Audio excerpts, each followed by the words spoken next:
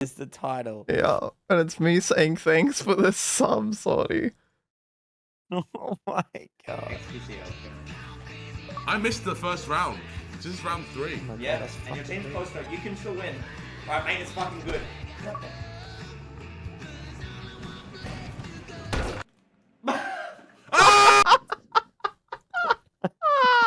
The game.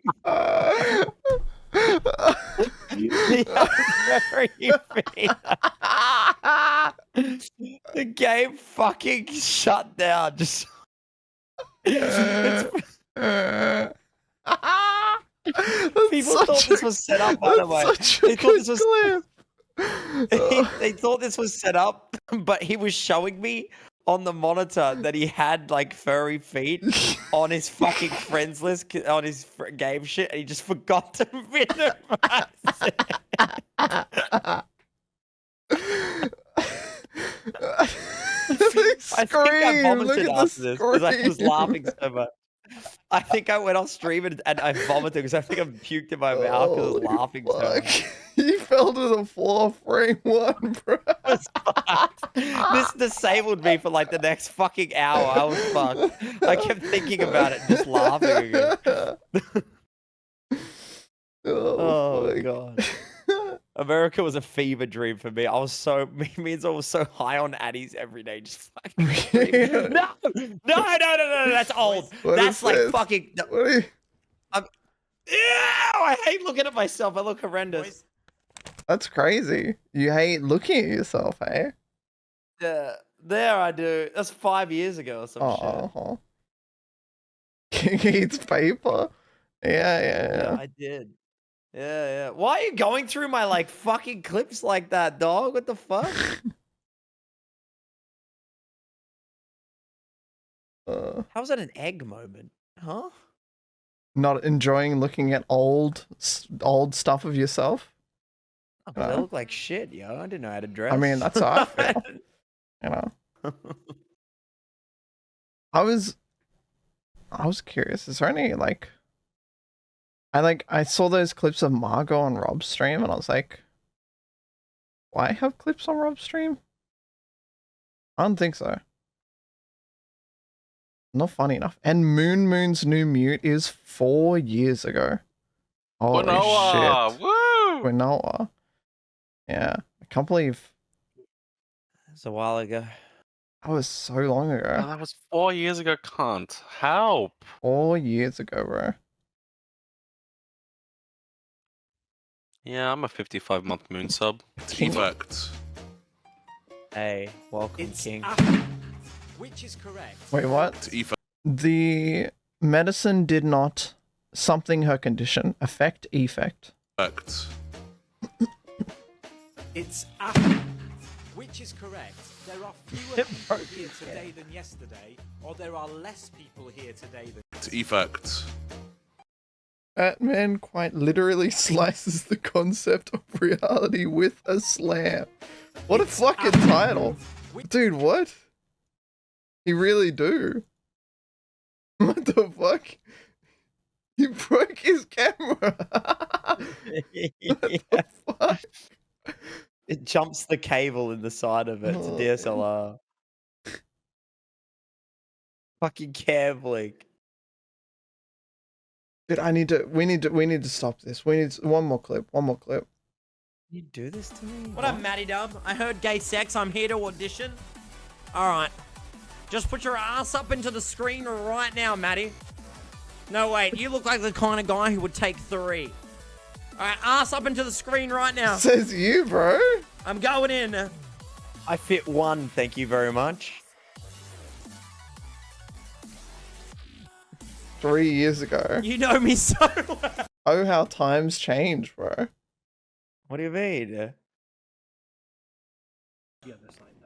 Oh, sorry about that. Don't tickle my feetsies. Don't tickle my feetsies. Oh yeah, Sammy.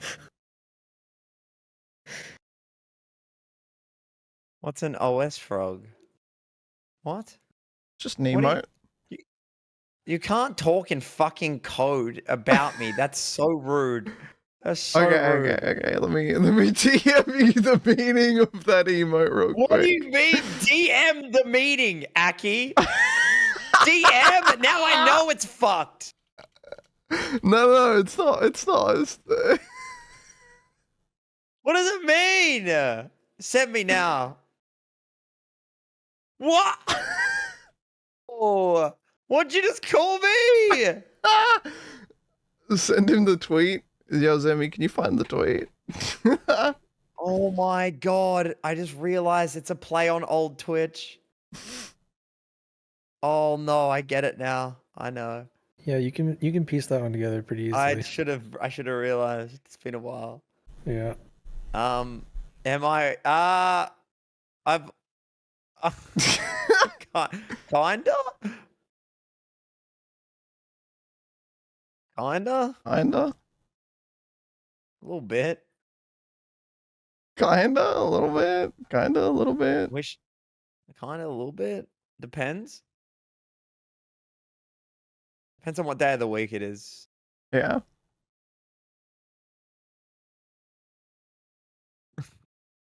Hit my life. Sam! Hold up, I'm sending you another tweet. Me? Yeah, I'm sending you a tweet.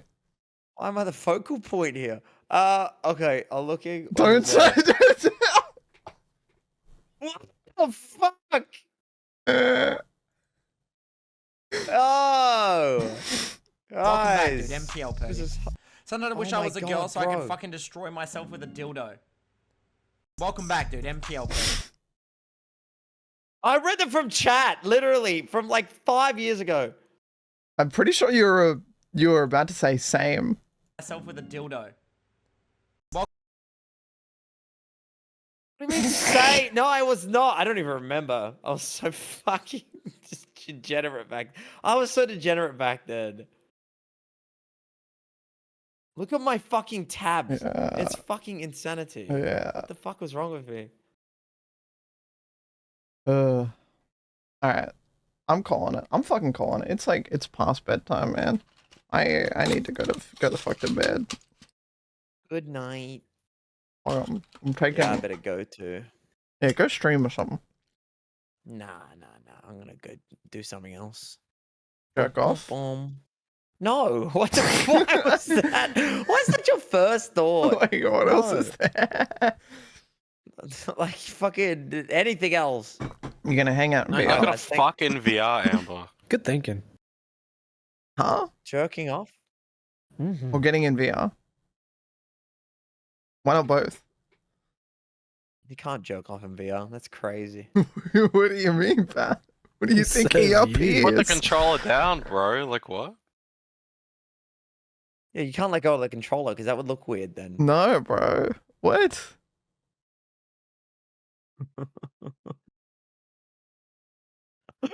Okay.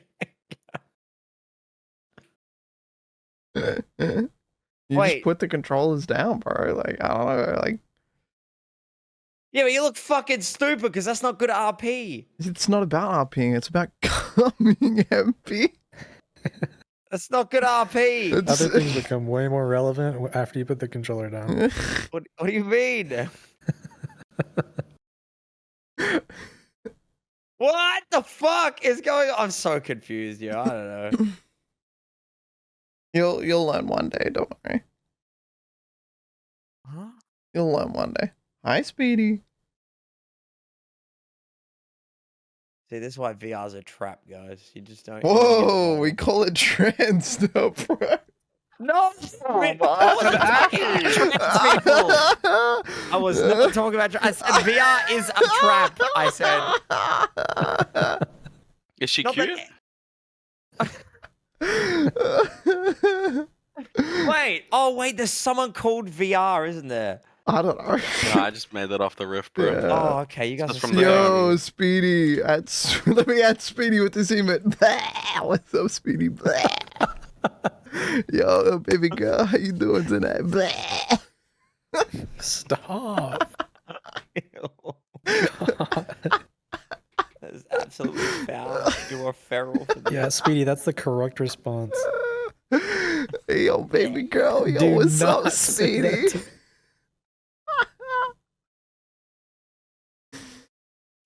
Yo, what you doing this Twitch code, Speedy?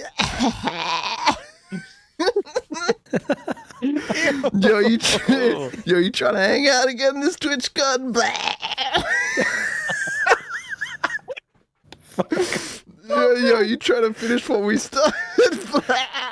Holy fuck. Guys, I'm not going to Twitch.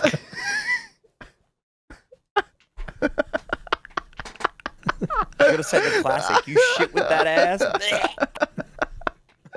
Showering without me? Holy fuck. Am I hungry? So funny to me. Hey, Speedy, what's up? What's up? I mean, hey, yo, what's up, Speedy?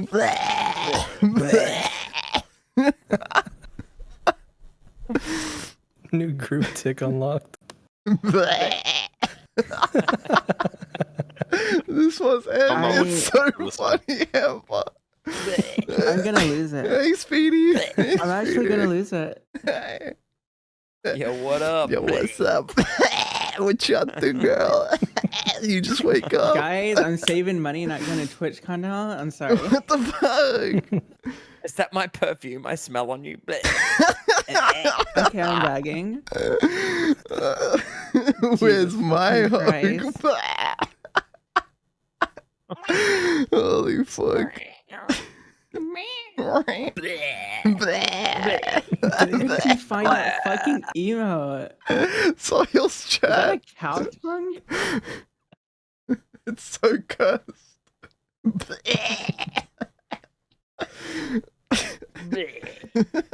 Oh my fucking god. Holy She's No, that actually, one line's she's actually crazy. face Fuck palming. you. pleasing. You can hear the face palming. Holy fuck. Is this what happens when you get sleep deprivation? Oh, it's been like this for hours. Oh god. She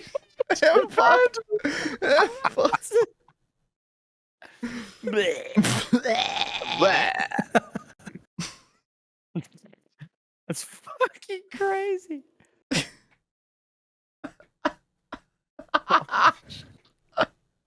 That's so funny. Losing it. Fuck it up. Oh my god.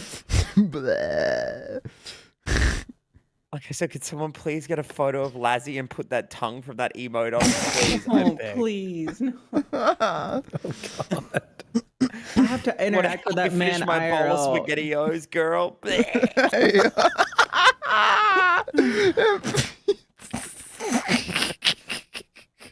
You drinking all that milk without me? Like, it's already hard enough to have to watch his streams and then act normal with him IRL, because he's completely normal IRL. And then you watch his Lazzy? streams, it's like, what the You fuck think happened? Lazzy's normal IRL? What the? I mean, he was just here at the beginning of April and he was fine. I sent you a photo. Really, you did, yeah. Don't check behind your cupboards. Hey yo, after I'm done with the SpaghettiOs, you next, girl. Bleh.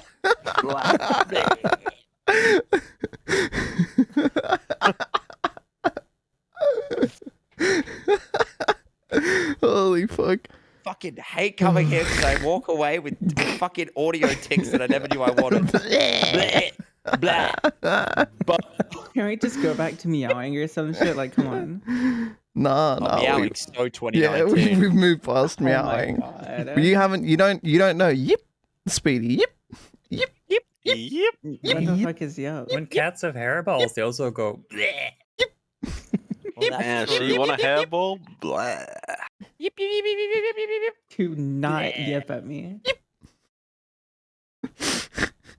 Yip, yip, yip, yip, yip, yip. Yo, girl, you yip with that mouth?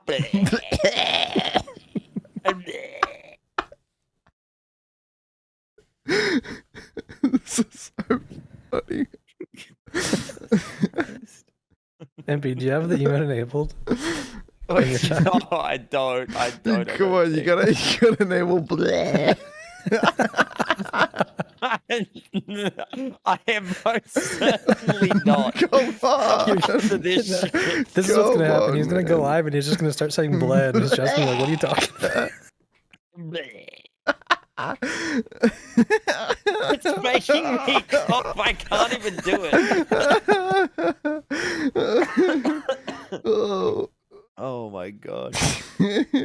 Amber's signing about rats in rubber rooms making her crazy. What? She's signing the fucking rubber room rats. Damn, Copy girl, you paste. touch yourself with those hands that you're signing with? Bro, come on, brother. Brother. Okay, I hate myself.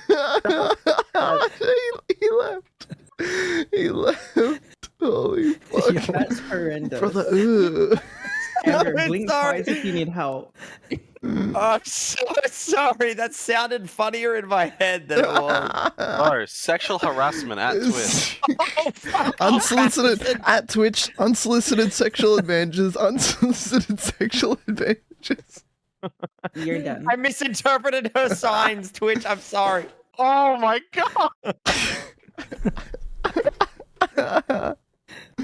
He made Matheson raise his eyebrow. That's crazy. He said, "Huh?" Holy fuck. I'm crying.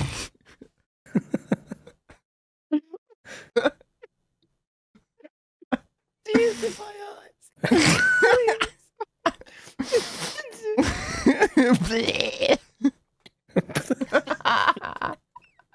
Oh my god. Holy fuck. Fucking hell. It's bedtime. No, Amber, we can't. I'm having fun with my friends. I can't go to bed now. I Fuck. can't pause it, Mom. can't. It's an online game.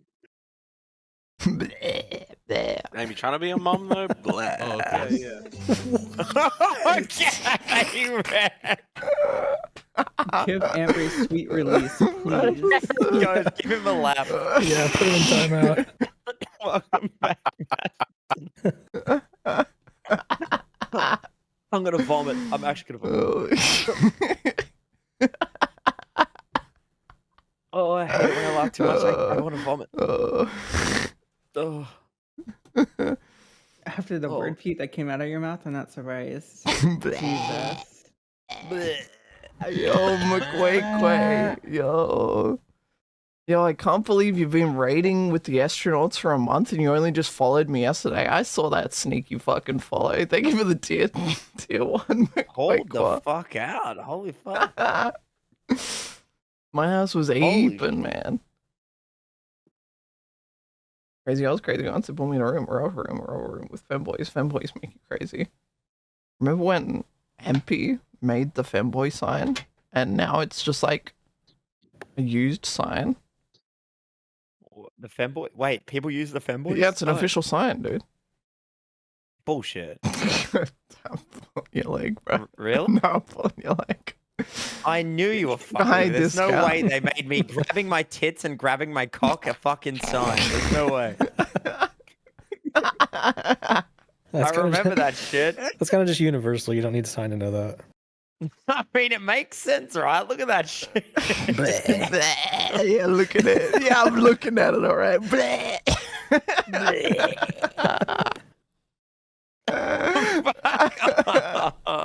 Yeah, can you sign that one for me again? I'm signing it right now. I never stop, baby.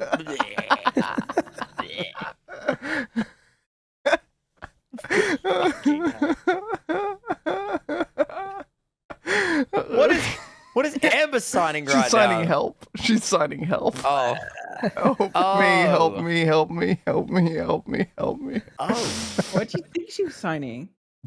Oh, fuck. I thought she was saying, Well, it like, looks show like me your she has a joystick or some shaft, shit. and like, yeah, it looks like she's. Blah. She She's turned playing in some with a butter. joystick. Damn, girl, the way you signed that. Yo, you need help with that girl. Your help has arrived, princess. Next is the princess wand. Brother, ugh. That's your joke. Brother. More like brother. Brother, Leviosa. Now this is giving me more cringe because this is the same energy that a dude that hit on me Saturday night came up to me with. That's the point. We're making fun of them. This dude was unironically acting like this though. It was Yo, what you up to, horrendous. girl? It was this dude in a furry Abby. I wanted to find the nearest Not clip in hashtag Minecraft. not all furries, okay? Damn. Stop. What you do with them paws, girl? damn, you nodded though? Blah. Take a fucking Amber, lap. Amber, wake up, Amber. Amber. And we're doing an We'll find all-nighter. Stay up, stay up. Not me up.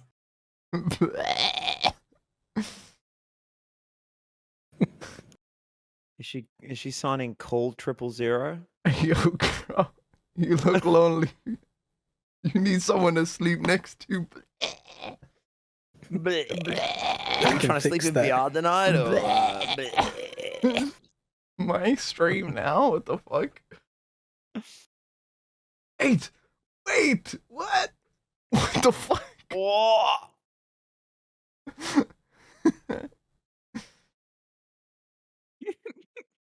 Bleh. Holy fuck. Alright. Miles, I'm going to bed. I'm calling it. This is it. Alrighty. Thanks for hanging out, guys. Peace My out, Aki guys. cow. Peace out. Thanks Miles, for hanging. going to bed. Ember gets sweet release. It's Eep time. Forever. Yep.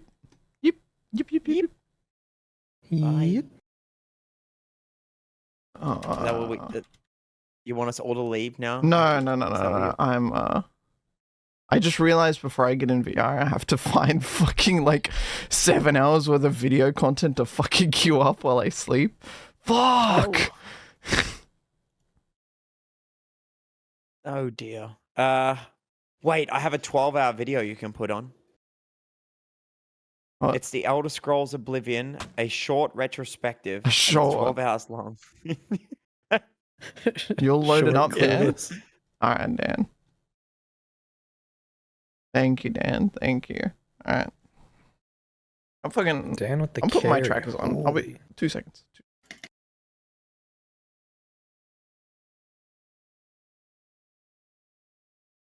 Oh, 07. What if no one just 07. talked the whole time? Imagine that, guys. God, it'd be heaven. What? Look, actually, the whole thing about mutes, maybe they are great. I see why people like being around That's what mutes I'm a lot. saying. Because they don't talk? Yeah. You guys don't Mhm. like conversation? Well, they still conversate with you. You just have to hear them talk. You can like talk over them, and no one bats an eye. I'm gonna be honest, I always ignore them because I just never see them signing or typing. Yeah, you'll. Oh! Amber. At least mutes can't use fuckboy. That's true. If a mute, oh god, no, I don't want to think about it. Yeah, they can just sign it to you. What's Damn, bleh in Amber. sign language? I don't know what they're saying, so why does it matter? True. I feel like mutes can fuck boyers 100%. I mean, look at Amber right now. I'm pretty sure that's what she's doing. I saw the sign for sex, so I'm assuming, yeah. Bleh. You sign with those hands, girl. Bleh.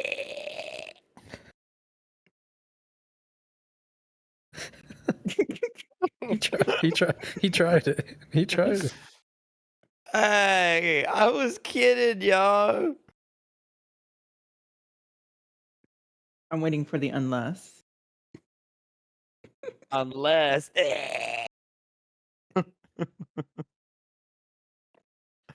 I can't use this. I can't use the bleh. I gotta get out of my system. I can't. I'm not doing it anymore.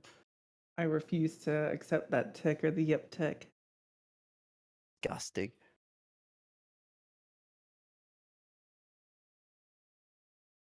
Mm-mm. The yip tick is hard ingrained. I hate Aki. They're so dumb. They're a That cow? clip- That's that crazy, clip man. that I you already linked, know a Micah, bunch is of cows. insane. I remember when that happened. Oh my fuck.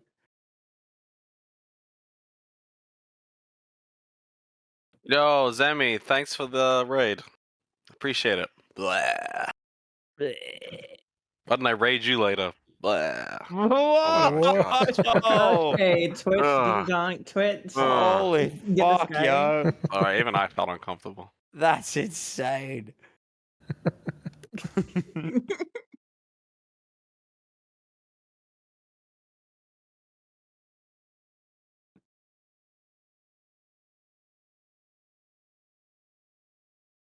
I just want like my head ripped off my shoulders or upwards. Not in like a I want to die way, but like in a I want my like bones to all be cracked all at once. You know what I Like- mean?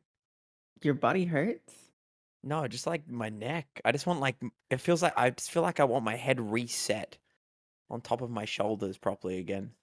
So you're having like issues. So you need like a chiropractor. You need someone to do the thing where they grab the towel, put it under your neck, and like pull tight, like really hard suddenly, and boom, your entire neck just cracks, and you feel like you just got rebirthed.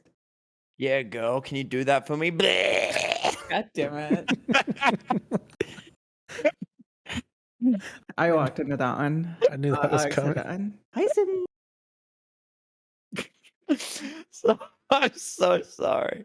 I could not help myself. I'm sorry. Dude, let's make this a thing. You flirt with a woman and then you apologize instantly. What do you mean? Yeah, because then they know it's a joke, right? Yeah. I wasn't even flirting, yo. And then she's like, don't be sorry. And then you're like, hell yeah, I'm in. Wait, that could But work. if she laughs too, then you're like, fuck. Wait, that's actually a good tester. What the Wait, fuck? Yeah. Matheson is way less tizzed than I thought. I scored 13 on the fucking test. I'm not autistic at all. Yeah, okay, I'm bud. just a I guy. scored 40. On the big one, I got 90. On the smaller one, that was most people recently doing, I got 22. Damn. Yeah, surprised. Was anything that- over 42 like you could have tism? Yeah, Yeah. the big one goes up to like 250 or 300 though, and it's like 100 something question quiz. And I got Yeah, like I a 90 scored something on it. 220 something on that on stream. On the big one. I did the Big Max one. It shows. What? What? Wait. Did Zoil just yell? Yeah, we. Can hear that through your You mic. can hear him? Oh, fuck.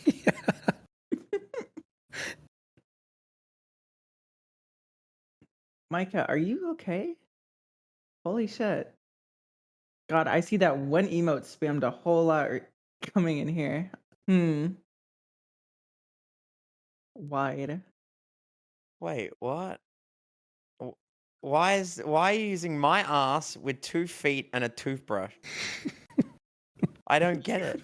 Oh, I get it. You are degenerate as hell. Micah, I don't have Amber. Wait, no. Michael, what'd you do with that toothbrush, huh? What's the fucking thing? Someone shoot Micah. Can I Full do context. IRL or on the Amber, stream? no. On the stream.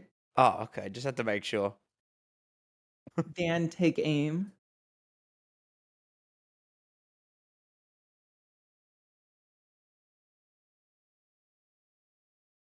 it? This is so hard in VR. What's hard? You watching from VR with? Yeah. Oh my god. Okay, I did it.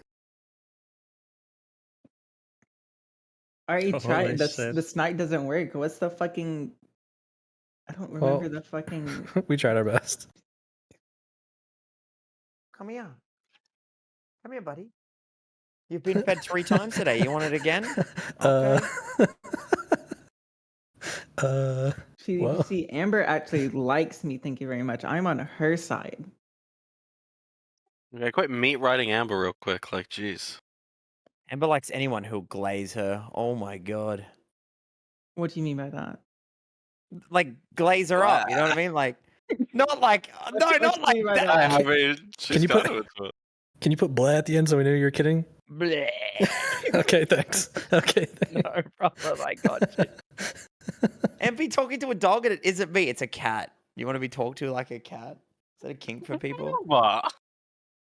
I don't glaze you.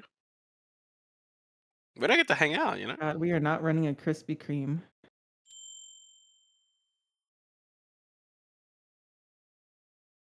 Why do women want to be talked to like an animal? I don't understand. I don't. Oh, there you go. Never mind. Not all women. Just all the Speedy- women that Speedy- I know personally. Apparently. You're not beating the allegations, Speedy. You came in here and said, "Why don't we meow anymore?" True. Thank you, Wiz. I'm literally a cat girl. What the fuck you mean? Okay, well, you're definitely not beating the allegations, then, are you? That doesn't mean I want to be talked to like that. Bleh. I'm gonna lose it. Amber, how many hours have you fucking sustained this pain? You took a week off work. I think about 40. I think it's been about 40 hours. Bleh. Amber loves this shit. You know she loves this shit. She a freak for She real. a freak for real, man. Amber's so crazy, her VR went crazy too. Doesn't even work anymore. I wasn't Alright. I wasn't joking on My that one. headset broke. Can't believe you Oh, wait, guys your killed headset Amber. broke? Oh no. Hey. Hey. Hey. Hey, what up? What you doing later tonight, girl? God. Hey, what you Yo, wearing little mute right on my now, screen. girl? You trying to get eaten?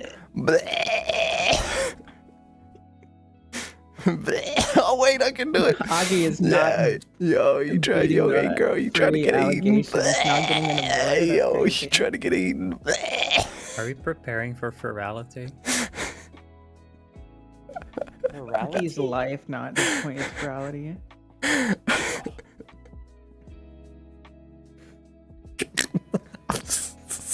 I'm fucking losing. Loco said halt. No ball. What? You're cooked. I'm cooked as fuck. What happened to you, Akiko? What happened? Got a little cooked. Where should I sleep? You're done. Aki has slept for 4 hours in the Sleep past in this like bed, girl. I'm done. Oh fuck. Oh no, the stream. No. No. Fuck, who shot Amber? Fuck. Oh. Do I need to come to a Freaky stream on top of you again while you're Freaky sleeping? empty, yo. Shout out Ambler. Damn, you a freak for real. That be.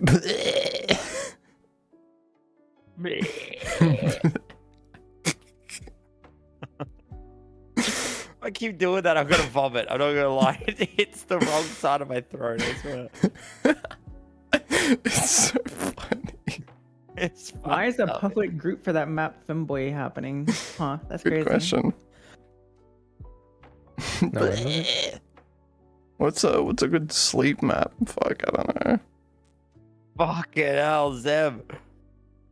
You gotta put bleh at the end.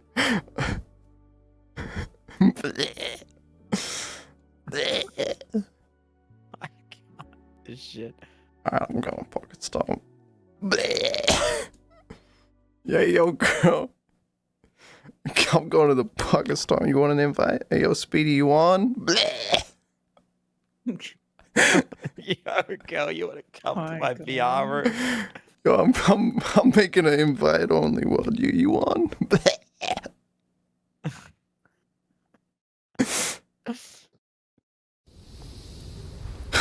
I'm cooked. I'm so cooked. I just realized I didn't make it the right world. I'm so dumb.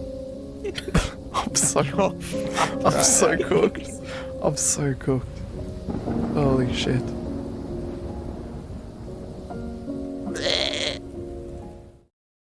What the fuck, Marco?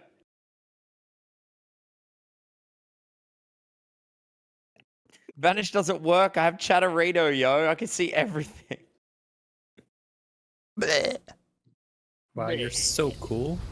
No. No. Hey yo, chat, but wouldn't it be really sick if we hit the 800 sub goal like just before I went to sleep? Wouldn't that be so cool? Wouldn't that be so?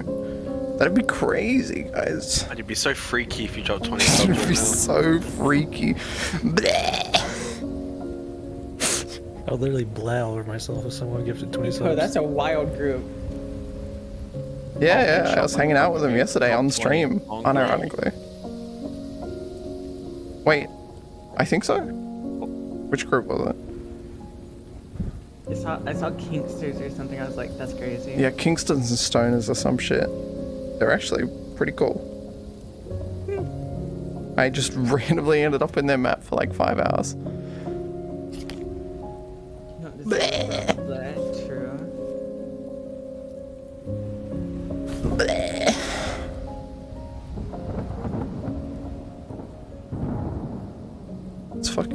It's bedtime up this bitch.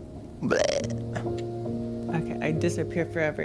Goodbye, Oh, Speedy. seven. It was nice to talk to you. Later, Speedy. Bye, Speedy. I'll hop in when I can. I need you guys are in here. Yeah. What? See ya. Oh my god. What you doing, girl? Let's turn the pickups off. Speedy. G'day, my little cunts. Oh, shit. Oh, McQuake! You shitless here, Freaky ass baby. shaman. You ready to have your nappy change? Mummy Aki wants to treat Let's you right. fucking go. Aki. Smells like shit. Let's Take a fucking dinker. go. Kiss yourself. Yippee! Yippee! Gaga. Bloody hell, you silly goose. Yeah, nah, just a little wipe and then she'll be right. That'll do, mate. All clean.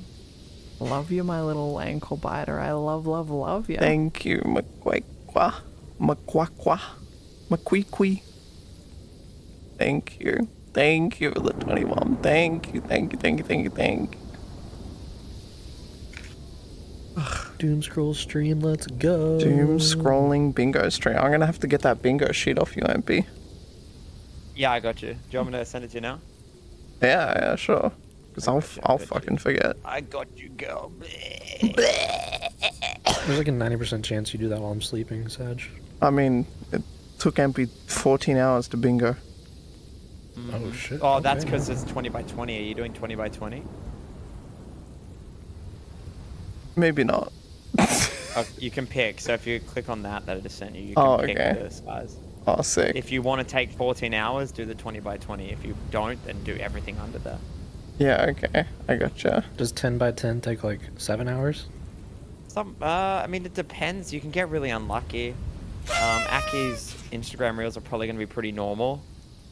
Until she starts scrolling and liking some stuff. Recommend refreshing after you start getting some more degenerate shit. Yeah.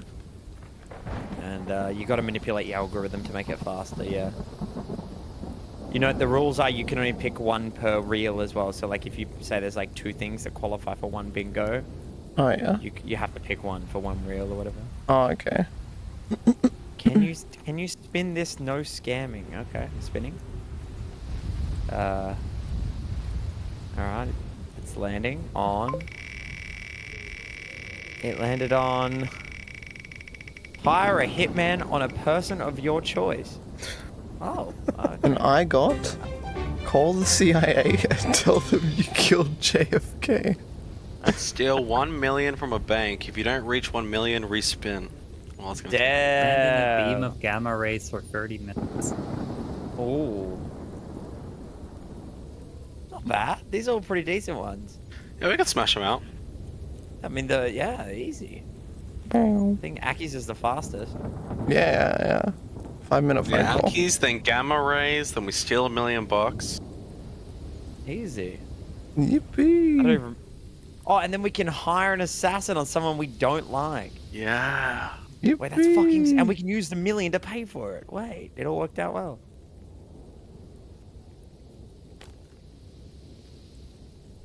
Fucking... It's bedtime. It's bedtime. You can just hire to get the hitman on me because there's no way I'm surviving those gamma rays anyway. True. Alright, guys, I'm gonna let you guys sleep and Yeah. shit. Yeah.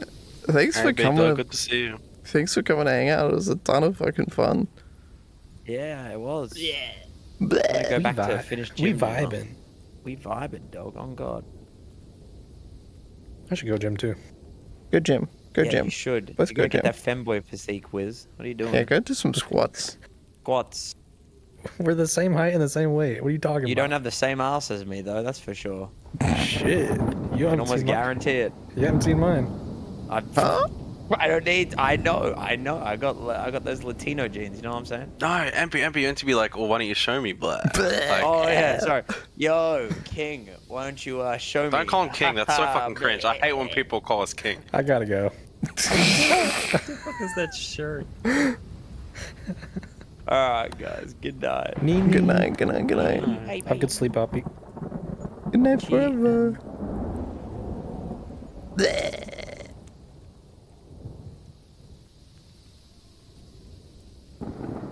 Alright. It's just me, Amber, in the chat now. Everyone else is dead. Rest in peace.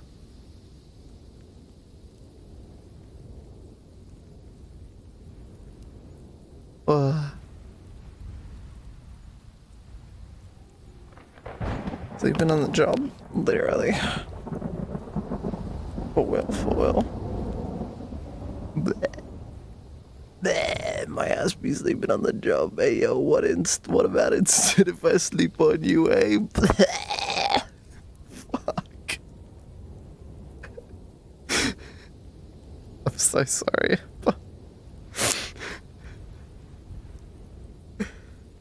I think joking. See? You funny. What? Funny. That's not the sign for funny. This is. Or something. Or this. Yeah, it's like that or something. I can't remember.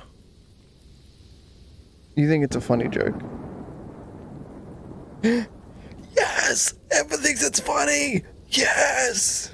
Yes! You were like clicking on the stream? What the fuck? I'm just playing the role. Yeah, she thinks I'm funny. Chat. Yo, what's up? Hey, yo, what's up? Hey, I'm in bed. Yo. Yo, you up? I'm in bed. Yo, what's up? Blah. Blah. Hey, you up right now?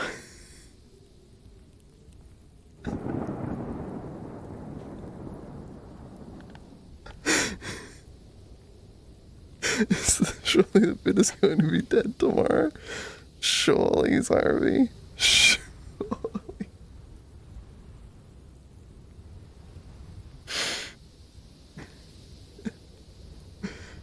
Why media shouldn't work? Because I haven't pressed start on it. That's all. Oh, I just need to press start on it. I'm not sleepy yet. I'm not EP yet, man. I pressed play. No, I gotta press show on stream. There's a button that says show on stream that makes it pop up. Alright, here's the plan. I'm gonna watch some of these sleepy ass vids. Hopefully that pushed me to sleep, you know? Maybe I get a little tired.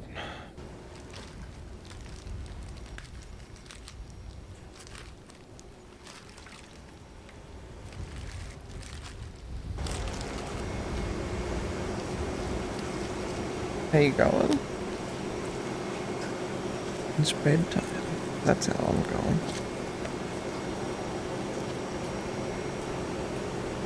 Oh shit, I gotta figure out when are we gonna wake up? We set this alarm properly this time.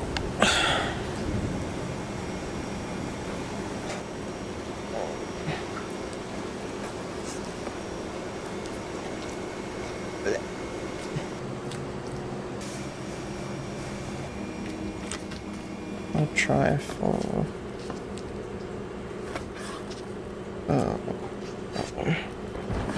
7 hours from now. 11:15 a.m.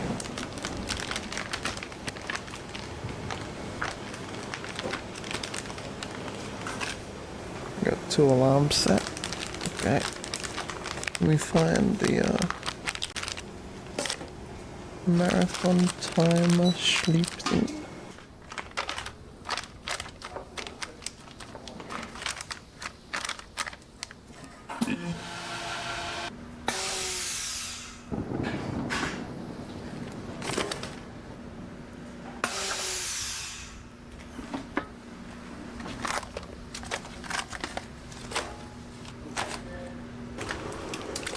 Dream about empty. I was just in call with him for hours, so I might. I just might.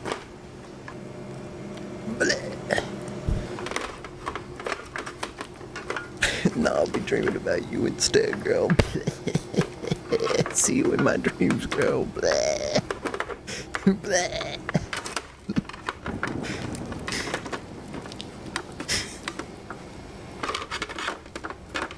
What the fuck are they making? What is being made?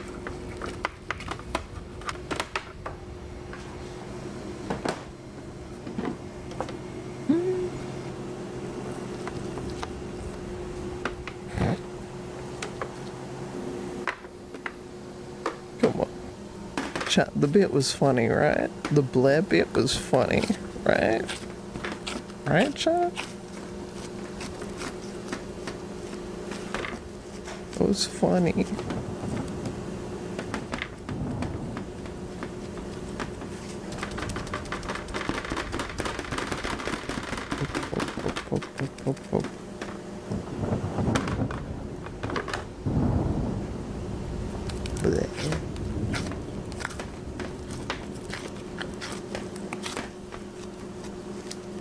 You like it? Alright. Can't wait to see Mally next, and Mally is like, hey yo, what you been up to, girl? You trying to be up? Fuck, I couldn't think of anything. Oh fuck, back to the drawing board on that one. Fuck. I'm plugging in my trackers that don't run out of charge.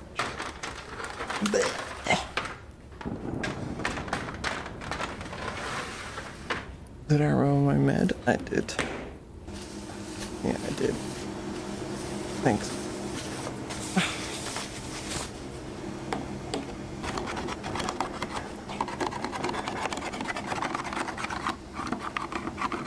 We meet again. Do we? Do we really? Or am I just a figment of your imagination? So I might just be a figment of your imagination.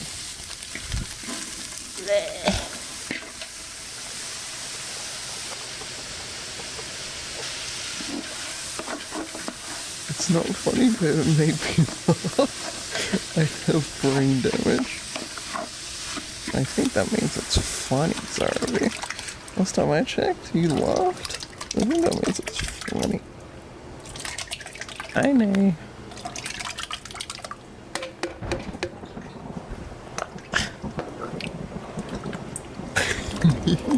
After the lobotomy. So true. Yo, I love the less than pound sign. Or is that euro? I don't fucking know. Less than pound sign.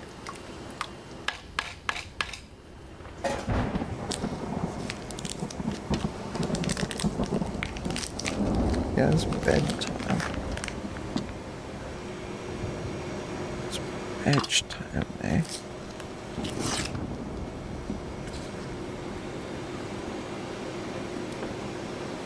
Bleh.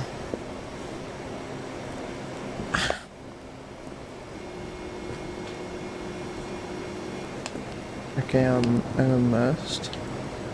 Because this right here is my pillow. This is my pillow, I'm hitting my pillow. Oh, it's so immersive. It's like I'm really hitting you.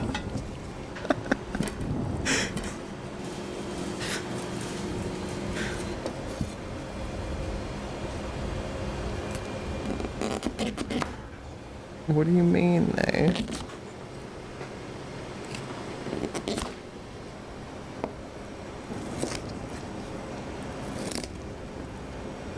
No, Mally. This is just while I watch this video. That's the angle.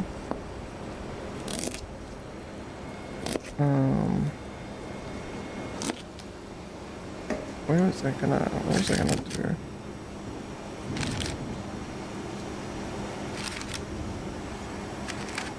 Like that. I like the idea of putting the timer over the dead bodies in the background. I think that's funny.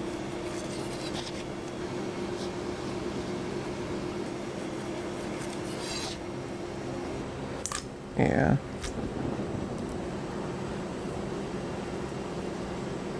I think that's the play right there.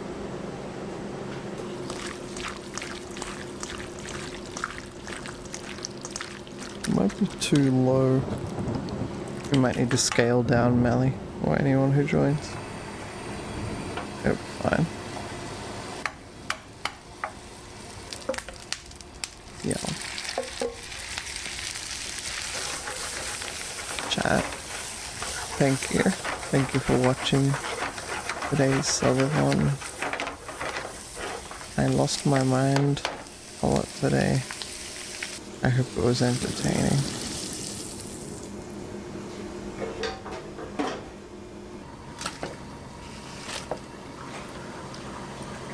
Thank you all for the support. Thank you for the gifted today. Like 500 day 1, 300 day 2. Thank you, everyone. Thank you. We keep it going.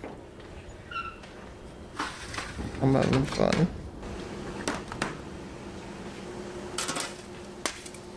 Big W's.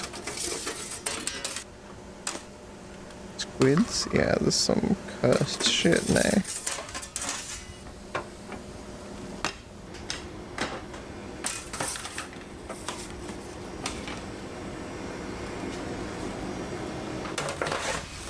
Squeeds?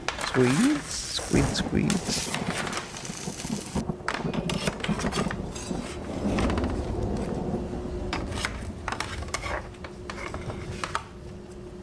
You didn't like doing it.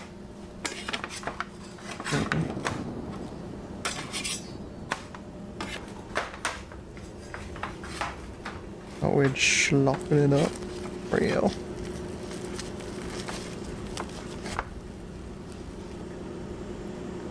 And some sillies in there. Thank you, Dan. Thank you for your help, Dan.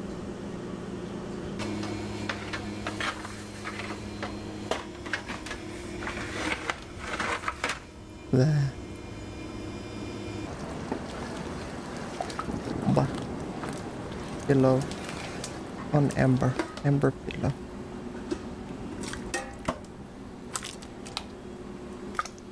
Your pillow. Yes. The next video is great if you never want to fly again. The Fold of Flight 123. Sick.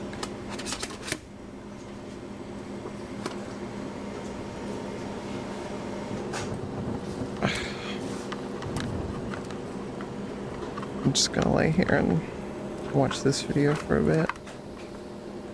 Hopefully get a little bit more tired. Hopefully fall asleep.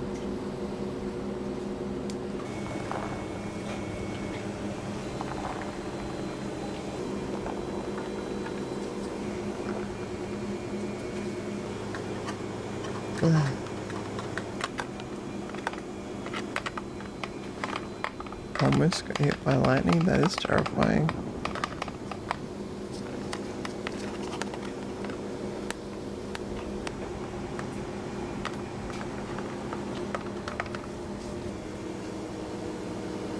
More cheese.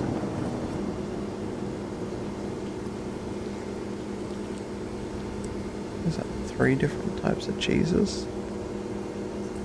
What is that? Apple slices? Onion slices? What the fuck are they? There's mushrooms. Smoked cheese. And capsicum.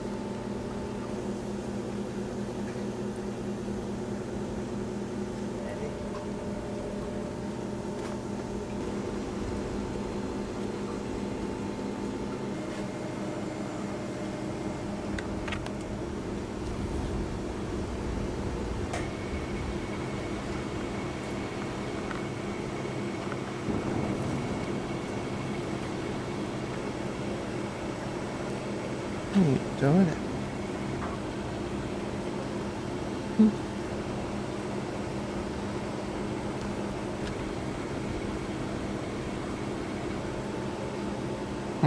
Yeah, I thought that's what you were doing.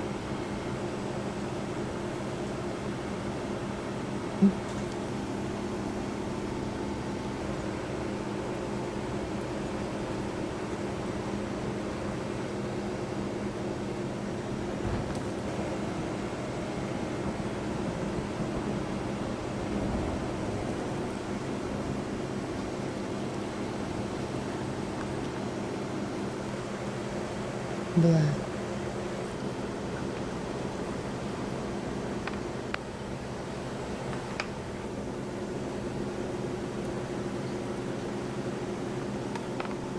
Yeah, probably nay. The corn is absolutely disgusting. Dude, yuck.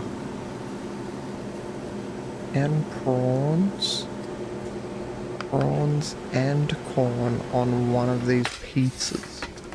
It's fucking rancid, bro. What the fuck?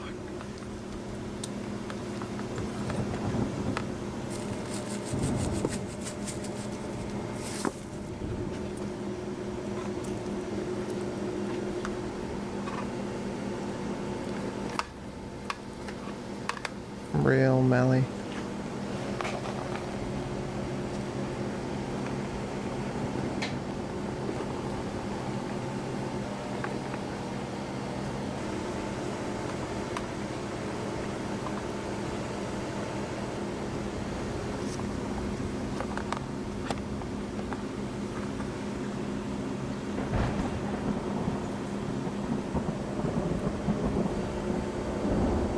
Yes, a lot of cheese.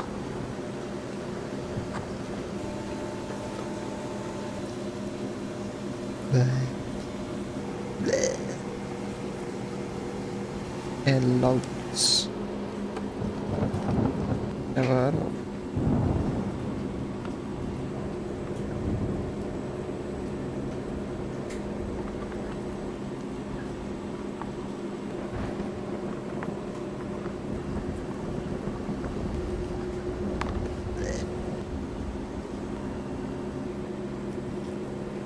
Alright, chat.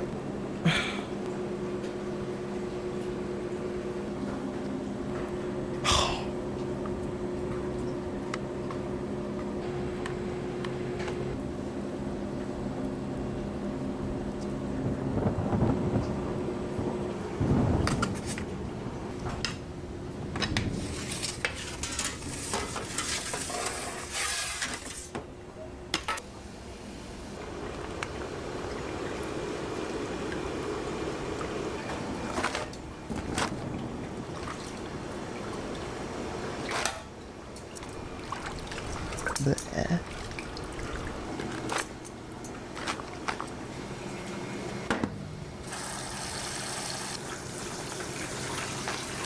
I hate Aki. Oh They're no, so I dumb. don't have it open.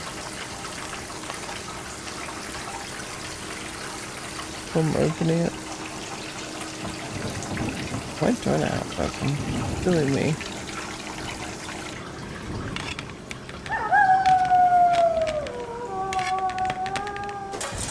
What's the deal with this meal? Where's the meat? No ground beef, no chicken, no bacon. This is an outrage and I demand the meat lovers delivered immediately. No dawdling. Am I right? Where's the wolf pack at? What a wolf pack at? What a pack at?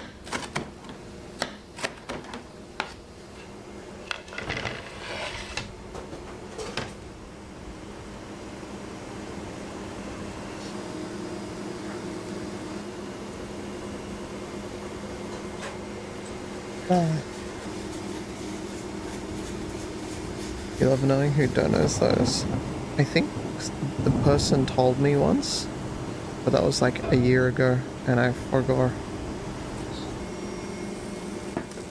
I forgot who hits the Dan or the Dandalwolf BTS. I think they told me at a herd party or something.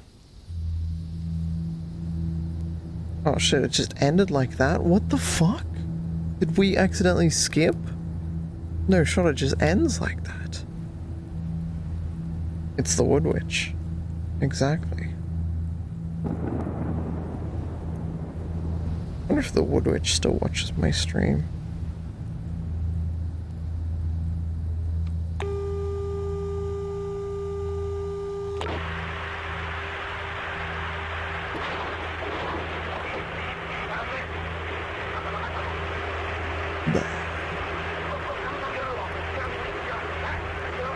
He's on a different schedule now. Fuck. Come on.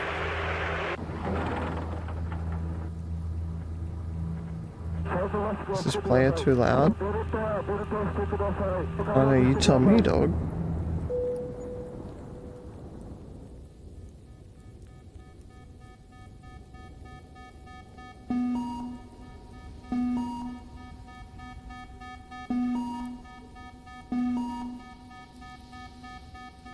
Aboard a Japanese passenger flight on the 12th of August 1985, an alarm begins to sound. Unbeknownst to the pilots, the plane had just undergone a rapid decompression, leaving them scrambling to get the aircraft under control.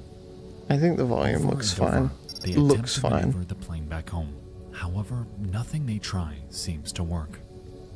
The airplane is completely And it's fine for unresponsive, me, you know. Yet the over 500 passengers I on turn it on my have headphones no when I idea go to just sleep how anyway. dire their situation truly is.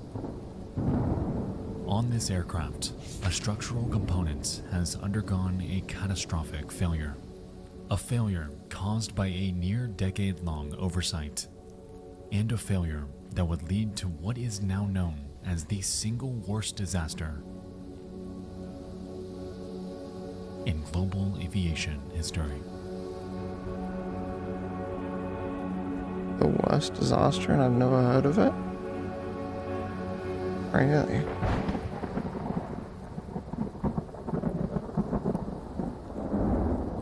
Tonight's video is sponsored by Incogni. As we move towards an increasingly interconnected world, the idea of online privacy becomes more and more imperative. Every day, data brokers are scraping data from you and are building a personal profile of your entire life. Your data, your home address, is more than likely just a search away. And to me, the thought of having details like this out there is horrifying. Enter Incogni, a service that actively fights for you, searching for and requesting removal of your data from the hundreds of brokers out there. Chat. 5 minutes is all it takes to get started, Good night. granting you an entire team of experts dedicated to restoring your privacy. I Good recently night. saw Good night, reports good that night, good night, 84 good night. data brokers had my information. 84. However, knowing that Incogni is actively I'll see you working guys for in me the to get that morning. number down to 0, I'm given peace of mind that my privacy is getting the upkeep it deserves. Go to incogni.com/Nexpo Matheson, go and to use bed. code Nexpo for an exclusive offer You've got of work to do in the 60% morning. off. Once again, that's Also known as being on my stream. incogni.com/Nexpo and use code Nexpo or click the link below to take your personal data off the market. Thank you so much to Incogni for making tonight's video Thank you, possible. Dan. Yes, Now let's ma'am. get to it. Gotta get back to work, pal. It's Monday. Good night. Thanks, Mally. Nice of you for that sign. Did I break my tracking? No, I'm good. Delta Flight 191 is under investigation after a tragic accident. Matheson podcast in the morning. Good night, chat. Grips a Good small night. town in I hope you Washington. sleep well. And across the pond in Tokyo.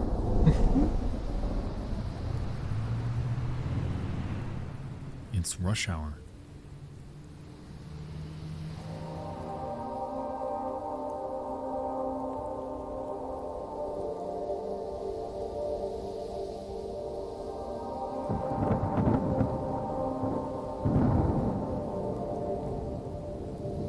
It's the week of Oben, a Japanese tradition in which they honor their fallen ancestors, and thousands are scrambling through Haneda Airport to get home to their families. At 6 p.m., Japan Airlines Flight 123 prepares for its 5th flight of the day. This one is full, traveling from Tokyo to Osaka a little under an hour away. On this day, 49-year-old Captain Masami Takahama is training his co-pilot, 39-year-old Yutaka Sasaki, in a Boeing 747. The two are joined by a 46-year-old flight engineer named Hiroshi Fukuda in the cockpit, and 521 others awaiting this trip in the flight's main cabin. In every sense, this flight is entirely routine. All is going to plan, and they're just a few minutes behind schedule.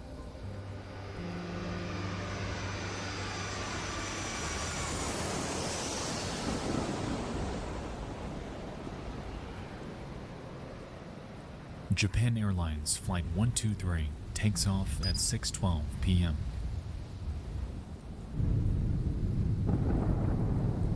And as the aircraft powers through the clouds, the passengers look out of their windows to a Tokyo slowly fading.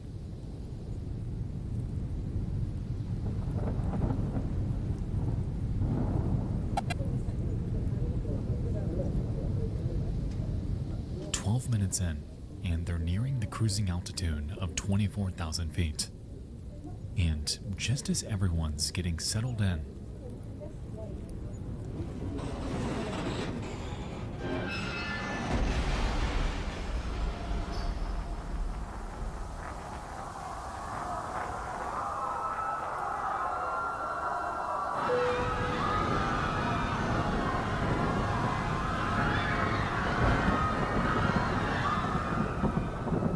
at 6:25 p.m., there's a deafening bang to the rear as the bathroom ceiling collapses.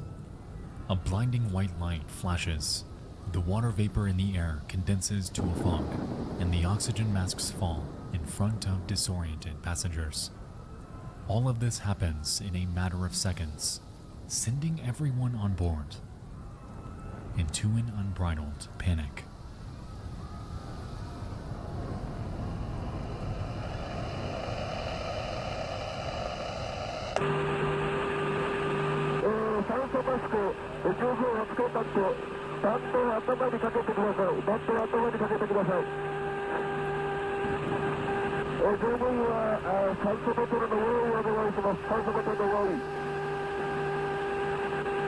Put out your cigarette.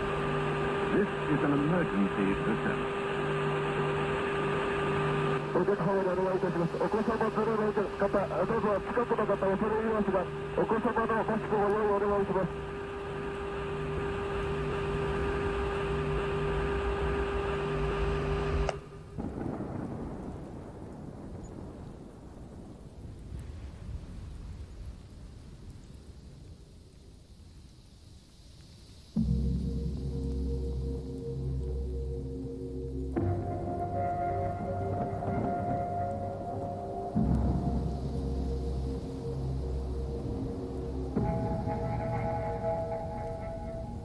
the crew begins to realize that the plane has become uncontrollable.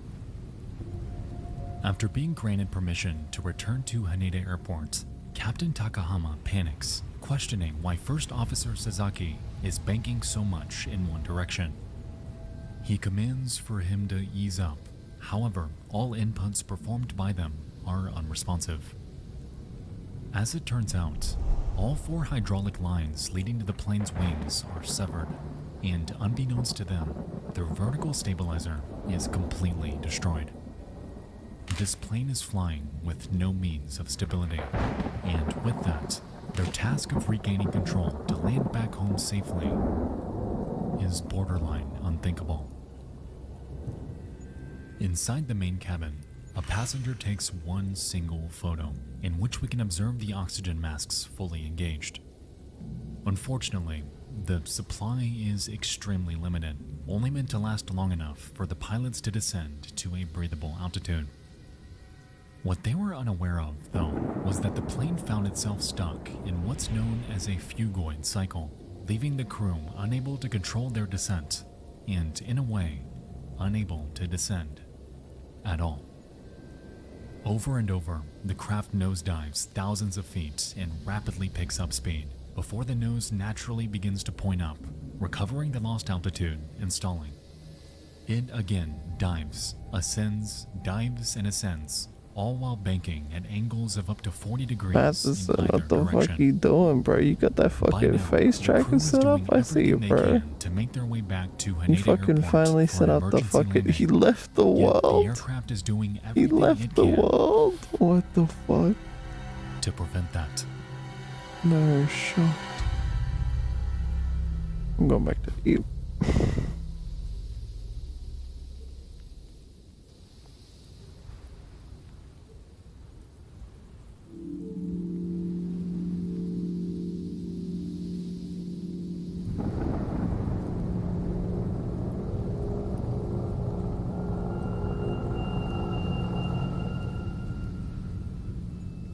The pilots have not utilized their oxygen masks, and acute hypoxia has taken its grip. The fugoid cycle is problem number 1, yet posing another threat is the ever-encroaching side-to-side roll of the aircraft. To mitigate this, the crew manages to engage the landing gear, effectively suppressing the fugoid cycle. However, over the course of the next 5 minutes, the plane descends over 10,000 feet while rolling at an angle of over 40 degrees. Effectively, they achieve a complete 360-degree downward spiral over the town of Atsuki, and are understandably losing hope as every critical second bleeds by.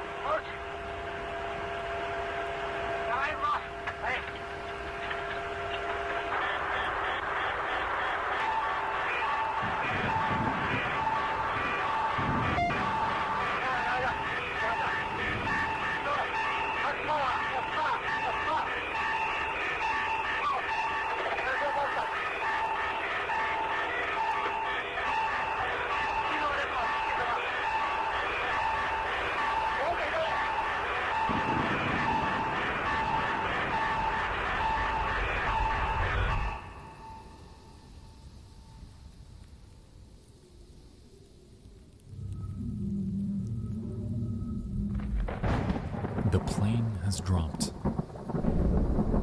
to a mere 6,800 feet. They are now heading opposite of Haneda Airport and straight towards Mount Takamagahara. Over the next 5 minutes, the crew fights to gain altitude to move away from this impending threat, and manages to climb again to 11,000 feet. False hope this is, however, as they find themselves in yet another downward spiral. This time, right over treacherous terrain.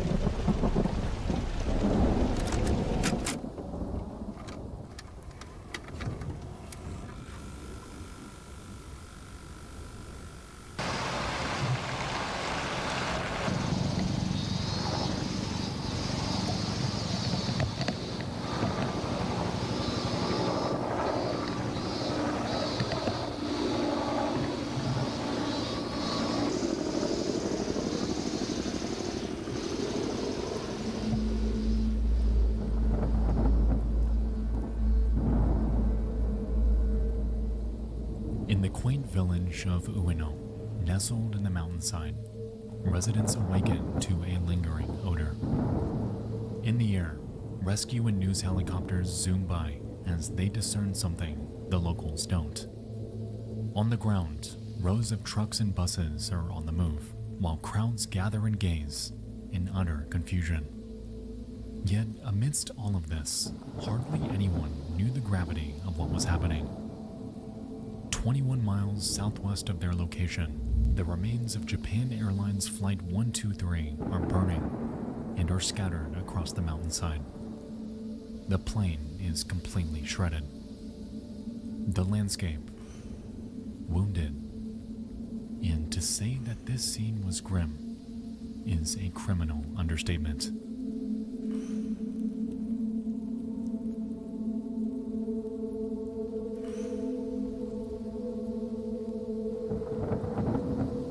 Out of the 524 passengers on board that night, only 4 survived. This was the worst loss of life involving a single aircraft in the history of aviation. This incident is devastating, and the most frustrating aspect of all of this is that it did not have to turn out this way at all. You see, just 20 minutes after impact, a U.S. Air Force serviceman named Michael Antonucci spotted and phoned in the crash location. However, instead of making the call to lend support immediately, the Japanese military called off the rescue operation under the presumption that not a single passenger survived. For over 12 hours, the plane burned throughout the night. A handful still alive and awaiting help from numerous aircraft that passed right above them. Aircraft that saw them, yet they were completely unaware that help was never coming. One of the 4 survivors, named Yumi Ochiai, later recalled their experience from that evening, explaining how throughout the night they could hear children crying, adults screaming. It was loud at first, yet as the hours went by, these pleas slowly faded into silence. Some fell out of consciousness, some lost the energy to continue, but for the vast majority, this stillness signaled the agonizing death of lives that could have been helped. It took 12 hours in total for rescuers to arrive, yet by then, the scene was a gruesome graveyard. A Japanese medical doctor stated that had this rescue come 10 hours earlier, perhaps they would have found more survivors. But it was silent.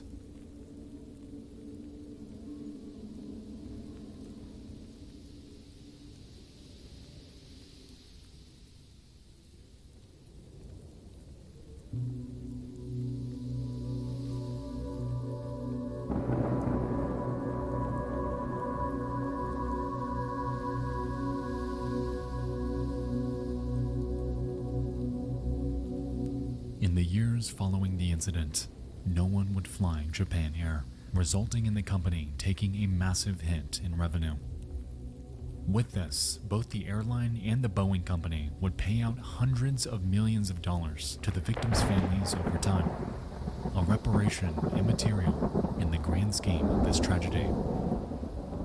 Even then, however, guilt festered in the minds of Japan Air employees, as two of them, a 59-year-old maintenance official named Hiru Tominaga and a 57-year-old inspector named Susumu Tajima, would later take their own lives, with the former leaving a note with just a single phrase: "I am atoning with my death." In the end, investigators attributed the tragedy to improper repairs to the plane's aft pressure bulkhead, the rear component of the pressure seal present in all aircraft. It was learned that 7 years prior, the same aircraft encountered a tail strike incident during a landing, cracking the bulkhead and rendering the plane unflyable. During repair, the engineers planned to utilize a large splice plate to connect the two sides of the crack, while reinforcing it with 3 rows of solid rivets.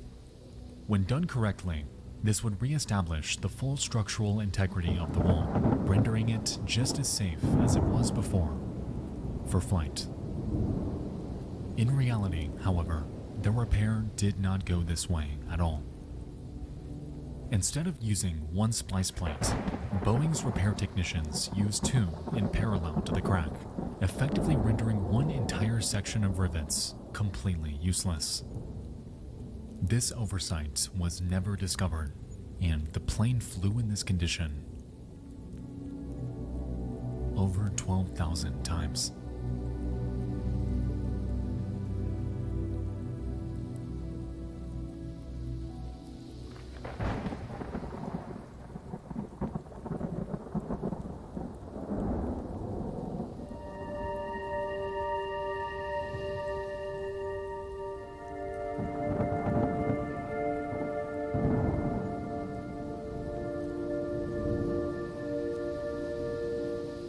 This tragedy echoes through the lives of everyone involved and is one of the most unspeakable catastrophes that should have been prevented. It's hard to grasp the sheer horror of experiencing a plane crash, let alone surviving it. Those who did had to endure a trauma and a loss that is unimaginable. The agonizing moments afterward, crushed under wreckage, helpless under the night sky, effectively forgotten in a blazing wilderness. I feel horrible for everyone on board that fateful night, and for the families and friends that were eagerly waiting for them. Oben is typically a time of communion, an annual reconnection with seldom seen loved ones. But for the 520 victims who lost their lives that night, they were never able to finish their journey to see them. Their families awaited those that would never show, and their memory is forever stained by an incident that never should have happened. That night, there was nothing anyone could have done. No way they could have known. But in the wake of it all, one thing is certain. Their memory, their lives, will forever be cherished by those that loved them, and their legacy will forever endure until the end of time.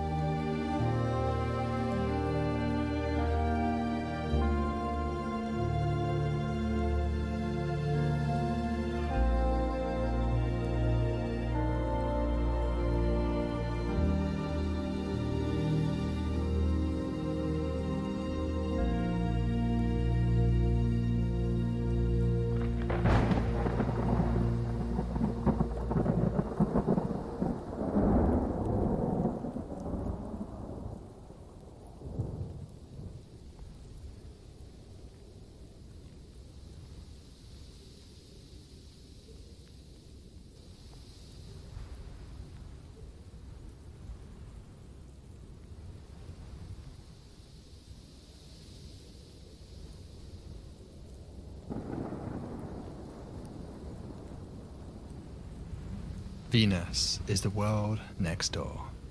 It's a planet with a radius just 5% less than that of the Earth, and likely forged with the same building blocks as that of our own home planet. If you walked along the surface, the gravity would be comfortably similar at 0.9 g, and with its near circular orbit around the Sun, just 28% closer than we are, it truly seems like our planetary sibling. A beautiful, shining light in our morning and evening skies, so close that it feels like we could just reach out and touch it. And yet somehow, something terrible happened here. Something so transformative that Venus is now a nightmarish, hostile landscape. With a surface temperature of over 460 degrees Celsius or 860 degrees Fahrenheit, it's sufficient to melt lead or even zinc. The atmospheric pressure is a frightening 92 times that of Earth's surface, enough to crush a nuclear submarine. It's a desiccated, dry wasteland with barely a hint of residual water vapor in its atmosphere. Even the stars are lost to this world due to a thick veil of poisonous sulfuric acid clouds. It is a merciless, perilous, toxic planet that is so murderous to our soft primate bodies that the idea of human visitation seems unthinkable. There is evil there that does not sleep. It is a barren wasteland, riddled with fire, ash, and dust. The very air you breathe is a poisonous fume. Not with 10,000 men could you do this. It is folly. The full story of Venus may be forever lost to us, such is the unidirectional nature of time. But we have been trying to stitch together what few clues we have to try and better understand what likely transpired.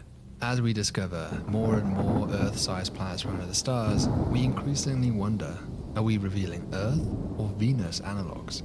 How could you tell the difference? And what exactly triggers one outcome versus the other? In a way, we're incredibly lucky to have a planet like Venus so close by. The universe has given us a gift, an opportunity to study a similar yet tormented version of our own home planet using in situ measurements. A chance to figure out what went wrong and why. Venus has been a mystery to us for so very long. Its surface is totally veiled to visible light due to its thick cloud cover, giving us a hall pass to freely speculate about its nature without concern. Author Stephen Gillett once described it as a cosmic Rorschach test, often imagined as a warm, jungle-like world, a fetid swampland inhabited by lizard beings and monsters. Nobody really imagined how much worse it truly was when NASA's Mariner 2 probe made the first successful visit to Venus in 1962, and then reported the staggering temperatures and pressures that we all now know. A colleague of mine, Francois Faget, once said that if we did not have a Venus in our solar system, we would not dare to imagine it. I can't help but feel like the universe is trying to deliberately tell us something by giving us this world, a dark lesson that we would have otherwise never dreamed. Between 1961 and 65, the Soviet Union made a remarkable 11 failed attempts to get a mission of their own to Venus, but what they lacked in fortune, they made up for in perseverance. From 1967 up to the breakup of the Soviet Union, 15 largely successful Soviet missions helped transform our understanding of this mysterious planet. 10 of these achieved soft landings on the surface, although unfortunately only 4 of them had cameras, and thus now we only have 6 images of the Venusian surface ever taken. 6 photos, that's it, and only 4 of those are in color. The images are yellowed from the thick atmospheric haze and reveal what appears to be like cracked volcanic bedrock. Sadly, each lander quickly suffered under the extreme surface conditions, with the record holder being Venera 13, which lasted for a paltry 127 minutes. However, that was 40 years ago, and in that time, technology has greatly improved, so maybe we could last longer now. At NASA Glenn, where they have the world's largest Venus simulation chamber, it is thought that a modern lander could survive weeks or even months, possibly even functioning driving across the surface during this time. I, for one, would sorely love to see new high-resolution images, sounds, and videos from this most mysterious of worlds. The missions thus far have taught us a lot though. We have sampled the atmosphere with descent probes, we've imaged the surface with radar to penetrate through the clouds, and we've performed high-resolution imaging of the upper atmosphere at a range of wavelengths. What has been revealed is a world that is both paradoxically similar and alien to that of our own. Before we get into that, let me just take a moment to thank the wonderful sponsor of today's video, that is Incogni.com. If you think that Venus is a hellish place, the internet has sadly become equally awful, littered with companies harvesting and aggregating your personal data without your consent. I'm talking phone numbers, home addresses, employment history, and even social security numbers. Incogni is a subscription service that I've been using that fights back for you, scanning public databases for your personal information and then persistently requesting that information be deleted until they comply with the law. Log in to the Incogni home screen and you can see just how many databases are harvesting your personal information and the progress of each of these deletion requests. My phone used to ring off the hook with scam calls to such a degree that I basically gave up answering the phone.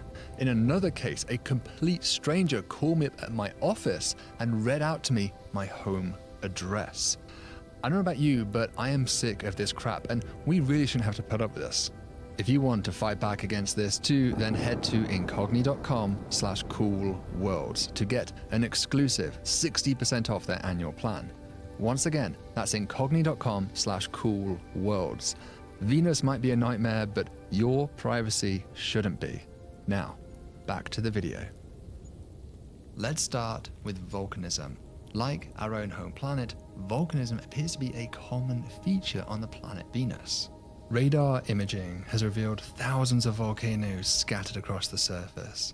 Many familiar-looking shield and composite-style volcanoes, but also many strange pancake-shaped volcanoes. These pancakes are about 25 kilometers across and 2 kilometers tall, with their domed shape implying the eruption of highly viscous lava, almost like honey, that spread out evenly in all directions. We also see corona, such as this one here, nicknamed Miss Piggy. These are cases where magma doesn't quite break through the surface, but instead pushes up against the crust, lifting and bulging against the surface. The convection of magma beneath the crust can also push and stretch the surface, forming linear stretch marks and ridges tens of kilometers across, such as those shown here. However, a difference with the Earth is that these volcanoes are haphazardly distributed across the surface. On Earth, volcanism tends to be concentrated along the boundaries between tectonic plates, especially mid-ocean ridges, but here the distribution implies no such boundaries. This has led to the prevailing theory that Venus indeed has some kind of low-level geological activity, but rather than having its surface fractured up into a series of plates like that of the Earth, here instead we have a single, monolithic and stagnant lid. The other major evidence we have for active geology comes from the study of Venusian cratering. First, it has to be noted that impacts smaller than a kilometer appear to rarely penetrate their way through the thick atmosphere and presumably must burn up on their way down. Nevertheless, we should still expect to see plenty of large craters on the Venusian surface. However, unlike, say, Mercury or the Moon, geologically dead worlds are awash with craters as far as you can see, here we have a much more pristine surface. The observed number of craters can be used to crudely estimate the age of the surface to be around 0.3 to 1.0 billion years old, and this appears to be true across the entire planet. This has led many to hypothesize that some kind of global resurfacing event must have occurred in her past. Now, whilst we might naively assume this to be just a single bad day for Venus, it could equally have been an episodic series of events during this period. What exactly happened here has been the subject of great debate, especially in the context of the implied stagnant lid. One possibility is that as heat from the core makes its way through the mantle, the stagnant lid prevents that heat from efficiently escaping, and so energy builds up until eventually we have a catastrophic episode of global volcanism. As if Venus couldn't be any worse of a place to live on, this would make Mount Doom look like a day spa. The resurfacing event makes our challenge of trying to reveal Venus's past even harder, since any geological evidence is wiped clean during such an event. Perhaps the only clues left to us about Venus's ancient past are not found within the ground, but rather are found within the air. So, what do we know here? Venus's atmosphere is 96.5% carbon dioxide, which of course is what leads to its extreme greenhouse effect. In fact, if you calculate the expected temperature of Venus without an atmosphere, you'd get something like 328 Kelvin, but the greenhouse effect bumps this up to a hair-raising 737 Kelvin. Now, at 92 bars, which means 92 times Earth's atmospheric pressure, there is an awful lot of carbon dioxide in the Venusian atmosphere. In fact, if you calculate it all up, you end up with a staggering 480 million gigatons of the stuff, whereas for Earth's atmosphere it's only about 3,200 gigatons. So what gives? If these planets were born so similarly, where did all of this carbon dioxide come from? Almost certainly it was from outgassing, which means that the planet belched it out during volcanism. The Earth too is doing this, but unlike Venus, our carbon is being constantly drawn back down out of the air via photosynthetic organisms, which then die, fossilize, and eventually subduct back into the mantle. If it wasn't for these processes, we would probably find ourselves in a similar situation to Venus, since our superficial reservoir of CO2 is actually estimated to be similar to that of the modern Venusian atmosphere. Look, in case it somehow wasn't clear already, burning carbon stores of oil and coal is not a good idea. Now, along with CO2, Venus's atmosphere also contains nitrogen, just like the Earth does. But here, it comprises just 3% of the atmosphere versus 78% for us.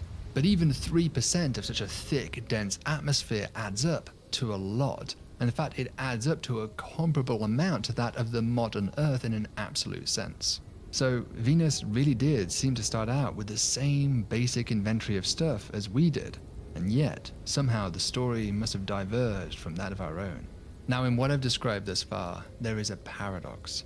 Venus seems to have a stagnant lid, and whilst that means that yes, it could be volcanically active, it must be far less active than that of the Earth, and that means less outgassing.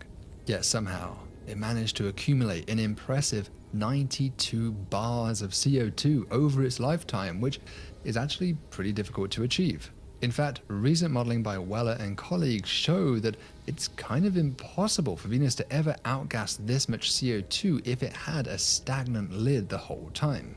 Instead, they propose that Venus must have had active plate tectonics at some point in its past, which then shut off and the planet transitioned to this stagnant lid modus operandi. Taking the modern Venusian levels of nitrogen, CO2, and surface pressure, they estimate that this transition occurred when Venus had an age of somewhere between 0.1 to 2.4 gigayears old, whereas today it's of course 4.5 gigayears old. That's admittedly a pretty big window, but it means that some kind of transformative event did indeed occur in Venus's past, and one that predates the global resurfacing event from roughly 500 million years ago. The atmosphere contains further clues about Venus's past too. Precise measurements by the Venera and Vega probes, and especially NASA's Pioneer orbiter, reveal the peculiar observation that the Venusian atmosphere appears heavily enriched in deuterium. Deuterium is a heavier isotope of hydrogen, so you find it in anything containing hydrogen, most notably within water, H2O.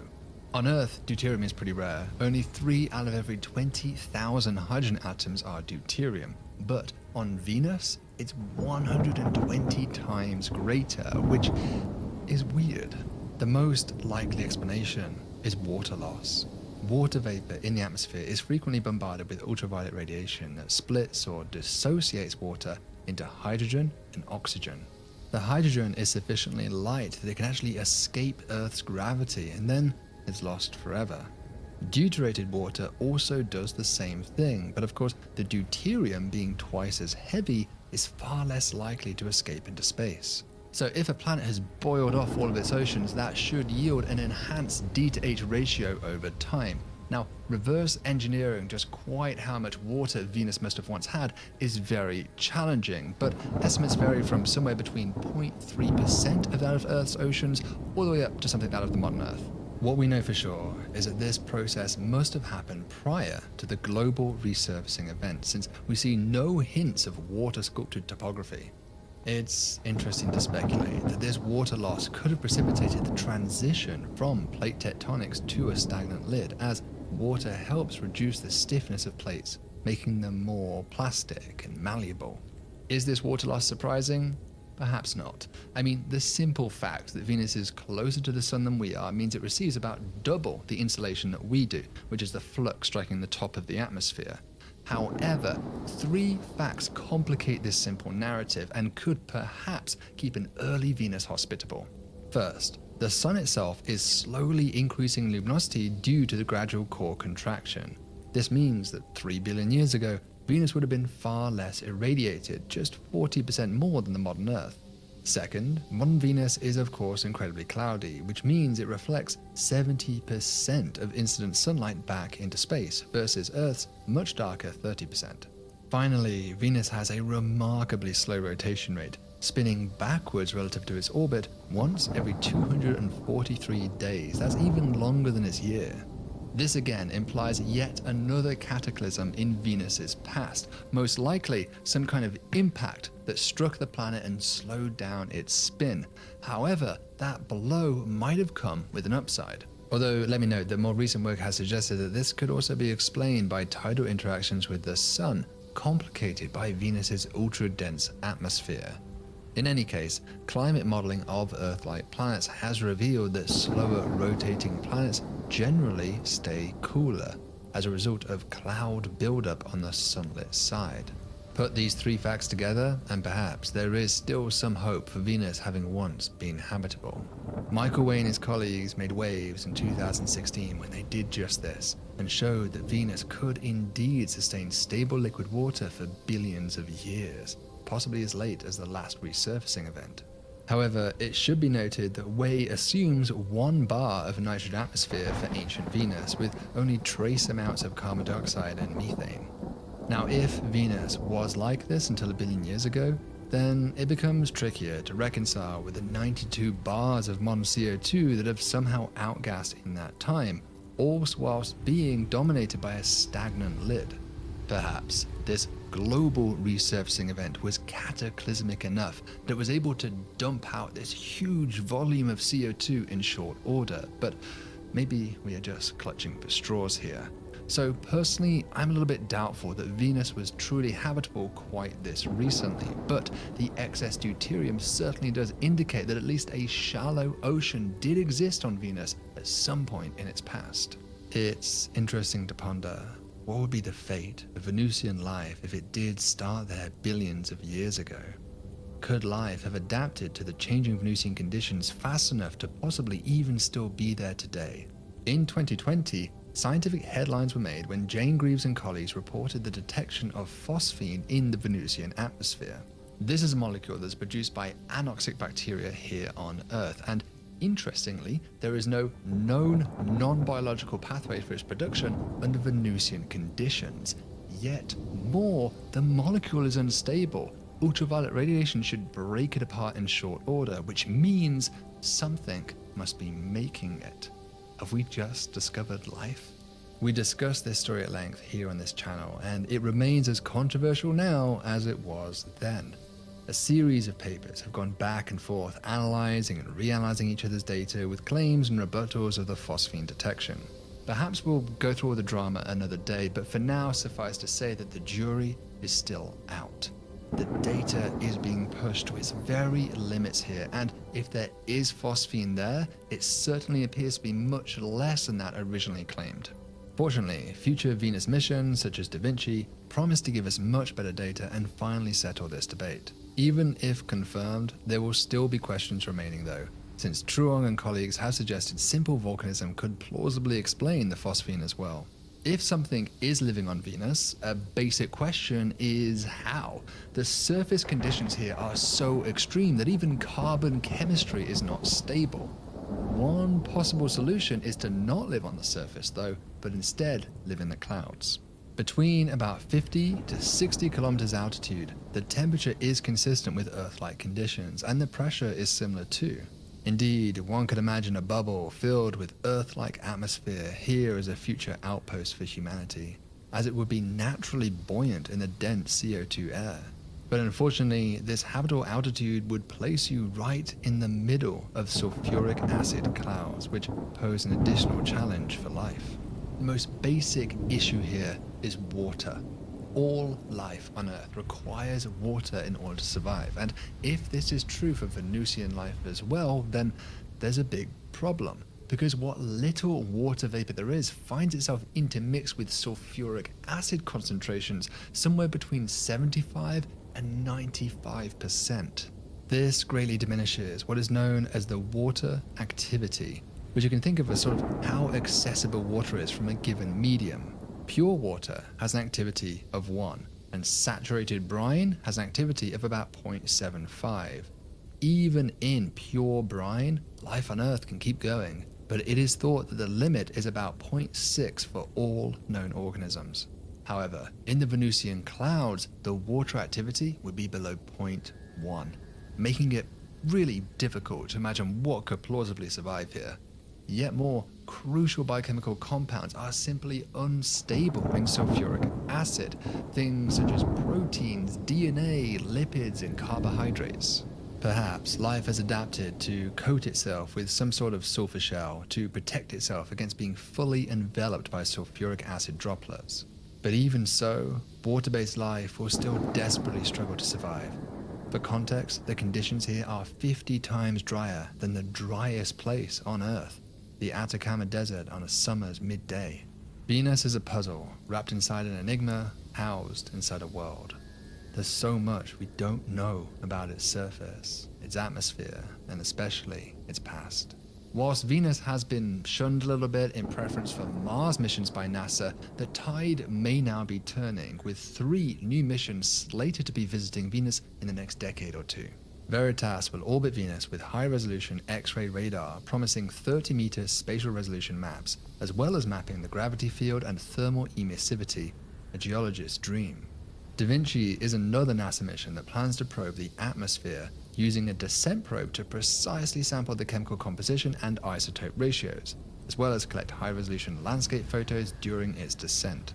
And it's not just NASA, ESA is also getting in on the act with Envision, an orbiter that will perform imaging, polarimetry, radiometry, and spectroscopy of the surface, as well as subsurface sounding and gravity mapping. Maybe I'm being a little bit selfish here, but for me, Da Vinci is the mission that I most want to see happen, to categorically resolve the phosphine debate and to provide us beautiful photos of the enigmatic Venusian surface. It's sometimes said that Venus is the endpoint of all Earth-like planets. As stars gradually grow in luminosity, all habitable planets will eventually be pushed into a runaway greenhouse state. The oceans evaporate. That leads to more greenhouse warming, and soon the whole gig is over. When we look at Venus, we're not just looking at a world gone wrong, we're looking at our future. It's poignant then to ponder just how many Venuses might be out there. Billions upon billions of dry, desolate hellholes. There may have been countless numbers of biospheres, organisms, even civilizations that were effectively annihilated by their planet's transformation from a once beautiful, hospitable state into a twisted, tormented condition. All of those stories lost, hidden under the thick atmospheres, or even worse, completely erased by volcanic outflows, as if they never existed at all. Venus is a haunting world.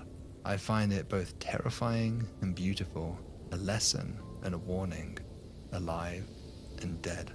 But the truth is that if we are ever going to understand the abundance and the fate of life in the universe, we are going to have to venture to Venus. It's almost as if the cosmos herself has given us this world as a gift, whispering in our ear, go to Venus, but do so with caution. Perhaps I'll see you there.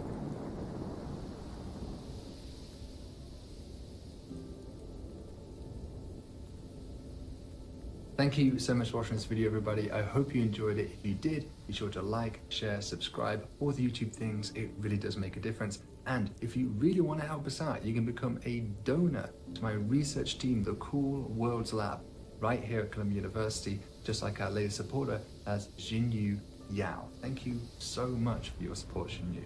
Until next time, guys, stay safe and see you out there.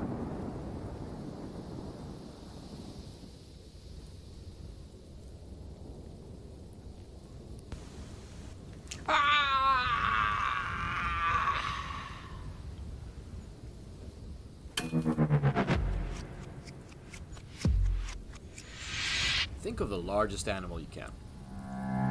Done? Okay, odds are you have thought of one of two things. A blue whale or a dinosaur. What you most certainly did not think of is a worm. No surprise there. Compared to such gigantic animals, what is a worm? How is an eyeless, wriggling thing with no claws, no wings, no fins, no carapace supposed to inspire fear and reverence in us? The answer is simple. We make it bigger. 1,000 times bigger. Hell, make it so large that it would not make sense. Only, somehow, it kind of does.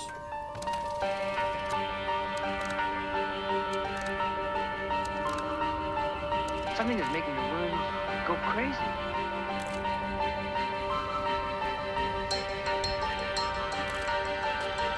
Just driving them right up out of the car. Canada got the worms. Say bye.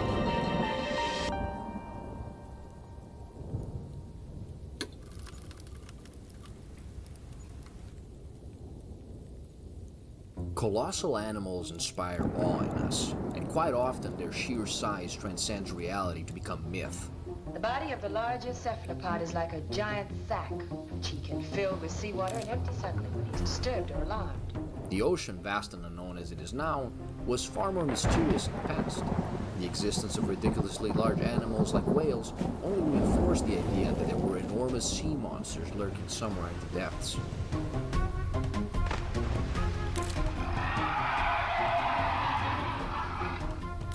Likewise, it is quite possible that the fossilized remains of dinosaurs buried under the earth stimulated our imagination.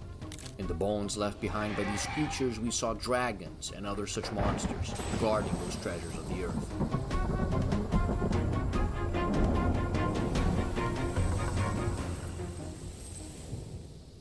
How could we not imagine similar things hiding below the impossibly deep ice of Antarctica, or under the vastness of the Sahara Desert? Larger than the United States of America, yet in this vast Sahara, only about 3 million people live.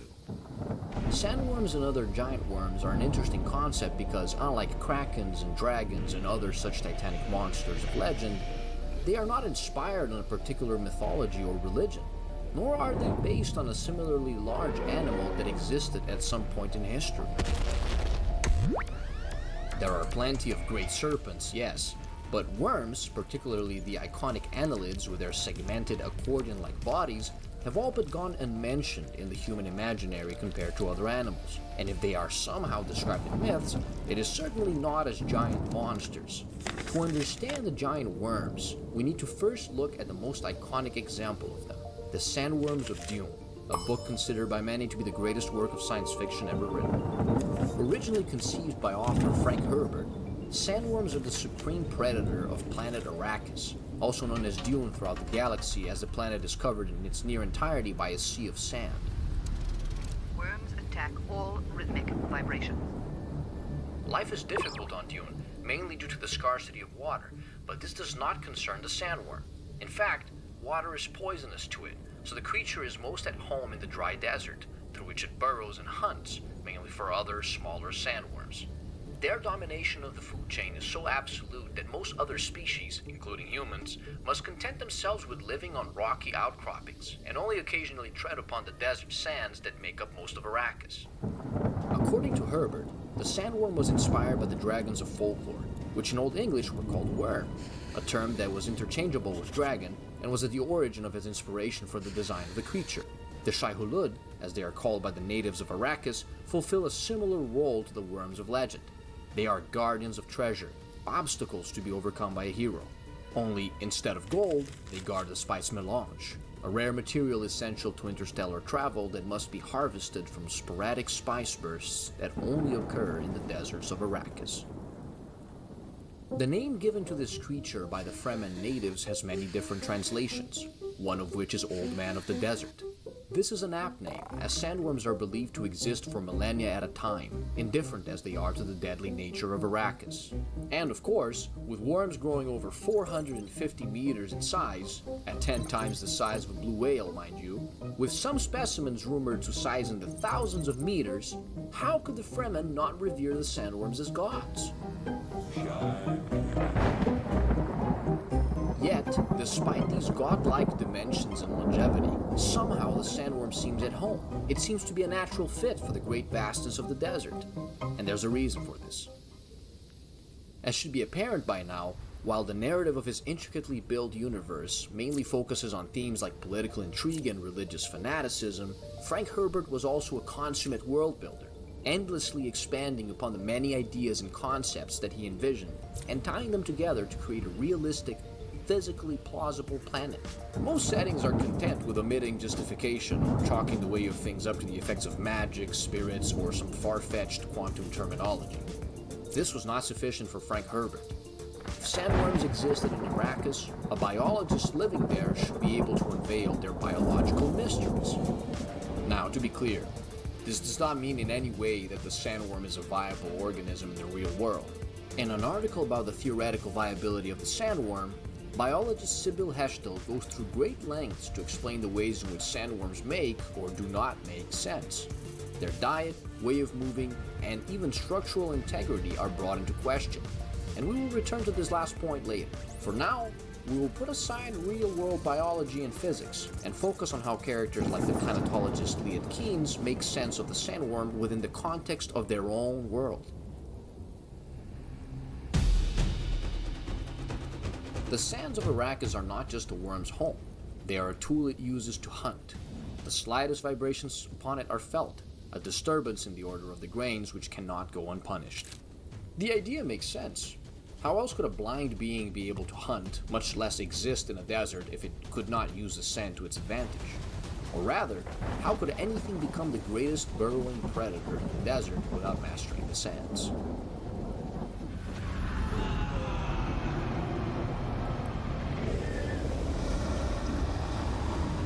Now, we just referred to the sandworm as a predator, but it is hard to believe that such a colossal creature can survive off of attacking the occasional spice mining operation that humans set up after a spice blow.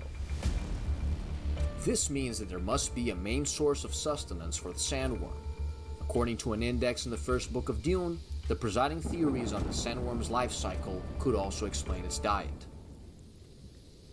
There's sand plankton, a microscopic organism which feeds on spice.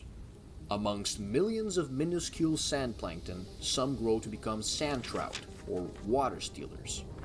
True to their name, sand trout hoard water in pockets underground and use it to cultivate the fungi that provides it with nourishment. Its excretions then mix water to slowly gather into a pre-spice mass. Then, the largest amidst the sand trout pupate, becoming small worms. When the excretions of these small worms come into contact with the pre-spice mass and the CO2 bubble that it produces, a chemical reaction occurs, causing an explosion. This is the spice blow. Once the spice blow occurs and spice is scattered, it feeds the sand plankton. Adult sandworms then rush to the spice blow to eat the sand plankton in turn. As they are sloppy eaters, when they eventually leave, they are covered in spice and sand plankton, which will be dropped off at another location to begin the cycle anew. As the animal found both at the top and the bottom of the food chain, the sandworm occupies a fundamental place in the ecosystem of Arrakis. More than that, the findings of Pardot Kynes, father of Liet Kynes, indicate that worms are more than simple regulators of the system. They are producers. The small sandworms, also called little makers, are described by him as being half plant, half animal, and the digestive system of Shai Hulud makes it so that they produce oxygen, each worm producing as much as 10 square kilometers of green-growing photosynthetic surface. It is this which allows a desert planet like Arrakis to have an atmosphere without having any forests or oceans. This in turn means that sandworms are what allows life to exist on Arrakis. As the Fremen say, Shai Hulud is the maker of this world, and it is he who keeps it. While the sandworms of Dune are the original concept, and to this day the most known example, with his creation, Herbert inadvertently brought into the world a monster concept that was infectiously easy to bring into other media. Of course, these giant worms are never as deeply conceived or intrinsically tied to their worlds as the sandworms of Dune, but they have nonetheless become a staple of many different settings. Science fiction, for instance, naturally gravitates towards unique reinterpretations of animals that already exist in our world. But giant worms are also easily found in other mediums, such as fantasy. And while some variations are smaller, like the graboids of Tremors, what is certain is that, from the purple worms of Dungeons & Dragons to the near-mandatory giant worm boss fight in video games, one aspect of the sandworm seems to remain consistent with Herbert's original vision. These giant worms are larger-than-life beings, so colossal that their very presence shifts the environment. But how does that make any sense?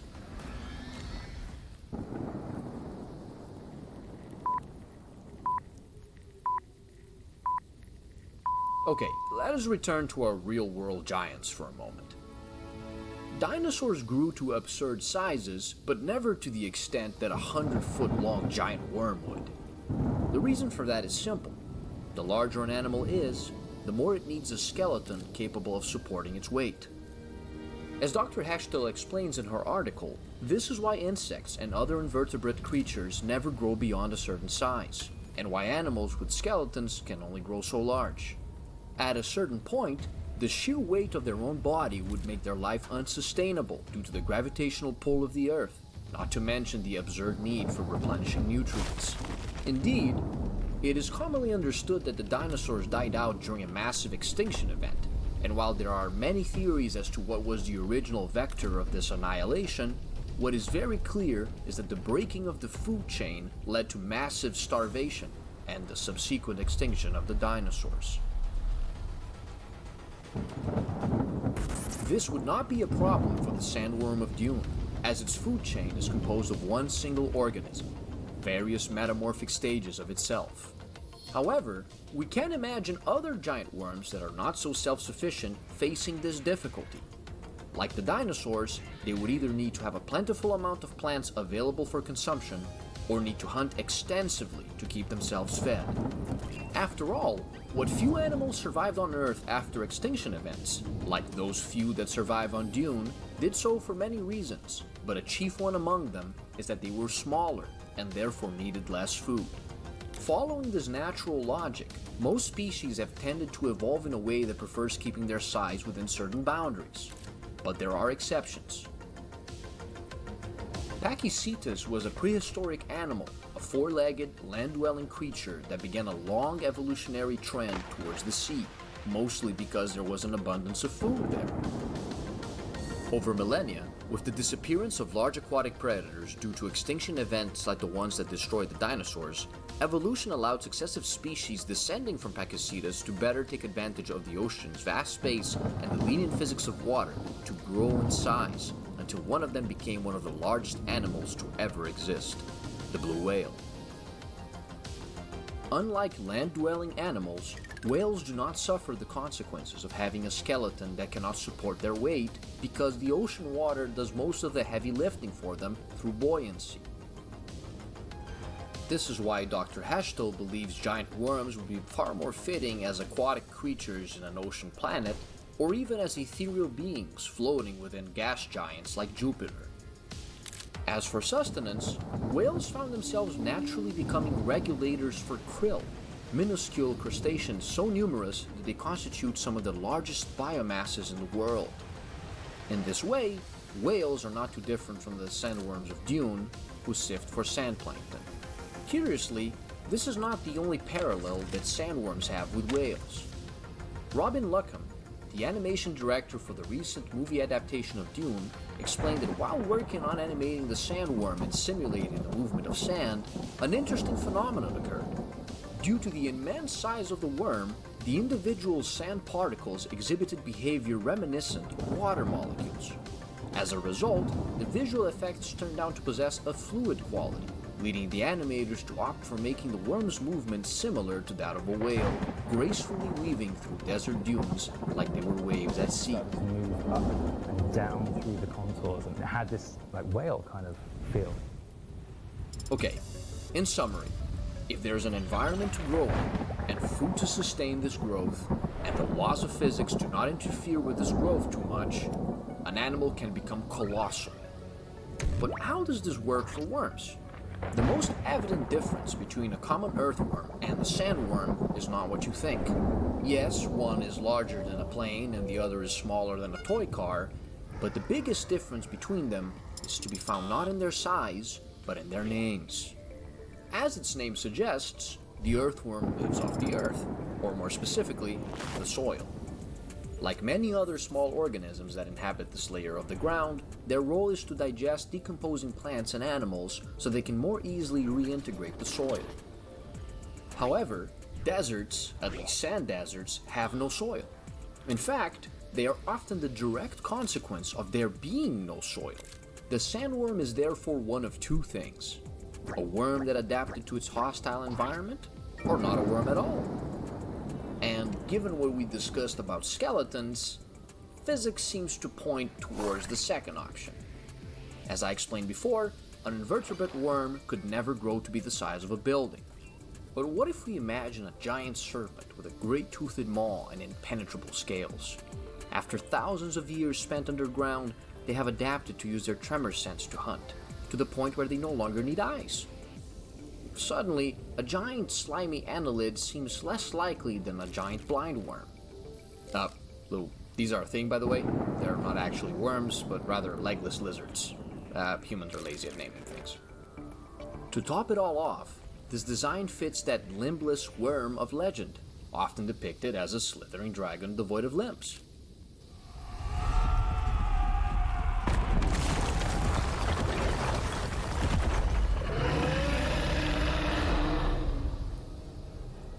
It seems that many settings have come to similar conclusions. In the many worlds of the Magic the Gathering universe, worms of all kinds exist, to varying degrees of biological realism. Those that seem most consistent with our findings would be the draconic serpentine worms of Dominaria. Other, less reptilian but evidently vertebrated worms, like the ones of Ravnica, seem to follow the same idea. Buried under a thick coat of rough scales and flesh is a sturdy, likely compact and flexible skeleton, made from a material at least as strong as carbon fiber. And while it is possible that some of the worms in these universes are gentle giants, the vast majority of them seem to be omnivorous forces of destruction. For all the other giant worms based on annelids, nematodes, or flatworms, the adaptation that allowed for the gigantification of the creature would have to be owed to either magical means, technological meddling, or the invention of unique biology that functions differently from Earth-like animals. At that point, calling them worms is more of a practical choice than a scientific one. In light of this, perhaps it's necessary for us to reframe our approach to the giant worm and look at things from a different perspective. After all, no matter how much we want to look at this from a scientific perspective, giant worms are monsters, and monsters do not need to follow the laws of reality. Or at least, not of this reality. Let's all go to the movies. Saturday night at the movies. Who cares what picture you see? When you're hugging with your baby in the last row of the balcony. When we go to the movies to see stories with spaceships, psychic wizards, and giant monster worms, in order to better enjoy them, we as an audience agree to suspend our disbelief. This does not mean, however, that accuracy in physics or biology is not a necessity in the realm of fiction. If rules are established beforehand, accepted by the audience, and followed throughout the story, an author has free rein to do as they please. But what determines how good their world building is how consistent they are at keeping the rules they have set intact. So far, we have gone to great lengths to explain how the sandworms of Arrakis are a crucial part of the planet's ecosystem. We have also tried to make sense of how giant, burrowing worms could exist in fantasy worlds as naturally occurring beasts, with some difficulty. But what if giant worms are not meant to be a part of the system? Giant worms in fiction are almost invariably animalistic in behavior, but this does not mean that they are necessarily animals. Purple worms in Dungeons & Dragons dig tunnels that make up most of the passageways in the Underdark, a cavernous realm fraught with dangers. They are a common occurrence in this place, and yet they are not classified as beasts, but as monstrosities. According to the D&D Monster Manual, monstrosities are monsters in the strictest sense. Frightening creatures that are not ordinary, not truly natural, and almost never benign. Some are the result of magical experimentation gone awry, while others are the product of terrible curses. They defy categorization, and in some sense serve as a catch-all category for creatures that don't fit into any other type.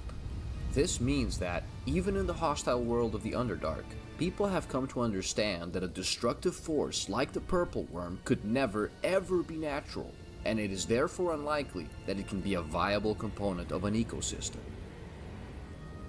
Worms being disruptive creatures should not be surprising. Let us not forget that, unlike the harmless annelids, a good portion of the worms currently in existence are parasitic creatures that attach themselves to a host and drain it of resources without any concern for its well-being. In a way, the worms of our imaginary worlds could fulfill a similar function. What if it is the nature of the worm to be a disrupting, chaotic force that has no regard for the logic of the world it invades? It is no surprise that the shape of the giant worm is commonly chosen for mechanical monstrosities in sci-fi and fantasy settings alike. Worm-like abominations wrought into being via necromancy seem to naturally fit amidst the ranks of the undead, just like worms seem to be naturally drawn towards burial grounds. This is not to speak of the endless possible alien life forms that could take this shape, or of demonic entities that, for reasons known only to them, exist in the coiling shape of a worm. What remains consistent throughout all of these monsters, however, is a combination of ideas, twin concepts that, once married, describe the worm perfectly. The worm is relentless, and it is voracious. The worm does not covet, it simply consumes. It is always territorial, be it as a guardian anchored to a forgotten treasure or as a cataclysmic hunter, and it pursues anything that crosses its path. It does not have any concern for anything other than itself, and it cannot be reasoned with. It may not always be an animal, but it religiously follows the most basic animal directives: consume and grow. In essence, a being as colossal as a sandworm cannot coexist with others in harmony unless it is the one controlling that harmony. That much is true, even for the sandworms of Dune. But if that is the case, then it means that Frank Herbert's vision was not followed. Yes, sandworms are aggressive, but all one needs to do is not encroach on their territory. And the Fremen of Arrakis have even learned how to do that with impunity, going as far as to form a symbiotic connection with the sandworms. Not to mention, they could not even live on Arrakis if the worms did not provide the atmosphere in the first place. If the first giant worms in fiction are makers, revered as providers of life, why is it then that giant worms have become ubiquitously associated with this sense of all-consuming voracity, with this relentless drive to exterminate other living things? Here is a quote from Dune, attributed to the planetologist Pardot Kynes. There's an internally recognized beauty of motion and balance on any man-healthy planet. You see in this beauty a dynamic stabilizing effect essential to all life. Its aim is simple: to maintain and produce coordinated patterns of greater and greater diversity. Life improves the closed system's capacity to sustain life. Life, all life, is in the service of life. necessary nutrients are made available to life by life in greater and greater richness as the diversity of life increases.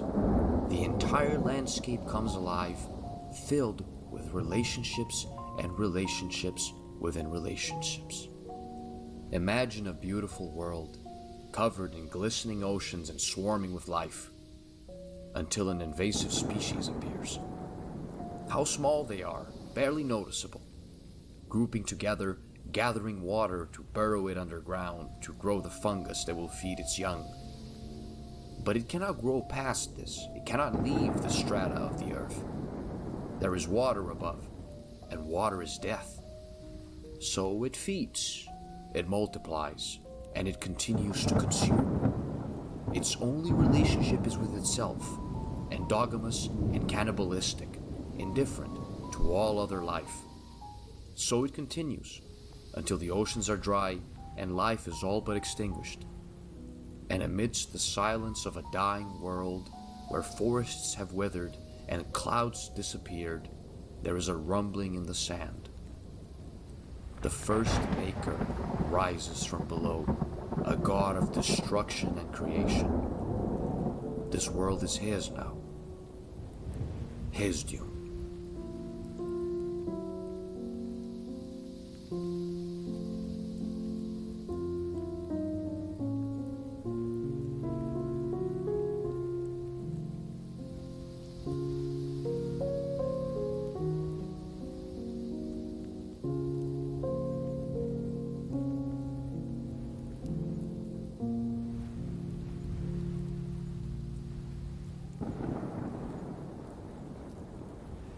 The world of mobula rays transcends the barriers between oceans, the borders between shallow seas and cold ocean depths, and even the ocean's ultimate barrier, the one between sea and sky. Found in tropical and temperate seas around the world, the genus Mobula contains some of the most incredible organisms that have ever graced this planet.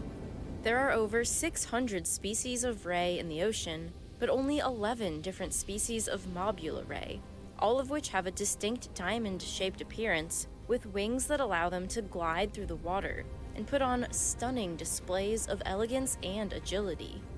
Some are small and congregate in incredible numbers, occasionally flying out of the water in acrobatic leaps.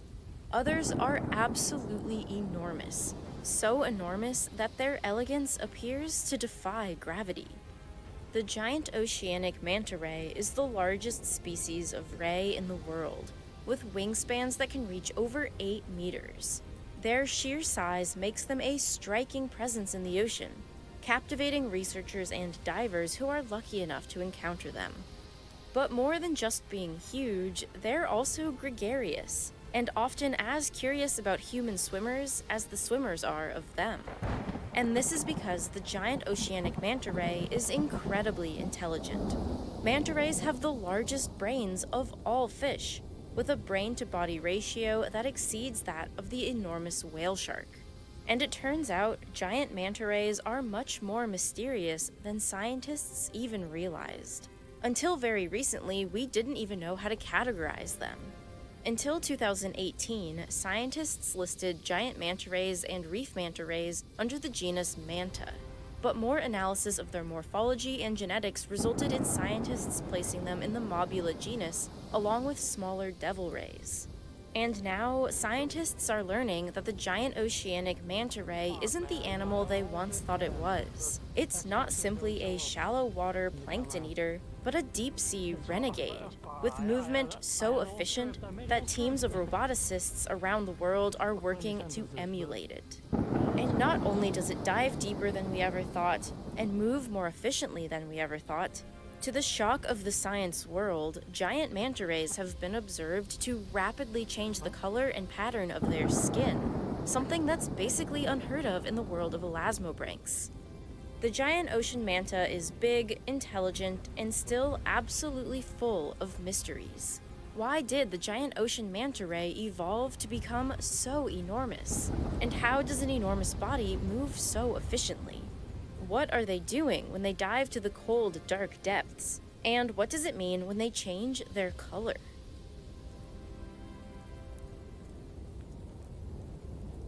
As the giant oceanic manta ray glides through the water, it flaps its massive pectoral fins, giving the appearance that it's flying. When rays diverged from sharks around 200 million years ago, the pectoral fins expanded into what we now call the ray disc. And for the giant oceanic manta ray, this expansion was extreme. Their wingspan can reach over 8 meters across, and their pectoral fins make up around 85% of their body length. For sharks of a similar size, their pectoral fins make up just 10 to 15% of their body length. But what benefit do such massive wings give versus the more typical sharkish body plan? A hint emerges by observing the behavior of the giant manta ray compared to the similarly sized great white shark. The great white shark is a powerful, fast swimmer, but its bursts of speed usually only happen in one direction. It's hard for a great white shark to turn on a dime. Compare this to the giant manta ray. It's often seen swimming in tight, acrobatic circles, circling back to eat clusters of plankton or to evade predators. Its maneuverability and agility are almost unheard of in such large animals, and it's thanks to the giant manta ray's large and flexible wings. While the overall shape of a manta wing is similar to the wings of birds, these fins can undulate and bend in many more ways than bird wings can. The manta ray has numerous support structures inside the pectoral fin, and these structures can all be controlled separately. But as useful as maneuverability is for evading predators, it comes at a cost. Maneuverability is simply controlled instability, and without stability, an animal can't move steadily and efficiently along a predictable path. Luckily, the giant oceanic manta ray strikes a balance between these opposing qualities and is maneuverable while also maintaining stability and efficiency. One way the giant manta ray maintains stability is by having wings with a fairly high aspect ratio. During flight, in the sea or in the sky, longer, narrower wings give a plane or manta ray more stability. It's sort of like a tightrope walker who holds a long pole as they walk. The extra length helps balance the body. Manta ray wings aren't exactly long and skinny like glider wings, but their length does help balance the animal while gliding. High aspect ratio wings also help generate lift efficiently. And the way the giant manta moves its pectoral fins also allows its swimming to be highly efficient, and sometimes surprisingly fast. On average, giant manta rays swim about 9 miles per hour or 14.5 kilometers per hour. But to evade danger, they can sprint as fast as 22 miles per hour or 35.5 kilometers per hour. To reach these speeds, they combine fin oscillations with undulations. Oscillations are the flapping of the wing up and down, which generates large propulsive and lift forces. But at the same time that the wing is oscillating up and down, it's also undulating, sending a traveling wave outwards from its body towards its flexible wing tips. As giant rays flap in this manner, their fins disturb the water and create vortices, which push against the surrounding water and propels the animal forward. And these two types of motion make the giant manta ray an extremely efficient swimmer. Scientists have measured the propulsive efficiency to be 89%. To understand more about the biology of manta rays, I talked with Jessica Pate, founder of the Florida Manta Project and research scientist at the Marine Megafauna Foundation. Basically, manta rays have to keep swimming in order to breathe. So they are designed to swim. You'll never see one resting on the bottom. So they're just designed very hydrodynamically efficient. They have like this more pointy diamond-shaped body structure where normally like a stingray that lives on the bottom is going to be just more like round. So they can get a lot more power out of their wingtips.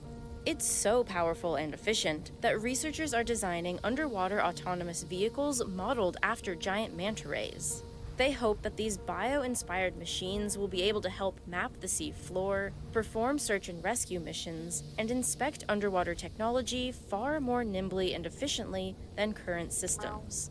Based on their pancake-like shape and flapping wings, you might assume that mobulas are a bigger version of stingrays. It's true that all of them belong to the elasmobranch subclass of cartilaginous fish, as do sharks and skates. But there are some significant differences between mobulas and stingrays.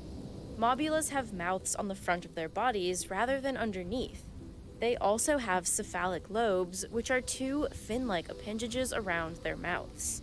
Unlike the anterior part of most stingrays, these cephalic lobes do not have any electrosensory abilities. Rather, they're there to help funnel water and plankton straight into their mouths. The cephalic lobes make mobula rays the only vertebrate with 6 paired appendages rather than 4. 2 by their mouth, 2 pectoral fins that act as their wings, and 2 pelvic fins at the back. And while stingrays have long stingers, in most mobulus species, including the giant manta rays, their tails have lost their ability to sting. And sometimes people don't realize this.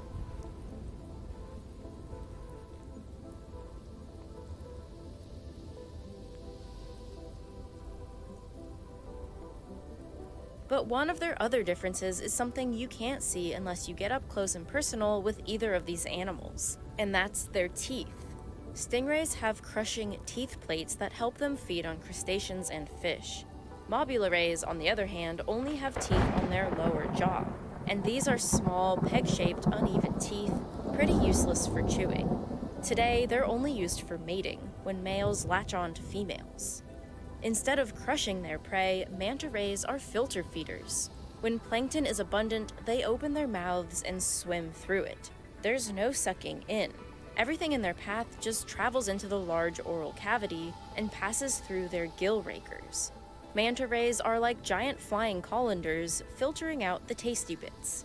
This transition from grinding teeth to filter feeding dates back to sometime before 50 million years ago in the fossil record, perhaps after the extinction of the dinosaurs 66 million years ago, when other ocean-dwelling planktivores disappeared, opening up a large environmental niche.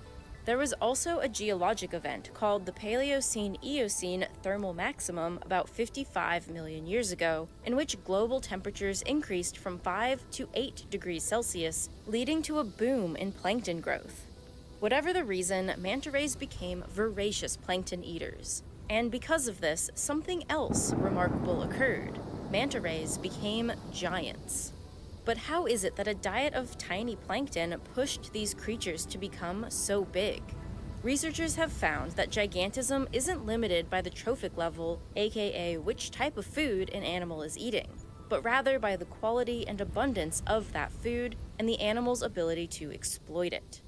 There's a biological theory about this concept called Cope's rule. It hypothesizes that evolutionary lineages tend to increase in size over time, because being larger improves survival. For apex carnivores, this is only true up to a point. There's not much point in being larger than a size where you have no enemies and can prey on anything you want. But for plankton eaters, being bigger is almost always better. Being massive gives them an increased foraging range, since greater swimming efficiency enables traveling farther in search of plankton. And greater energy storage enables traveling farther between patches of rich feeding grounds.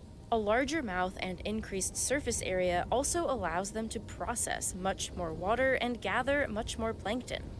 And perhaps the biggest advantage of being so large is that you're less likely to be eaten.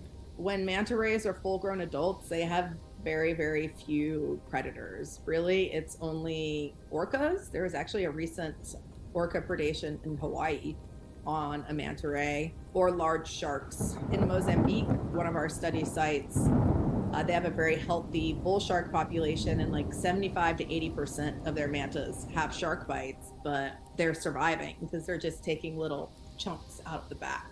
However, history has shown us that large animals are more at risk of extinction, because large organisms are often more vulnerable to environmental crises due to their need for more resources like food, as well as their long reproductive phases. Organisms that reproduce in the span of a few weeks are much more likely to undergo rapid evolution than something like a manta ray, in which pregnancies last a full year and females only give birth every few years. Their overall life history strategy is more similar to, say, like an elephant than like another kind of fish, because they grow really big but they reproduce really slowly. So generally when you have that kind of strategy, you're surviving, you have higher survivorship, because you have to, because you're putting basically all your eggs in this one reproductive basket. But for the giant manta ray, being gigantic and eating lots of plankton has so far been worth the risk. And for a long time, we thought shallow water plankton was all they were eating. We'd see them swirling around shallow coastal waters, mouth open, catching plankton, and we thought that was the end of the story. But it turns out manta rays aren't just inhabitants of the sunny shallows. They, in fact, dive deep, sometimes really deep, all the way down to the ocean midnight zone.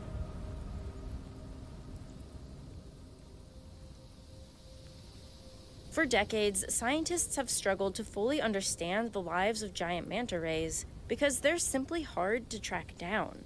They're known to travel huge distances, and when scientists are lucky enough to spot one, it's usually from a boat in shallow water. Thus, for a long time, all the data surrounding giant mantas came from observations in only this environment.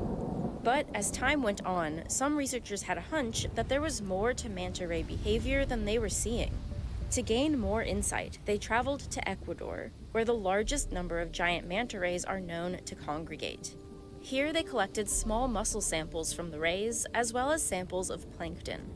They wanted to find evidence in the rays' bodies that their diet was made up of entirely shallow water plankton. To do this, they compared the nitrogen and carbon isotopes in both the plankton and the manta ray muscle tissue. Nitrogen isotopes in particular are very useful because they can tell us about what marine organisms have been eating, because the ratio of nitrogen increases with each step up the food web. In other words, top predators like sharks and tuna will have a much higher nitrogen ratio than something like plankton, which eat algae. And carbon isotopes are useful in telling us the origin of food sources. For example, surface plankton and mesopelagic plankton have different levels of carbon-13. What the researchers found in the case of the giant manta rays was that their chemical signature wasn't correlated to surface plankton. It looked much more like they were eating food from the mesopelagic, a much deeper layer of the ocean. Later, scientists put satellite tags on the manta rays and found that they were diving to depths of 1,400 meters. Another group of researchers tagged manta rays off the coast of Peru to see what their movements would be like throughout the day, and found that 3 of the rays dove much deeper at night than during the day. It's possible that they stayed closer to the surface in the daytime as a way of warming up, since they're ectothermic, meaning they can't produce much of their own body heat and rely on the surrounding temperature to keep them warm. But the deep dives aren't the only unexpected movements these oceanic manta rays are making. It also seems like they're moving around their habitats in different ways than we once thought.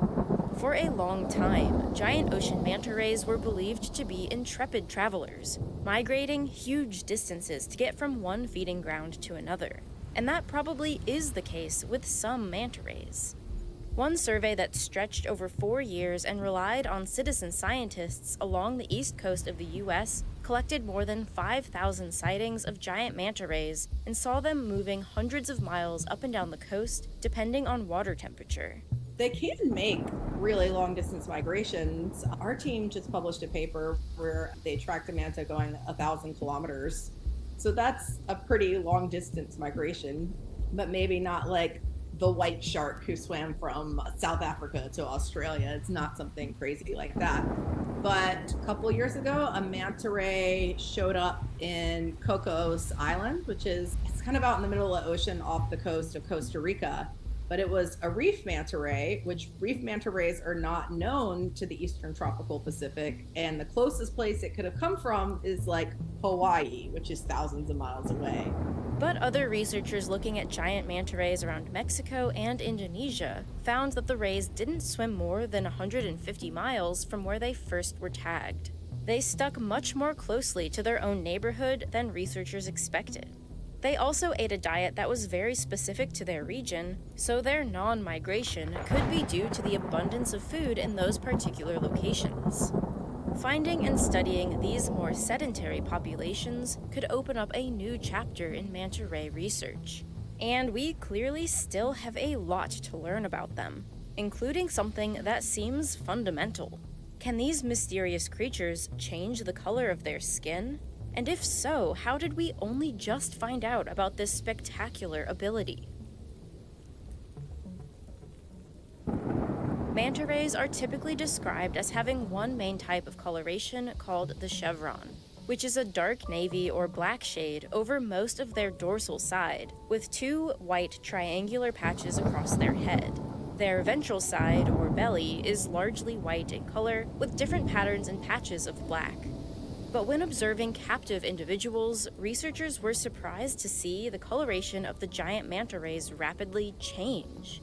The skin around their eyes, mouths, the inside of their cephalic lobes, and the chevron shapes on their backs all rapidly lightened or darkened when the individuals were having intense social interactions or just before they were fed. This is something our team is actually looking into. We were always a little bit skeptical about it because we had never seen it. And just with the way we do our research, like I said, it's quite different than everyone else. So we usually are looking with the drone in the sky. And while you can't necessarily tell who is who based on their dorsal coloration, like usually from the drone, I can tell like, that was the first one, that was the second one, that's the third one, just because they look slightly different, and I look at hundreds of mantas all the time. But one day, I was like, oh, this is a new manta, and we got in, and it was the same manta from 2 hours before, but it looked dramatically different. All the color changing was reversed fairly quickly, but researchers really don't know how or why the giant manta rays put on such a show. We do know that they have good visual abilities and large brains, so maybe the color changes have to do with social behaviors. And this ability isn't just limited to the giant ocean manta ray. The smaller reef manta has been observed to change colors too. It's a tantalizing hint that these mantas are more complex than we might give them credit for. Another piece of evidence that suggests the extent of their intelligence is the mirror self-recognition test. This experiment is generally thought to be one of the most reliable ways to gauge an animal's self-awareness or self-recognition. For land animals like chimpanzees, it's easy enough to put some kind of marking on the animal that they can't see without the aid of a mirror. If they notice the mark on themselves in the mirror and respond to it, that suggests they're aware the image in the mirror is their own body. While researchers couldn't easily place a marking on manta rays, the mantas did significantly more repetitive movements in front of a mirror than in control conditions. Their cephalic fin movements also increased, almost like they were making faces at themselves. It's not quite possible to say whether they passed the mirror test, but the results are intriguing nonetheless. And while it is difficult to quantify the intelligence of any animal, especially the giant manta ray, we do know that they have the biggest brain of any fish. And in the Mobula genus, the telencephalon is the largest part of the brain, accounting for 61% of the total mass. This is also the area of the brain associated with memory, learning, complex social behavior, and higher sensory processing. And they don't just have like a big brain because they're a giant animal. They have like a big brain for their body size. So we think that manta rays are likely pretty intelligent, probably because they're very social creatures. And, you know, many divers or people who've been in the water with them, you know, they're always like, I get this feeling that the manta was looking at me. Or we have experiences when they're entangled in fishing line and they just kind of stop swimming and let you just remove it all and then swim off. And really, they have like these complex lives and are really intelligent. They're more similar to, sometimes I say, like a dolphin than they are than to like a normal fish. There are so many characteristics of giant manta rays that make them unique. Their brains, their behavior, their bodies, the list goes on. But many aspects of their lifestyle also make them increasingly vulnerable to extinction. In 2018, the giant manta ray was listed as threatened under the U.S. Endangered Species Act. Because they feed on plankton, they're also more likely to ingest large quantities of microplastics, and we just don't know what that might do to the health of animals that live more than 40 years. They're also exceptionally vulnerable to almost every kind of fishing, and in shallow water habitats, they're often hit by boats speeding by above them. People also falsely believe manta gill plates give those who eat them health and vitality, so they're killed in huge numbers specifically for that one single body part. But researchers are doing their best to understand manta ray behaviors in order to protect them. Whether that's creating locations that have special designations as nurseries, or monitoring their movement from the mesopelagic back up to shallow waters. The more we learn, the better we're able to make sure our activities don't interfere with theirs, and the more chances we'll have to go out in the water and see them gliding by. As this year comes to a close, I just wanted to thank each and every one of you for watching, and allowing me and everyone who works with me on this channel to keep bringing you more and more videos about the subjects we care so much about. It is literally a dream come true. Your support, watching, sharing, and liking videos, and signing up to our sponsors keeps the channel alive and thriving. And now there's a brand new project that I'm creating. A 5-part docu-game show called Archaeology Quest that I produced and starred in with my co-writer and friend Lorraine. This is probably the biggest project I've ever been a part of. It's a mix between serious archaeology education and then our absolutely ridiculous attempts to take what we've learned about ancient technology and put it to the test in a series of competitions against one another. With the ultimate question, who will succeed in creating a meal using only Paleolithic technology? This will only be available on Nebula, and it's coming soon. Last year, I know that thousands of you signed up for what we call the bundle deal, to get access to CuriosityStream and Nebula for one price at the same time. But we have a big update for anyone who got in on that bundle deal. CuriosityStream has informed us, and even included in their latest SEC filings, that they don't intend to pay us for any bundle revenue in 2024, even for the accounts that still have access. If you purchased a bundle subscription or renewed in 2023, you will still get access to Nebula until the end of your 12-month subscription. But unfortunately, going forward, none of the money will go to Nebula, and therefore it won't go to the creators you likely signed up to support. We know we're not happy about this either. If you're a bundle user and still want to support this channel by being a Nebula subscriber in 2024, the only way to make sure your money goes to supporting us and Nebula is by signing up directly. For bundle subscribers, if you switch to a direct Nebula subscription, you'll sign up and pay today, but we won't start the clock until your bundle access expires. And for existing Nebula subscribers and new subscribers alike, this holiday season, Nebula is offering lifetime memberships. For $300, you'll get Nebula for as long as both you and Nebula exist. This is a way for us to raise capital for the amazing creator-owned projects Nebula is on a roll with greenlighting. Things like Archaeology Quest, the new docu-game show that I mentioned earlier that was only possible thanks to your support on Nebula. So if you sign up using the link below, you can support this channel directly and get both Nebula and Nebula classes for 40% off annual plans, a little over $2.50 per month. Or you can sign up to a lifetime plan for $300, ensuring you get access to every piece of content the creators on Nebula will ever make, while also helping to fund new and exciting projects.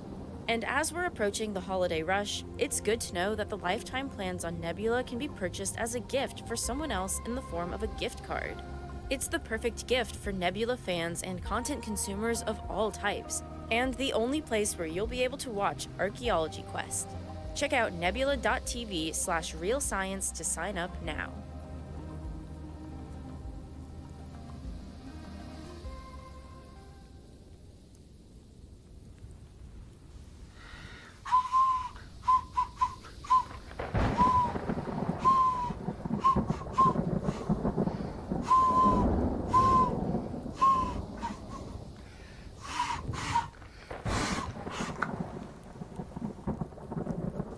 There are hidden gems everywhere on Steam, from barely reviewed masterpieces, to flying through space like it's Dragon Ball Z, to even bizarre and completely broken projects. Or to be honest, anything that provides some kind of joy, for better or worse. I gave these 5 a go, starting with Yes, the one with the hands. Day 1. Wow, already starting this off strong. There's a PS1 right there. This is like a full-blown, low-poly retro game. I can't seem to get out of this. Hey man, can you grab me a beer? No. How you doing? Alright. I've got the beer. Can I... Whoa! Okay. Why is my heartbeat going? I'm kind of stuck here. Hey, how have you been? I guess I'm too drunk to answer that question. Oh, she threw up at me. Was she dead? There's your beer. Thanks, man. Complete your first quest. Complete day 1. But there you go. A girl died. I gave a guy a beer. And I've got hands. You see this right here? This is old school gaming. A TV that weighs a ton and a PS1. Right, so we can go to the fridge again. But can I open up anything down here beforehand? I don't think so. No. Are those meant to be like Heinz beans, but just hollowed out? Upside down.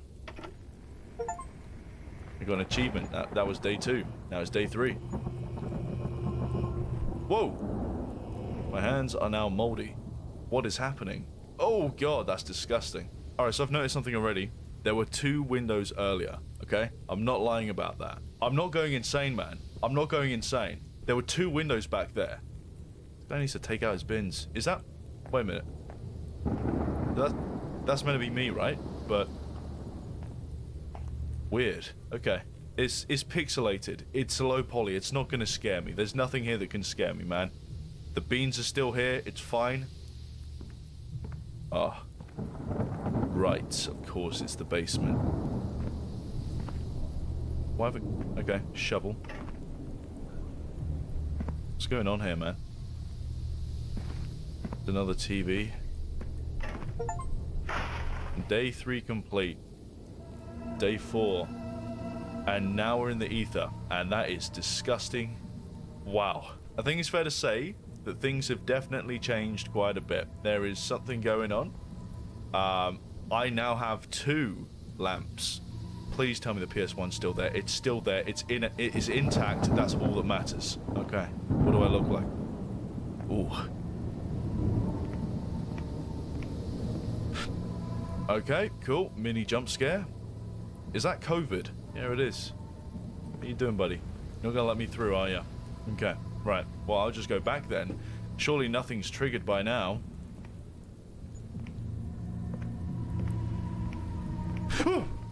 Oh, man. It's just low poly. There's nothing to it. All right, I guess I go back then. Let me guess. Oh, no, something here. Yeah, look at them. They're all here. They're all here. Don't you touch my... Well, he's just sitting there. Don't you touch my beans, man. It's a hole now. Don't know what I'm digging. Day 4 is complete.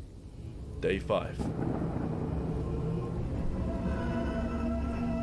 The one thing that is intact out of everything is the PS1. Is that... Are my eyes freaking out here? What's going on?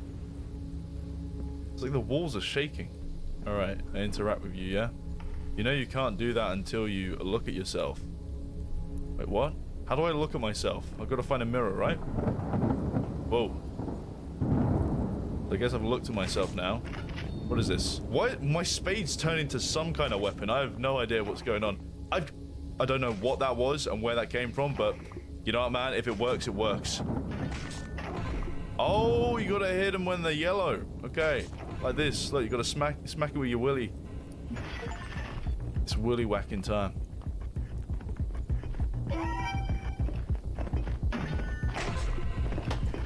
Got ya. Alright, combat system's not too bad, man. It's pretty cool. There's gonna be like... This is definitely one of those games where there's a lot of deep meaning. And I feel like somebody's definitely gonna make a video essay about it. Will it be me? I don't know, dude. Don't know. I have no idea what's going on with this. Oh!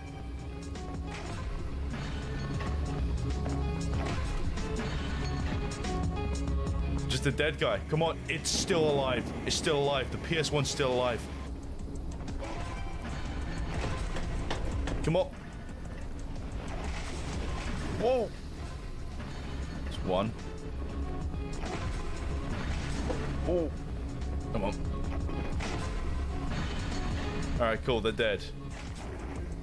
1 health left. 1 health left. Come on. How many more do I have to kill? Come on, you spotted me now. Ah, fuck. I'm literally this guy right now. Like, I'm at this level. 1. 2. There's one more. Oh, that was close. Fuck yes. Got him. Got him. Finally. Jesus Christ, man. That was not easy. My heart rate's up. I'm shaking right now. And now it's day 7. How are my hands doing? We good? The 2 windows are back. Oh, man. Oh, it is beautiful. Thank you for playing Barbertine. My hands are normal.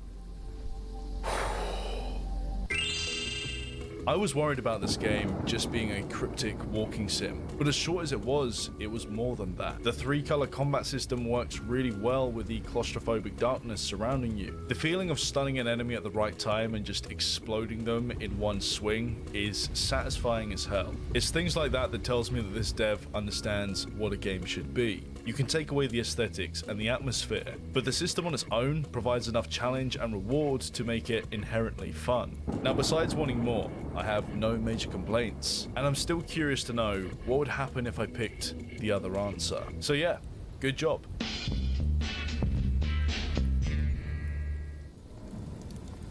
Something's gonna happen. Oh, there we go, that's a zombie. Man, it is definitely one of those games. Come on, man, get the axe. Nice. I'm constantly in danger. I can't wait until I die to have to back again. Alright, yeah, this is definitely one of those games. Cool, got a pistol. I got some shotgun ammo and a handgun ammo. Nice. Ragdoll physics. Come on. It's like Resident Evil.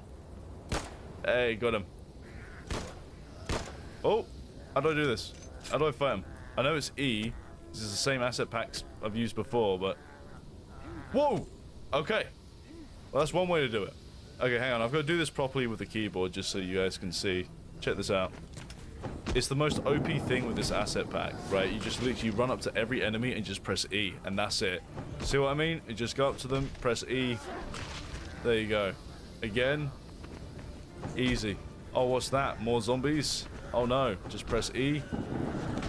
Dead. It's gonna be an easy way to get out of bounds. You can't actually jump by the looks of it, but I can just walk up here and let me guess, yes, I can get out of bounds. I have to say, when it comes to out of bounds, I think this might just be the best. This is the most ominous out of bounds I've ever seen. Look, I'm all the way out here and you can see trees. There's fog in this level. You don't need these trees. It just kind of takes up resources. This is just the beauty of going out of bounds, man. It's surreal. And look at that. I'm pretty damn sure I've just skipped a whole part of the level. I think I'm going to have to restart this. Hey, I got a shotgun. And a card.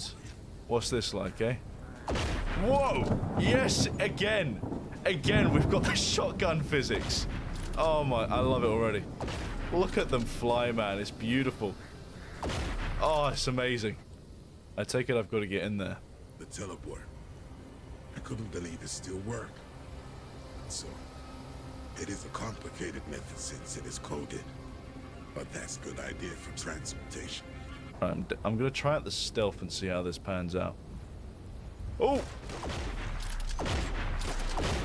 Oh! I'm dead. Got one. Where's the other? I think I might have already killed the other one. Yeah, I did.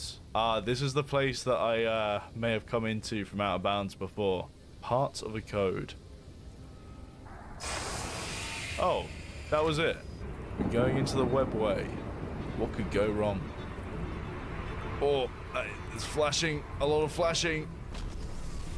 Whoa. Wow, what a ride through the webway. Look at my fingers. There sent this soldier to produce nuclear energy again. Approaching the delivery station forward to the air level, and they use strong spaceship to go to space. And I need to pass them. Look at that, I got a submachine gun. Whoa! Okay, that's pretty good. You snooze, you lose. It's a lot of bullets. Ah, pull the lever. Of course, just one that's just been planted into a giant rock. Oh my god, it's more people. Okay, let's do this. Oh, wait a minute. Whoa. Okay. And what's going to happen? They're actually fighting them now. This is sick. I'm going to take out this guy. He's not really doing much. Do you see that? Hang on.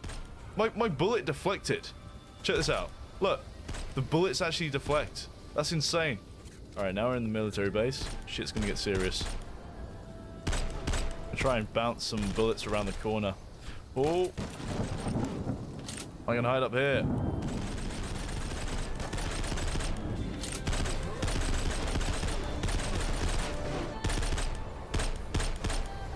I think that might be all of them. What's this gonna be, huh? A boss area? Do I get to fly one of these?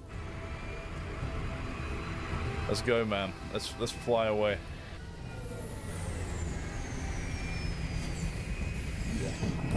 Hell yeah. Let me get this straight. I can just kind of shoot through here. Just kill you guys like this. Yeah. Cool. Is this gonna take me somewhere? Oh, cool. Oh, that. Okay. Alright, I think this might be a driving segment. The great thing about this car is you can't just go off like this. You actually have to start the engine. And you do that by pressing control, and there we go. Look at that, we're driving. For some reason, it keeps changing gear and, like, slowing me down. Whoa! Whoa. It's so slippery. Alright, that was pretty short-lived, not gonna lie. And I can't get in now. Do you know why? Because they've locked off. The fuck just happened? What? So there is nitro in this game, apparently. If you press shift, but it's not working. Whoa! Let me hit him. Whoa! He went flying! Where's he gone? Oh, he's there. Let's hit one really hard. It doesn't really work. It's kind of a bit lame. That is a Star Destroyer. They've actually put a Star Destroyer in this game. Yeah, man, it is. It's a destroyer. Wow. I actually can't believe they've done this. Are these guys meant to shoot at me or something? Yeah, they are. I fucking knew it. Oh, shit. Okay. It's flying away. The Star Wars asset's flying away. Oh! Oh, shit. Oh, shit. Oh, shit. We good? Reload. Come on. There we go. Any more? There's got to be some more. All right. Nobody's here. E. Weapons activated. What's happening? Oh. I see what's happening.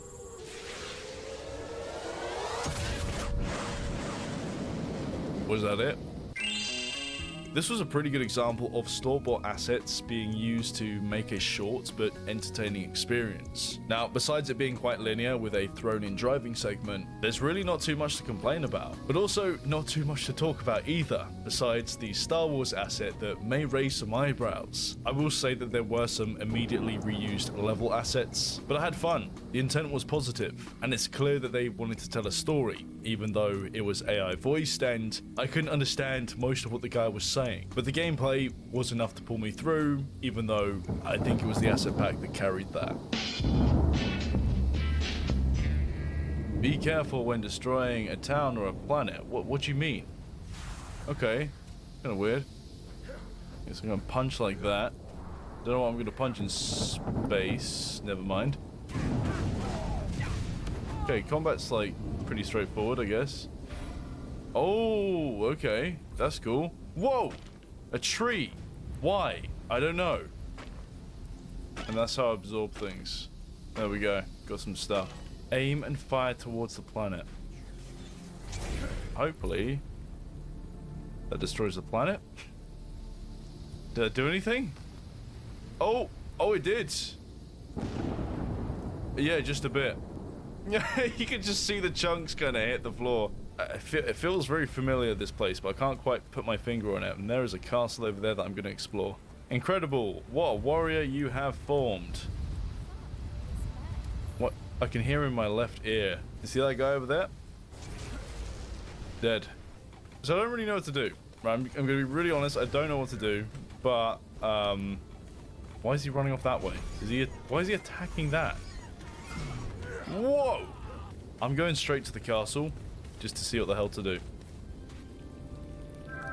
So rested. Alright, so you can save your game as well if you rest. Nice to know. What is this? Mystery chest. It's already open. I just triggered a cutscene. And the music, it's just been the same music. Like non-stop. Whoa! Why am I being attacked?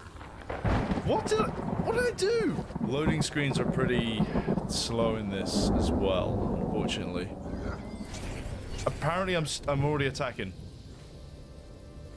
So what? You're not gonna attack me now? Is that right? You're not gonna attack me? I want you to travel to the coastland ruins and tell Ma everything is going according to plan. After speaking to Ma, I suggest you go to the dojo. Ma has a hoverboard. Be sure to grab it.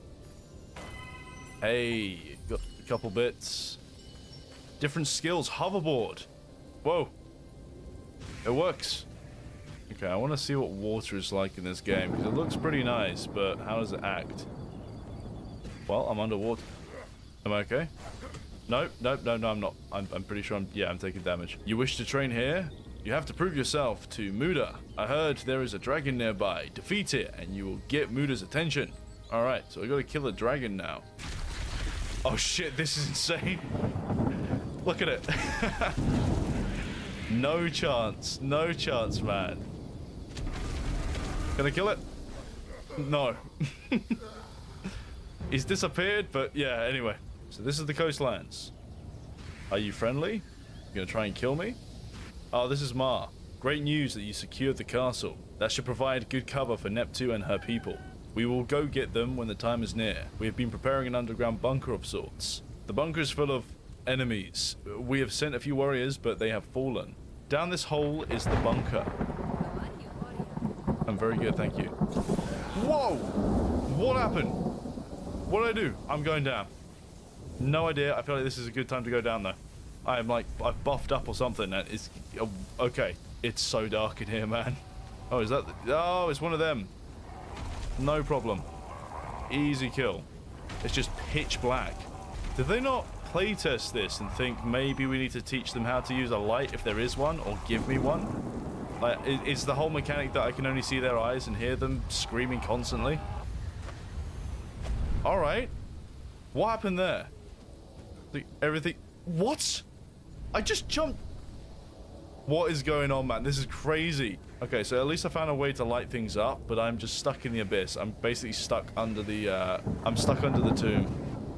Oh, man, I really don't know how I feel about this so far. It's such an odd experience. Like, there's part of me thinking there's some pretty cool stuff. Another part of me just thinking, what the hell's going on? Oh, I don't know what's happened there. Maybe it'll pop back in. I really don't know. You did it, warrior. This is great. Our plan is all now set. I suggest defeating the Guardian. The Guardian holds the power of flight. Defeat him, and you have access to that power. So that's the dojo. Already know that. That was to... what is this? Guardian home. Alright, screw it. I'm going to go to the Guardian. See how that pans out. You would never win challenging him head on. If you have trouble finding him, open your ears. Okay, so I'm pretty damn sure I need to go into whatever this is. Like, it's got to be in here. Whoa! What was that?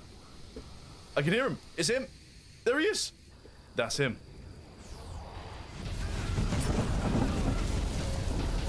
Do not run from me, you fiend. Oh, there he is. There he is. Look, got him. Oh, he fucking ran off again. He's just shooting me. How the hell am I supposed to kill him? Me don't know, man. Me don't know. Me confused. Whoa, it's a dragon. Okay. I've got a feeling there's a guy flying over there. What is... I want to see what this guy's doing. Is he going to try and kill me? I think he is. Yeah. Can I kill this thing? Okay, it's flying. It's like kind of standing in midair. Yeah, but look, it's nuking this guy. Alright, thank you very much, Dragon, for helping me out there, buddy. I've got a feeling you're very angry. Alright, this might actually be a viable strat, you know? But just recharge here. And take him on. Yeah, I killed it. The best death animation I've seen in a long time. Wow. I have been sensing a strange source of energy the last few days. It has enough power to destroy this planet. My suspicions were correct. Someone has placed this for the arrival of him. I believe trying to destroy him as he arrives on this planet. I still sense more of them. I want you to go neutralize the energy bombs. The energy bombs have a unique pattern. They will sound like this. If you do this for me, I will teach you my greatest attack. Right, so I gotta defuse some stuff now. Oh, look at that. I think that's one of the orbs. I need to kill it. There we go, I did it. Nice. Can I actually hit this thing? So it's kind of like combat's really weird against big things. You gotta jump up and attack them. You can't smack them in the walls. Oh my god, we found Kong. Look at him. It's beautiful. God damn. Hey, here we go. Nice. See, going down here would be pretty cool, right? But the problem is that I know the moment I hit something, the angle is going to go off, and then I'll hit something again, and I will just stop. There we go, like that. And then you have to kind of jump again, and then sort of glide, and you'll hit something again, and then stop. There we go, right on time, and then you'll do it again. I don't know, man, it's goofy as hell. Alright, I'm going to try something now. Hopefully, this will cheese in an item that I need. Please. Machine blast. I spent all that money. Guess what? Guess what? Guess what? To get it again. It's the same one. Why? We got it. The threat is neutralized. As promised, my greatest attack. Uh-oh. Whoa. Well, he's gone? Oh. Right, okay, of course he just teleported over there. If I only knew he would turn out to be such a monster. It seems the energy is coming just before the Volley village. Go there now. Okay, I will. What do I do about this? What? I have no idea what's going on. I'm dead. And I'm just, there you go. That's a great way to summarize my experience. All right, so I figured something out, right? And I'm an idiot because I didn't remember it, but also there's nothing really reminding me how to do this. One of the biggest problems I had is that I didn't really know how to actually recharge my abilities. And it turns out all you have to do is hold R and then hold right click, and there you go. You can recharge. There we go. Look at that. Got him again. I think I got him. I think I got him. I got him. Holy shit, I finally did it. What did I get? Fly. No way. No way. Oh, finally. That is, okay, that is one hell of a payoff, man. I can actually fly. You heading into space? This warp gate will teleport you just outside the planet's orbit. You will not get very far with your current flight speed. There should be an abandoned moon base with some warp energy. Is this it? Oh my god. Okay. This is... I've got to feel it. Hang on. Is there gravity? There is, but it's all the way down there apparently. Oh, here we go. So this is the moon base then. Look at this. They've got the same plants on the moon. That's great. Okay, let's check out the moon base. Whoa! Okay, there's something going on with this. I have no idea what's going on here. It's kind of bugged out. I've got a feeling I may have seen this this exact station fairly recently. Yeah, this is definitely broken. I feel like, yeah, that is a little bit stripped apart. I would say. My warp energy. Yay. Okay, that was easy. Wait a second, something is wrong. You need warp lights. I would suggest checking the council buildings. They would have warp lights stored somewhere. Okay, I think that might just be a robot.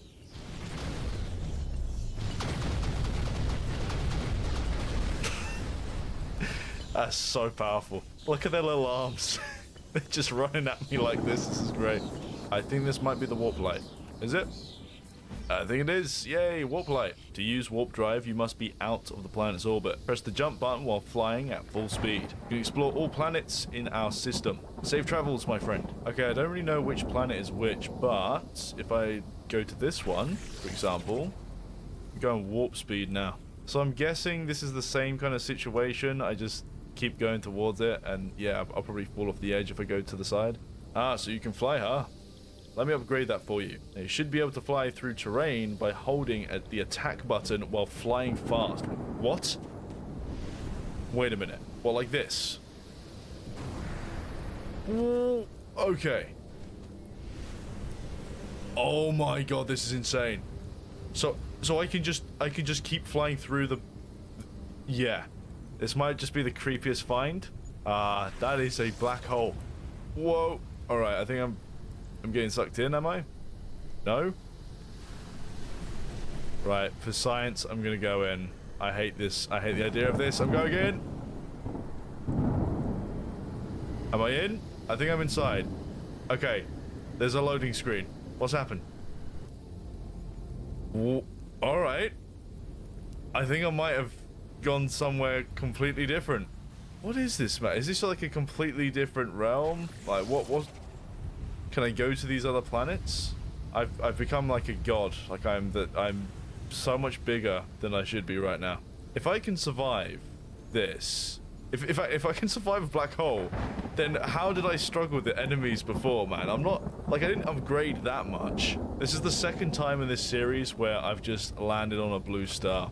Like, I don't even know how that's possible, but there it is. I was there. This will be the end of this world. There'll be no more heresy.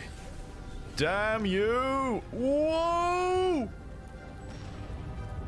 The sun expanded. I'm freaking out, man. This is weird. I don't like it. Destroyer of the... I got an achievement. I destroyed a planet, but the sun just got really big. Oh shit, it's day 9. What's gonna happen? Okay. Something's happening. The fuck is that?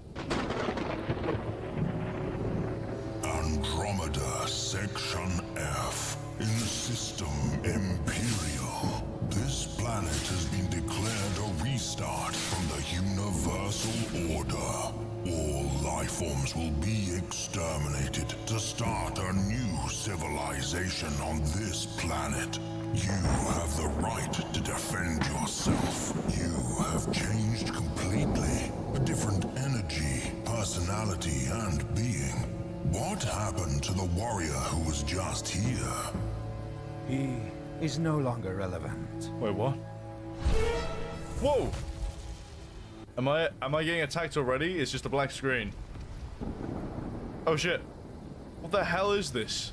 Your body is wandering the plane of existence. You must reconnect your mind to your body before it is too late. Hurry. I'm back here. There it is. That's my body. Whoa. Ah, the puppet lives. I should have known the old man would have figured it out. No matter. On to plan B. Now, prepare to be annihilated. Oh god. I forgot to save. Whoa, whoa, whoa. Okay, give me a chance. I can't see anything. It's a black screen.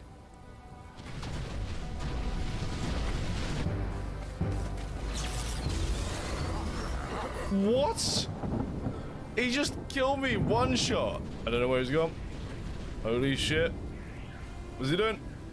He's just teleporting. He's teleporting around. It's difficult as hell to see, but... Oh shit. Did I beat him? What happened? They're still alive. What? I've lost all my health. What happened? Did I beat the game or did I not? I've got to see this. Yeah, so I guess I just died, man. Like, that was really weird. Get the fuck out. Come on, let's not get greedy. Let's not get greedy. Run, run, run. Oh, he's like so low right now. I got him. Oh man. I have been that stressed before, but like, you have no idea how much investment this took.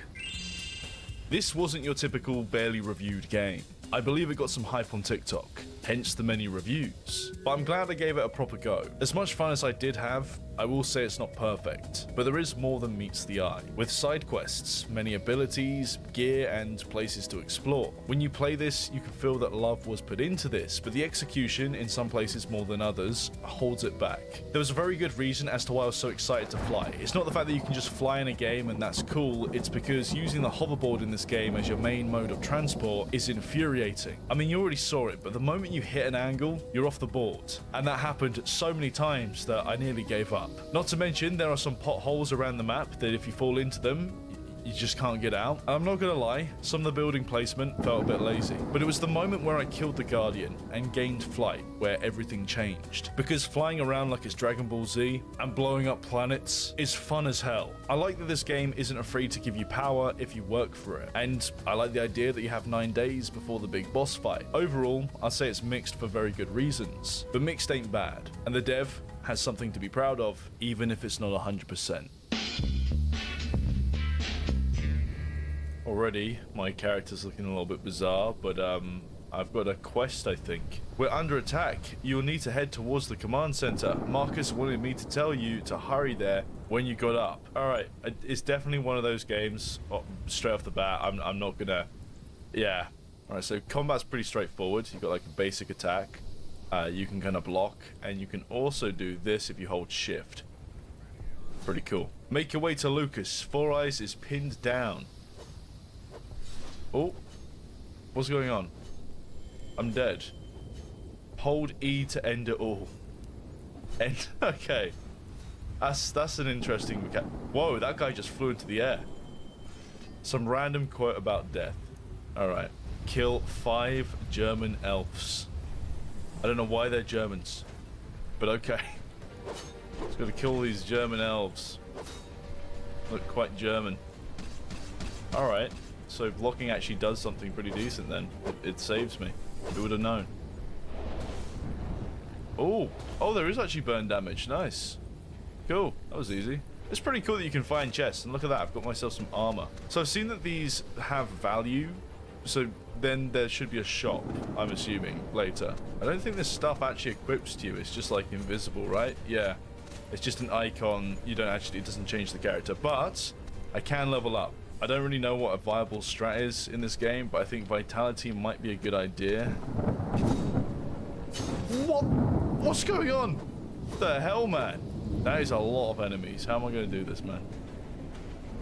Oh, they're fighting each other. No idea who I need to fight here.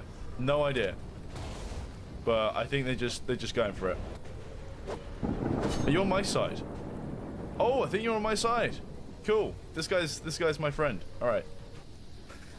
Look at this guy. Look at this orc right here. He's just... oh, no. They've stuck me in the spot. I can't actually move. That is the bunker. I need to go in there. Hopefully these guys will not block me in. Oh, I guess they got blocked out. Okay, quest complete. What do I need to do? In the chest to my right, you'll find a bow. All right, so now I've actually got got some cool stuff now. I got a bow. And I guess I can pick my type of arrows, right? What's that? Ultimate arrow. There's a lot of damage. And then I got this. Am I allowed through here? I just have to run over. Okay. Now all these guys are stuck in the corner.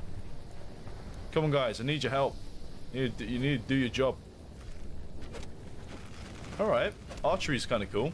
It's actually kind of overpowered. That's what happens when you wear cardboard armor. You can't really do much about it, can you? You're just kind of dead upright. Wow. Oh, I'm not... Seriously, man. Just let... Oh, for Christ's sake. Alright, so... Oh, can I not go through here? This is just blocked off for me now. Why can't I use my weapon? What the hell's happened? I feel like the game's like fundamentally bugged right now. It's like I can't really do anything. What is this game, man? Like I'm really confused. Like I can't. Okay, now they can get up there and come round. So am I supposed to go that way or is it another way? I think I've got to go another way. Yes, of course there's no swimming, but there is jumping at least. Will I drown under here? I don't even know. I don't even know if they put that into the game. So if I just jump over...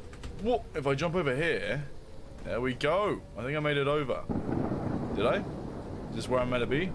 I think so. Yeah, I think so. Anything for me to kill? Did you guys kill them all? I think you did. No idea what's going on with that guy. Oh no, they're still killing things. What happened? I don't know what's going on, man. This game is fucking weird. Alright, so what I figured out earlier is that if you hold X, you can change. I'm going to change to this and see if I can one-shot this guy. I don't even know what happened. But apparently I'm dead. Okay, I killed him, one shot. Easy. And now I need to go... Well, I've killed the elf commander, apparently. Didn't I? Didn't really tick off on the list. But now I'm at the pier. I can now go to the ship. And now I'm in the sea. What? Is that meant to happen? I like how I've just... Ah, never mind. I don't know how to explain this. Okay, so I'm just going to try that again. I'm just going to give it the benefit of the doubt. And just see if we can get this to work. Wait a minute. So I've loaded back in, but it's just taken away all my gear. I've got nothing left. Or do I just have to fist fight the guy? What if I just go round? I can just go round. Is that really how it's supposed to work? He can't get me. And then what? Do I just do this again?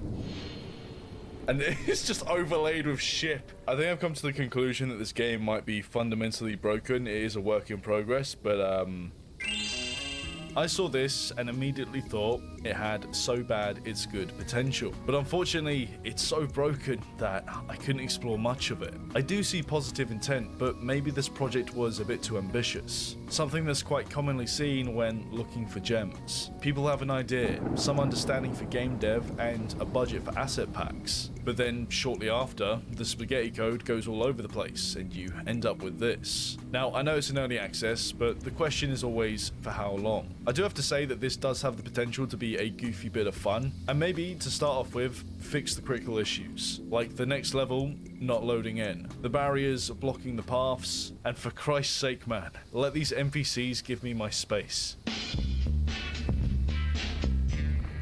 I've just got to say it now, this is already one of those Steam VR games. If you know, you know. Oh, here we go, this is the game. Oh, I can open that. Alright, so got a bathroom. Got a toilet. The camera's a little bit messed up, so it's a little bit awkward to see. Oh, I didn't mean to kick you. F. Voy a salir, tengo un trabajito. Mijo, no te metas en eso, mira que te lo he dicho. Mira lo que me pasó a mí por estar luchando contra la dictadura. No te metas en eso, mijo, no te vayas. No, mamá, aunque me lo olvides mil veces, no olvides que te dejaron postrada en una cama. Here we go, into the cyberpunk. There is no music, by the way. It is this awkwardly quiet. So, it's the tutorial, nice. Entonces tú eres Roy, el más guapo de todos los cubanos. Me han contado que eres un asesino suelto. Y que eres un más This guy is getting mad on Discord. Te llamé porque me hace falta que me hagas un trabajito. I'm sort of stuck in this shadow boxing pose. Like, what? Am I actually gonna be able to hit someone soon, or Minfar? These cars are so small. Like, how am I, a man of this size, gonna get into a car of that size? Does not make sense. Can I not get in? I think I gotta find another way in. I've never actually had to use Google Lens before, but it is very good for these types of games because that says look for another entrance. Yeah, there's got to be a way round, so I got to find one of these doors that are open. If it's one of these, well, there we go. That's it. That's the way to get through. It's just a little gap. All right, cool. Press the Q to mark your enemy, and then you can kill them silently by pressing the E key. All right. So press Q. I'm pressing E. Yes. You start smacking the back of their heads, just, it's unnecessary. And just break his neck afterwards. Can I get him? Come on. Easy win. And I've got these icons. I think they're just telling me how I've killed somebody. Go on. You're regenerating? That's not allowed, man. Sorry. What is this? I found a key. Cool. Now that I have found the key, I can now open this door. And there is a hovering red lift. Very interesting how that works. It always amazes me when they put like a fucking Unreal dummy in. Is that the Unreal dummy? It looks like it. It really does. We're gonna get ya. We're gonna kill ya. Yeah, got ya. Nice. Mr. President, I inform you that Comrade Juan Gabriel Castro is mastering a coup d'etat against his government. He intends to reinstate the Castro dictatorship in Cuba. I advise you to act immediately. Alright, so there is a coup going on. And I got the documents, so I guess I go back to that guy on Discord, right? Nah, serio, no estoy interesado, no cuentes conmigo para ninguna dictadura. Ah, porque no estás interesado. Desaparezcan. Oh. Do I have to kill that guy now? 18 hours later, I think that says.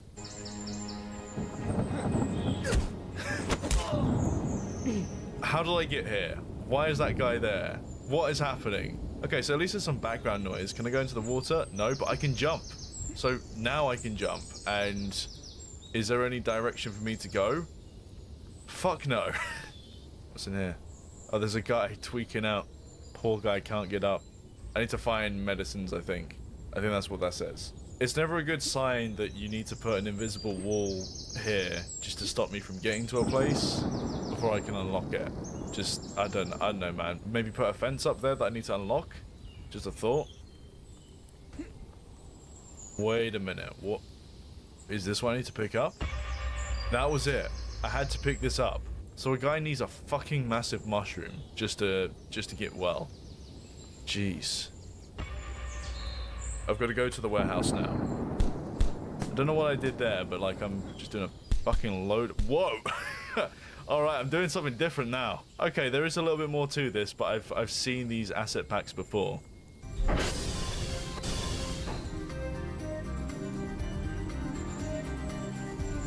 What's gonna happen now? Están planeando un ataque en la unidad militar. Voy para allá. A veces, aquello que no podemos entender comienza a tener sentido con el paso del tiempo.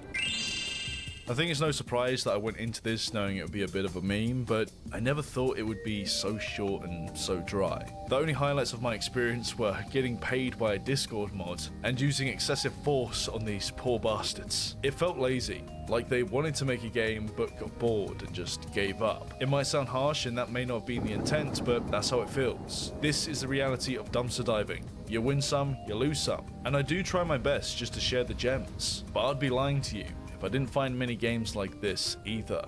So yeah, it's not very Kinder Bueno.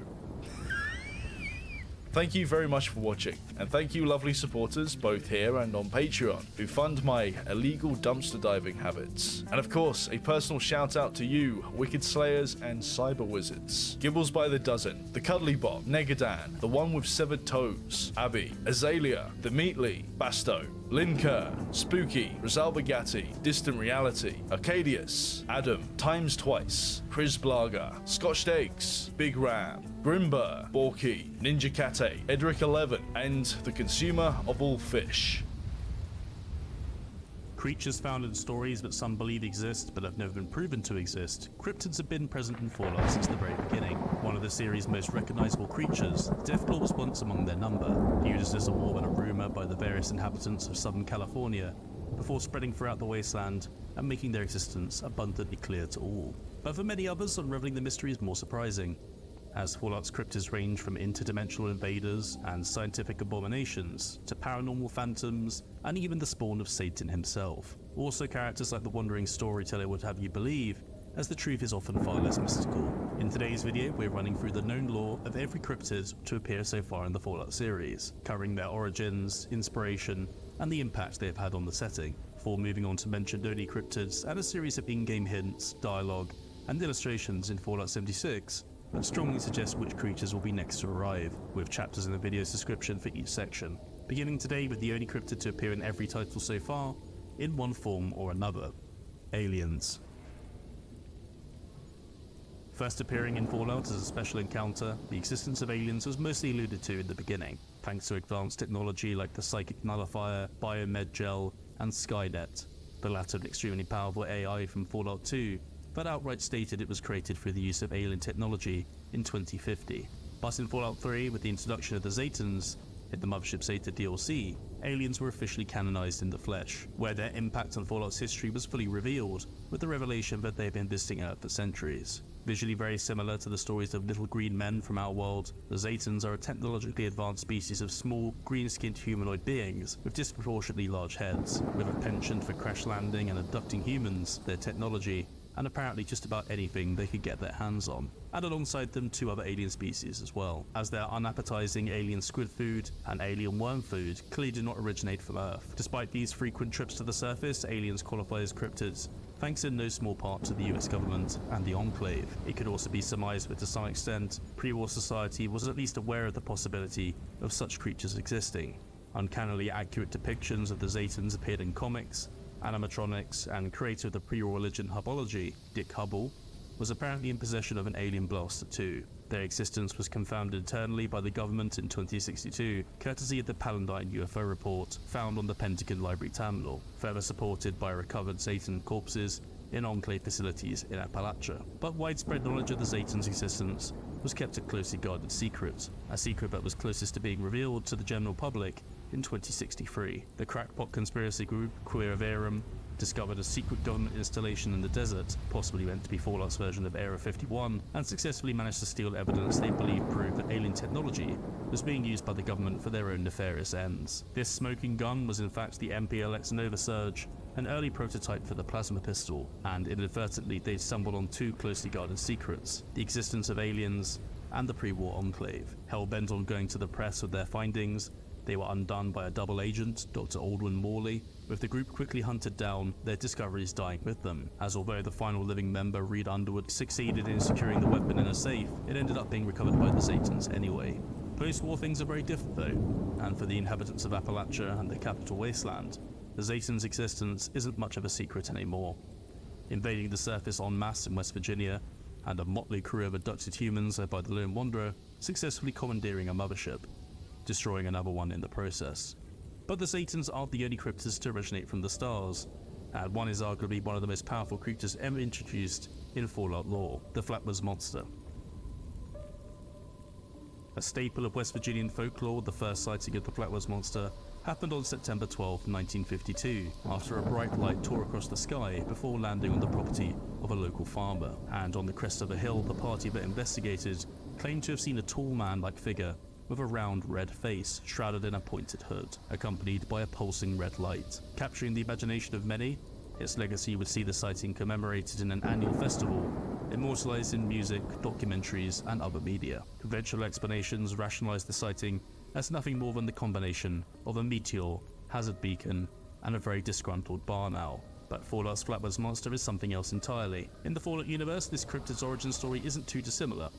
Many claim to have seen this creature pre-war, with West Virginians like Colton Pickens, proprietor of Hill Fork Hot Dogs, claiming to have been abducted. Well, the light started turning different colors. First it was blue, and then green, and then red, and then back to blue.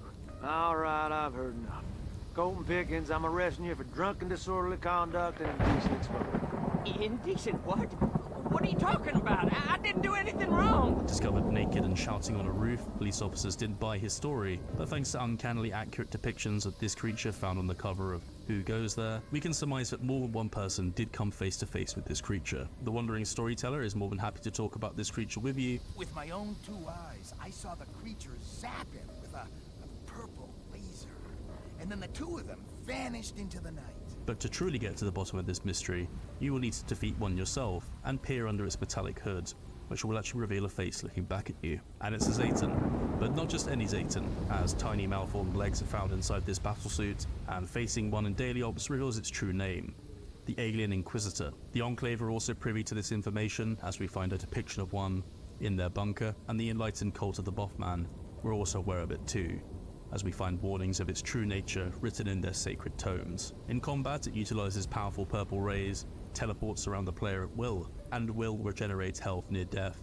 But what makes it so powerful in the lore is its controlling ability. Its mere presence can warp the mind of all but the most iron will. As the Alien Inquisitor can and will control almost every single entity in its vicinity to assist it against the player.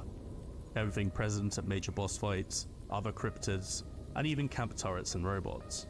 The wandering storyteller wasn't embellishing his story about this one, which begs the question, how far could this power extend? Its ability to control scorched-affected creatures, including the Queen, are particularly impressive given the fact they are already possessed by a hive mind, but could it even control entities like Liberty Prime? Do its powers come from the suit, or is this Zetan an exceptionally powerful mutant? We're unlikely to ever find out for sure, but it's safe to say that the tales about the Flatwoods Monster in Fallout only tell half the story. But sometimes cryptid legends in Fallout are just stories after all. Entering the world of Appalachia's cryptid enthusiasts means picking up the trail of unsolved mysteries. One is Unsolved Death and Taxidermy, a quest started at Priblo's Curios. Once home to Janelle and Raymond Priblo before the war, their shop specialized in selling cryptid merchandise. peddling a variety of interesting creations, ranging from the Dogonet to the Buckler. This pair would seemingly come face to face with the real thing, the Beasts of Beckley. Picking up their trail through a series of notes and holotapes, we learned that both Raymond and Janelle would meet their end hunting this creature for fellow enthusiast Calvin Van Loo, someone we'll be talking a lot more about later on. But following in their footsteps for the moment, the true nature of this beast is both surprisingly believable and a bit disappointing. The Beast of Beckley was nothing more than a large albino wolf, which along with her pups, savaged the pair, and putting all of them down completes the questline. Although Fallout 76 depicts it as a canine creature, it's described as being an incredibly tall, black, shadowy humanoid creature in cryptid stories in our world. The consistency between the two designs, however, is the 4 bright yellow eyes, which can be seen on cryptid artwork found in-game, if not on the creature itself. Another cryptid legend can be found at Pribbler's Curios as well, its terrifying form depicted on the sign. A mythical animal of North American folklore, the jackalope is described as a jackrabbit sporting a pair of antelope horns. Famous for its many taxidermy mounts, many including the original, are actually made with deer antlers. Classed as gaff taxidermy and a fearsome critter type of cryptid, stories of horned rabbits can be traced as far back as 13th century Persian artwork, being popularized in America in the 1930s. In universe, we actually find the first mention of the jackalope in Fallout 2. Downloaded from a terminal on Control Station Enclave, we learned that Vice President Daniel Byrd intended on this creature becoming the new national mascot. It's ventured a second time in the same game as well. Chosen One might spot a mole rat named Jackalope if they decide to participate in Mole Rat Mambo in Reading, and in Fallout 76, aside from the Curio sign, a jackalope plushie and wall weapon rack could be set down in the safety of your camp. As of yet though, this cryptid is yet to appear in the flesh. Moving on, it's time to discuss a pair of cryptids whose origins differ greatly from traditional source material, but are no less horrifying. The FEV mutants, the Grafton monster, and the Snallygaster. A gigantic hairless grey mutant with disproportionately large limbs, and a foul many-eyed quadrupedal creature, both have West Tech to thank for their existence, and most shockingly of all, were once both human. Before discussing the unique biology of these two mutants, we start at the beginning of their shared origin story at the West Tech Research Center. Founded in August 2075 to house the Greenhouse Initiative, the project's original goal was to apply mutations to edible plants which would greatly increase food production, thus solving crippling food shortages throughout the country. But in February 2076, the project goals changed. The Greenhouse Initiative was replaced by the Forced Evolutionary Virus Initiative, which meant human experimentation in an attempt to isolate a viable FEV strain, with the town of Huntersville providing a perfect testing ground. That same month, what seemed like a rare strain of flu broke out, eventually escalating into a full quarantine, military intervention, and house arrest for the town's residents. A stream of unsuccessful strains produced numerous failed mutations until October 14th, 2077, when a new FEV strain took to test subject AM52, the very first Snallygaster.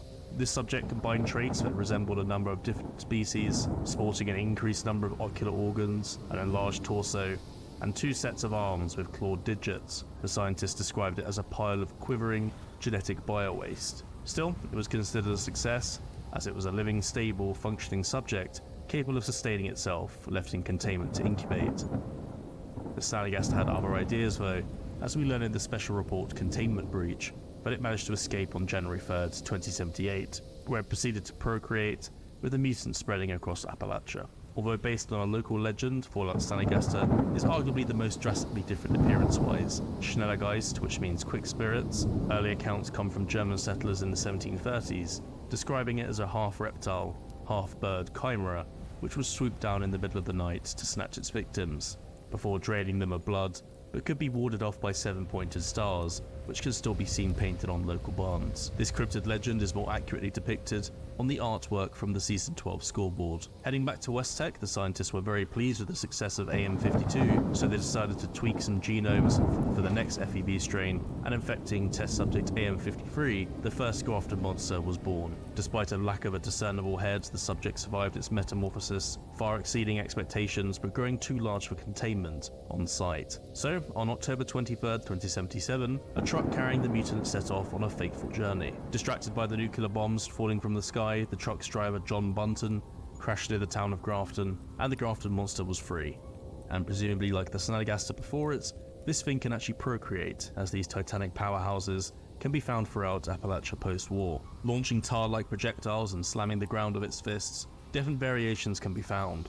one even being infected by strangler vines, suffering from deep seeping lesions. Unlike the Snallygaster, Fallout's grafted monster is visually quite similar to its supposed real-world sighting. In 1964, Robert Cockrell, a reporter for the Grafton Sentinel, claimed to have seen a large humanoid creature with no visible head and slick seal-like skin stalking the forest outside of the town. His account was quickly dismissed by his editor, but news of the monster spread, leading to its growing popularity in the region. Perhaps the closest representation of a real-world cryptid in the Fallout universe, though, is actually the ravenous Wendigo, a cryptid that, quite interestingly, is most often portrayed incorrectly in most other media. Originating from Native American folklore, a Wendigo was described as an everyday human being who in times of famine had resorted to cannibalism. Possessed by evil spirits to crave human flesh, they would become emaciated but possess preternatural speed and strength. No antlers in sight. In Fallout 76, Wendigos have all of those qualities, with the addition of a piercing scream capable of stunning their prey. Despite there being a Wendigo sighting recorded by cryptid enthusiast Beverly Solomon, dated 2077, and Who Goes There, yet again depicting an accurate image of the creature, there are two candidates for the first actual Wendigo in Appalachia. Morris Stevens, leader of the cannibalistic Gormans raider gang, was driven out after breaking their one rule, don't eat your own, due to his increasingly depraved fixation with cannibalism and a shortage of their normal food supply. Morris and his wife Edie killed a fellow gang member, the half-eaten corpse discovered by the rest of the gang. Their banishment in the cave didn't stop the hunger though. Edie, darling, oh, how delicious you were. The sweet taste of your flesh as it passed down my throat. Growing so ravenous that Morris ate his wife Edie, mutating into the creature we now find in the cave, devouring anything stupid enough to come inside. But Morris might not have actually been the first, as in January 2076, before the bombs had dropped, Earl Williams and a party of drunken and disgruntled townsfolk from Monongah were sealed inside the mine by Supervisor Deke Sykes. Trapped inside and growing desperate at the body of James, a miner who had actually died from injuries, caused a division amongst the survivors. Several, including Williams, agreed to cannibalize the corpse, though others stated they would rather die than feed on their fellow man. And that was just the start. As more died from starvation, the more they fed. Documenting his mental collapse in a journal you can find, Williams' hunger got the best of him, and the living were next on the menu. By 2103, Earl Williams has mutated into a Wendigo Colossus, a larger and more powerful variant, with two additional heads, increasingly long, disproportionate limbs, towering over their smaller kin.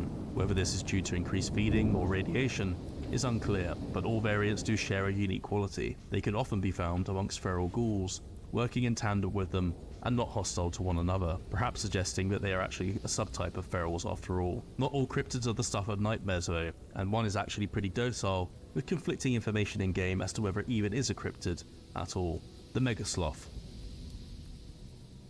Prior to the Great War, Isaac Garahan, son of the CEO of the Garahan Mining Company in Appalachia, had a very interesting pastime. Disinterested in his family's company, Isaac preferred to spend time with his peculiar pets. The majestic sloth. So misunderstood. So intelligent. Yes. They move cautiously, with great precision. But it is not mere laziness. Oh no, my friend. It is evolution. Kept in cages at the Garahan estate, they made their escape following the Great War, mutated by the abundant radiation into colossal lumbering creatures. Filthy and shaggy fur covered in clusters of mushrooms, they released clouds of spores at potential attackers before hurling rocks and using their large claws to scratch. They can often be found dangling from large trees in the mire and are unique in that they ignore almost anything unless attacked first.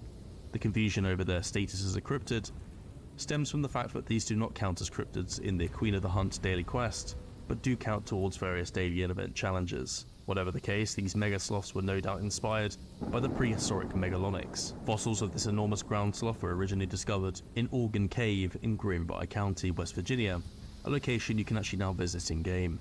Although if you do, keep your wits about you, as cultist worshippers of the red-eyed Mothman have since made it their gruesome abode. And these cultists aren't only interested in that cryptid either, as we discover a hunting party based in Sacramento Glade tracking the Ogwa. O my shepherd, such blessings you have cast upon us, grant us your strength once more, for we have found a beast worthy of being sacrificed in your holy name. Sacrifice is a big deal in the cult of the Mothman, and the sect based in Sacramental Glade had found something very special indeed. A great creature had travelled south, and trudging through the night in pursuit, they have as of yet been unsuccessful in bringing it down. Strong and savage, snapping into any who would dare step near its mighty jaws, the cult's target is the Ogwa, a cryptid in Fallout we actually know very little about, except what the cultists believe. They claim its blood is ancient, holding secrets of long ago. Unfortunately, they aren't always the most believable source for a creature's origins, but if they are correct, the Ogwa could potentially be a pre-war cryptid, or perhaps more rationally, this could be a reference to the fact that the snapping turtle family have remained almost unchanged for nearly 90 million years. The Ogwa, also known as the Riseville Monster or Holt Monster, is a freshwater cryptid native to West Virginia and the Pennsylvania area. It is said to dwell in the Ohio, Allegheny, and Monongahela rivers, repeatedly 20 feet long and weighing in at 500 pounds. Its visual representations all seem to depict the creature as an enormous snapping turtle.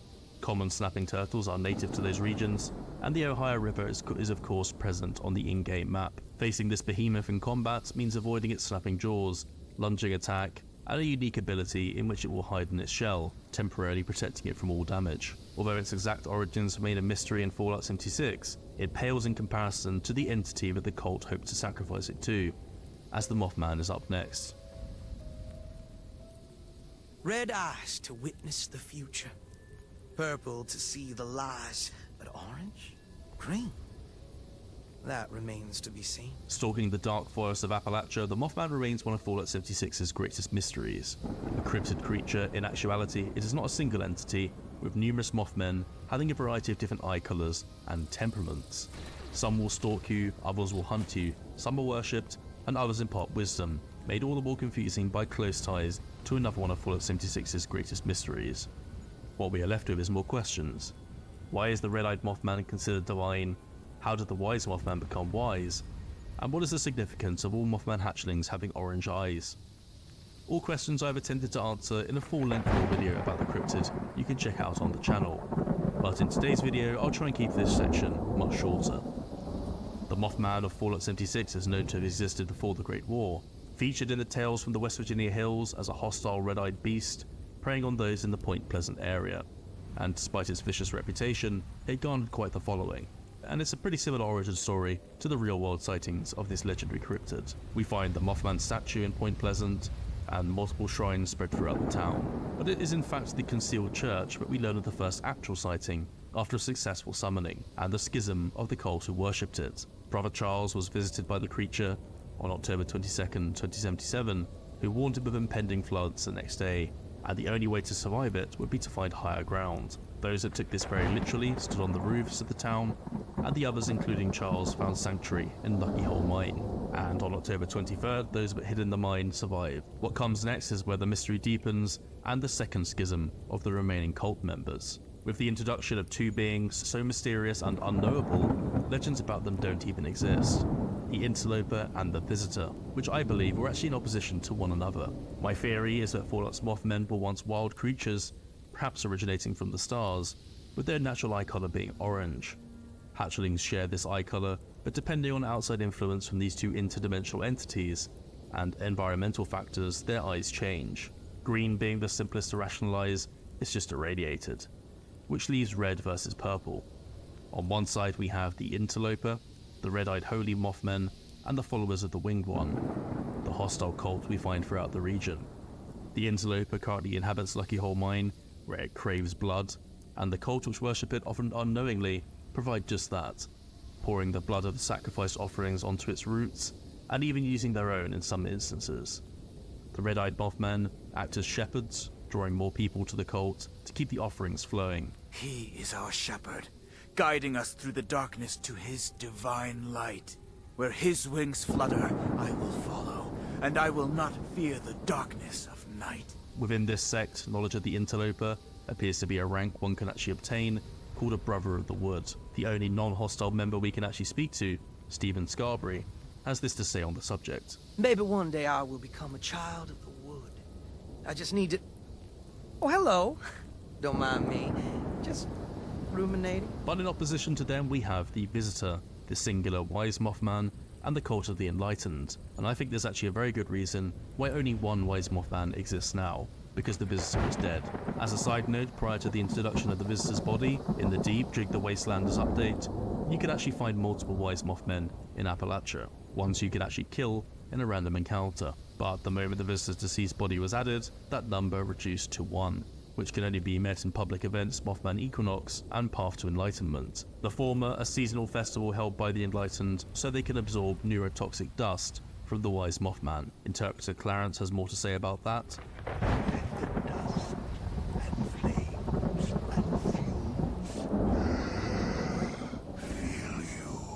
Let it soak into your throats. Let it show you.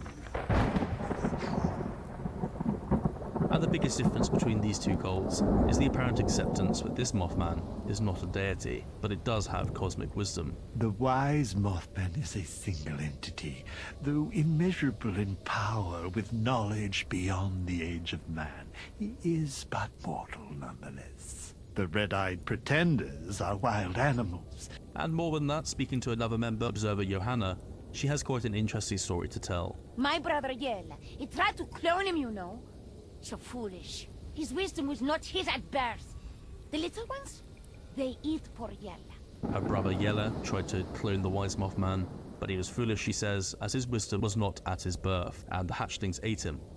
Confirming then that like the hatchlings we find, something must have made this Mothman wise, and I think the most likely candidate would have been the Visitor, which, now dead, can no longer influence any existing Mothmen, pitting this single entity against a veritable army belonging to the Interloper. Of course, this is just my take, so let me know your thoughts about this one in the comments. In combat, the Mothman will utilize sonic attacks, powerful shock waves, and will disintegrate into a pile of neurotoxic ash upon death, something they will try to avoid, often bolting into the sky, disappearing in a wisp of black smoke. But the Mothmen aren't the only cryptid to utilize this getaway technique. Another cryptid inherently linked to the real-world Mothman sightings, a man with the biggest smile in the wasteland.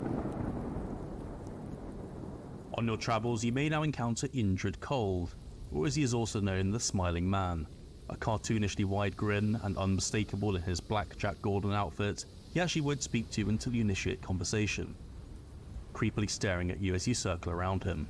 Perhaps even creepier than his smile though is what he has to say, so let's take a listen. Salutations! Do not be afraid. I do hope I have found you well.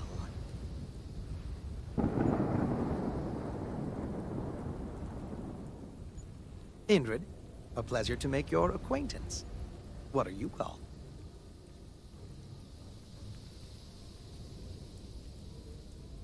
We have, haven't we? Not from you, for you. I want only happiness for you. I have been away a long time. It appears that much has changed during my absence. I have such sights to see. Perhaps you can recommend a local peculiarity.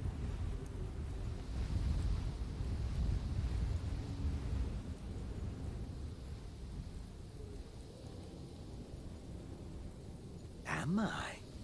I am in no way special nor spectacular. You have my thanks for your time and company. Before I forget, I must go. I do hope to see you again.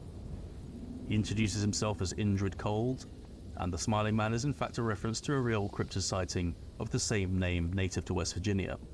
It's hard to believe he means well with that grin, but interesting that he mentions he's been away a while, and this original sighting actually came very close to the time that a supposed Mothman sighting took place as well. Although this conversation is fascinating, it's actually his other dialogue that's more interesting. If you interact with him repeatedly, he will say this. Better the devil you know than the devil you don't.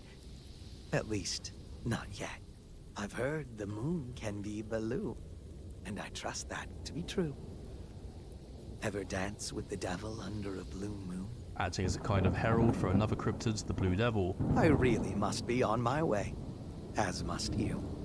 Indrid will disappear in a flash of black smoke, extremely similar to the Mothman if attacked, and since he arrived he's actually been more active in Appalachia, but is immediately obvious too, as heading to the Blue Ridge Caravan pit stop and reading the meat proprietor Clyde's terminal, we can read about what he's been up to. In the entry Bad Juju, a strange visitor arrived at the pit stop, Grinning from ear to ear, wider than should be possible, they placed 10 caps on the counter one at a time. As this was actually the cost of a drink, Clyde obliged. Taking his beer, he sat by the fire and said nothing for hours, and the only sound Clyde heard was a faint chuckle. And not long afterwards, the pit stop came under attack from a very large bipedal cryptid, the very same Indrid was searching for. Appearing like a werewolf of legend, the Blue Devil in Fallout 76 is an aggressive powerhouse, utilizing a unique howl attack, which will actually send you running for the hills, unless you've topped up on liquid courage. But what actually is this creature, and what inspired it? The Blue Devil scare of 1939 to 1940 documents a sighting in Webster County during the winter. A large bluish dog-like creature with a ghastly howl apparently was little more than a large grey wolf. In Fallout, it's clearly much more than that, and the little we can glean about its origins is thanks to a pair of in-game investigators, who may or may not be onto something. Pre-war cryptid enthusiast Calvin Van Loo, now known as Ares, and the unfortunate barman Clyde, acting as Calvin's eyes and ears on the ground. Through a series of coded messages and reports between the pair, we eventually learned that from a coded cipher, Ares hoped to find one with white on it, as he needed a hunting companion to find the mother.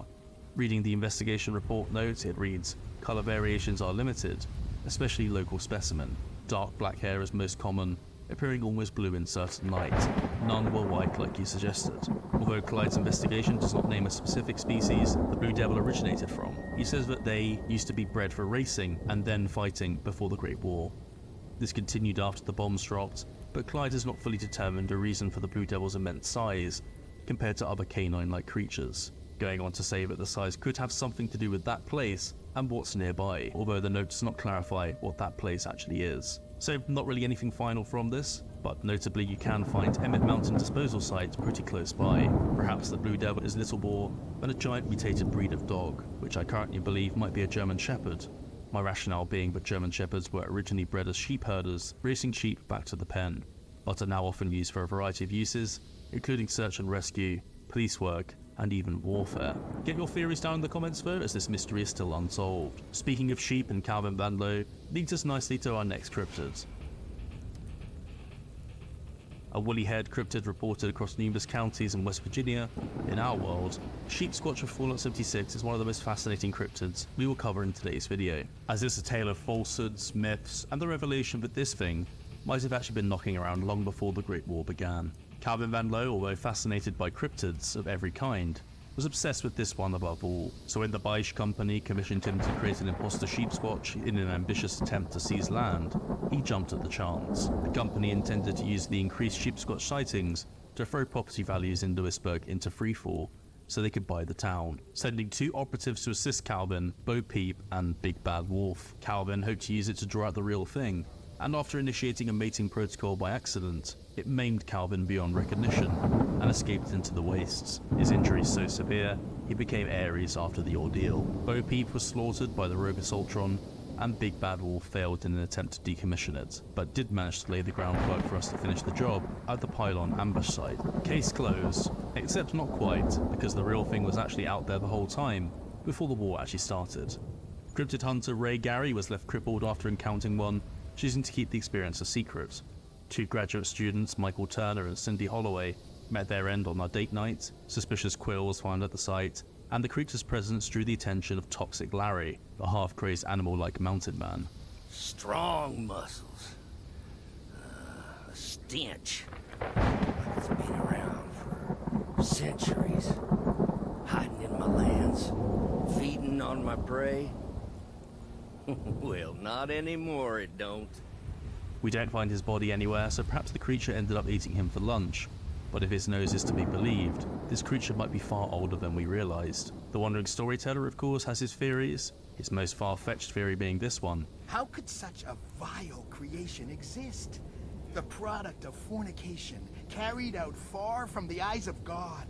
Truly an unholy creation. But if this creature is rumored to be the result of an unholy matrimony, then the next one must be the spawn of Satan himself, if a crackpot conspiracy theorist is to be believed at the very least. Not all cryptid stories originate from West Virginia, and actually one of the most famous of all is the Jersey Devil, which has multiple legendary backstories, which all begin in the Pine Barrens of New Jersey. The Leeds Devil was described as having bat-like wings, a horse's head, claws and the general air of a dragon. The Lenape people who originally populated the Barrens believed in a winged deer spirit, Msing, a deer-like creature with leathery wings. And in Fallout 76, this unnamed conspiracy theorist will offer a very different explanation. Loud tourists, low-tier entertainers, showgoers on their way home from the pier. The devil swoops down from the sky and swallows them whole. Interrupting you on your quest to save Abby Grusso from a debilitating but very topical drug addiction. Viewed as little more than a story by most inhabitants of post-war Atlantic City, the truth was inadvertently sitting under their noses the entire time. Central to the narrative of the Atlantic City expedition, the unique designer drug the Devil's Blood is a highly addictive, incredibly rare, and prohibitively expensive narcotic for AC high rollers. What we didn't count on was the Devil's Blood. One hit is all it took to realize we'd made a terrible mistake. But the source, not revealed until the end of the storyline, was in fact an organic one. The Jersey Devil was real. Heading into the Pine Barrens to make a deal with the Devil in exchange for power, Antonio Russo had no choice but to kill the creature he found, as this was little more than a highly aggressive beast, describing it as having no discernible intelligence, but inadvertently discovered that its blood was both potent and addictive. With the help of the chemist Jean, the pair analysed the body before beginning production of the narcotic, dooming many a high roller and his own daughter Abby to a future of crippling addiction, as the creature Antonio slew was in fact just a juvenile. These lesser devils are smaller in stature than a Deathclaw, although no less fierce, but in order to create a potent enough antidote, full-grown adult would need to be lured out of the Barrens, and the actual Jersey Devil is a far more dangerous opponent. Speed, agility, and a surprisingly diverse range of attacks that include a kind of laser shooting from its eyes. It even has the ability to almost fly, launching itself into the air at breakneck speed.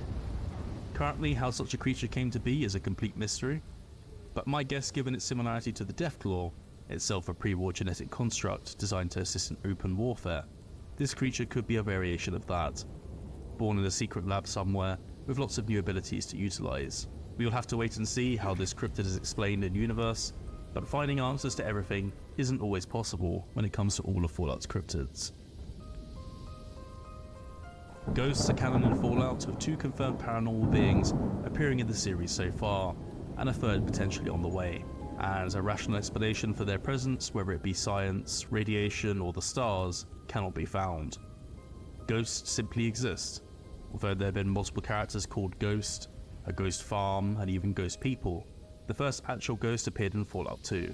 The ghost of Anna Winslow stalks the Den, doomed to eternal suffering in this plane, unless the Chosen One recovers her locket. More recently though, it's the ghost of Lucy Grantchester that players will encounter in Fallout 4's Nuka World DLC. Haunting the Grantchester Mystery Mansion after an apparent suicide, Lucy will disappear the moment the sole survivor gets close, during a creepy guided tour, with this scene in particular standing out, as the ghost can be seen watching through a window on approach. But a third ghost has also been teased in Fallout 76, and with that we move on to the final section of today's video. Mentioned only cryptids who might be next to arrive. For this section, we're going to be using 2 main pieces of source material. Season 12 of Fallout 76 introduced more than just a variety of different cryptid-themed rewards, because the scoreboard itself tells a story. Taking a closer look at the illustrations, cards, and figurines, a variety of different cryptids can be seen. Traditional representations of existing creatures we can find in-game, but some completely new ones as well. And several of these served as the first clues that those cryptids would be next to appear, in the case of the Ogwa, the Blue Devil, the Jersey Devil, and Injured Cold. But several still remain. The second source material is having a little chat with Stephen Scarberry, the non-hostile member of the Followers of the Winged One, who we mentioned earlier. This Mothman cultist has encountered many creatures on his travels, and will describe some random encounters that actually line up nicely with these new teased cryptids. I'll be playing each relevant excerpt alongside the breakdown of each creature, and up first is the Greenbrier Ghost, a name popularly attributed to the alleged ghost of Elvazona Hester Shue, a young woman who was murdered in 1897. Initially judged to death by natural causes, the court later declared that she'd been murdered by her husband, following testimony by the victim's mother, who claimed her daughter's spirit revealed the true cause of her death. Stephen references this. Towards the White Springs, I could faintly see a woman in need of help. She ran unobstructed through the trees before I lost sight of her near an old cemetery. And it's also referenced by some idle dialogue in the White Springs. Next is this illustration, the Veggie Man. Found in the top right corner of the scoreboard, Stephen describes this creature best. A description that almost perfectly matches the reputed real-life sighting. In the thick of a forest, I heard a high-pitched jabbering close by. As I approached, some tall foliage appeared to reach out and grab a settler. Be wary of strange trees, friend. The Veggie Man does actually have some similarities to the interloper. Both are closely associated with wood, and entering the chamber of the interloper you'll hear a low hum, although not an exact match for the jabbering associated with the Veggie Man. Another element from its sighting is it reportedly spoke telepathically with the victim. The interloper called out to the Mothman cultists telepathically, bringing many of them to Lucky Hole Mine. The Veggie Man was said to be very tall, arguably over 7 feet, with a thin, semi-human-like shape. Partially plant-based, it possessed large ears, with striking eyes that oscillated in colours. Returning to the board and heading down to the middle, we can see a sad pig-like creature. And this is the Squonk, described as a wart-covered creature ashamed of its appearance. The legends of the Squonks originated in the late 19th century. Its skin was reportedly ill-fitting, and spent most of its time weeping. A pool of tears can be seen in the illustration. In reality, it seems that this creature was likely inspired by a type of pig. Described as having tusks, it also doesn't sound too threatening compared to some of the other creatures on the list today, with its fearsome aspect being contagious misery. Incidentally, something we have seen appear on some new camp items is the mounted rat hog and butchered boar meat, so perhaps we could see some kind of pig-like creature as a new enemy type. Outside of all of these cryptids which have been teased, Fallout has also seen a few others referenced. The chupacabra, Spanish for goat sucker, is a legendary creature of Puerto Rican origin. In Fallout New Vegas, No Bark Noonan calls an invisible nightkin a chupacabra after it had killed several Brahmin around the town of Novak. The Loch Ness Monster is a legendary creature of Scottish origin, said to dwell in Loch Ness. Again in Fallout New Vegas, Jenny DeSoto, an employee at the H&H Tools company, couldn't attend a weekend event because she was operating a Loch Ness Monster puppet in a play. After raising the crashed B-29 out of the water for the boomers, Mr. New Vegas will actually air a segment referencing locals seeing a large object or creature rising from Lake Mead, dubbing it the Lake Mead Monster. And lastly for today, a small model of what looks like a Yeti, or Sasquatch, is seen in model form on the Season 12 artwork. The latter is also mentioned again on the cover of one edition of the magazine Backwoodsman. But with that, we really have reached the end of today's cryptid lore video. Cryptids have captured the imaginations of people the world over, and in Fallout it is no different. Championed in Fallout 76, we've seen many appear in the flesh, with interesting variations, origin stories, and open mysteries to mull over. But which cryptids would you like to see appear in the series next? With some very famous ones still missing, I'd love to read your thoughts on this down in the comments. If you enjoyed this particular video, please consider subscribing to help the channel grow. We have plenty more Fallout videos releasing soon, so turning on the bell icon is definitely the best way to stay up to date. With that said though, I'm off. Thank you for watching, and we'll see you in the next one.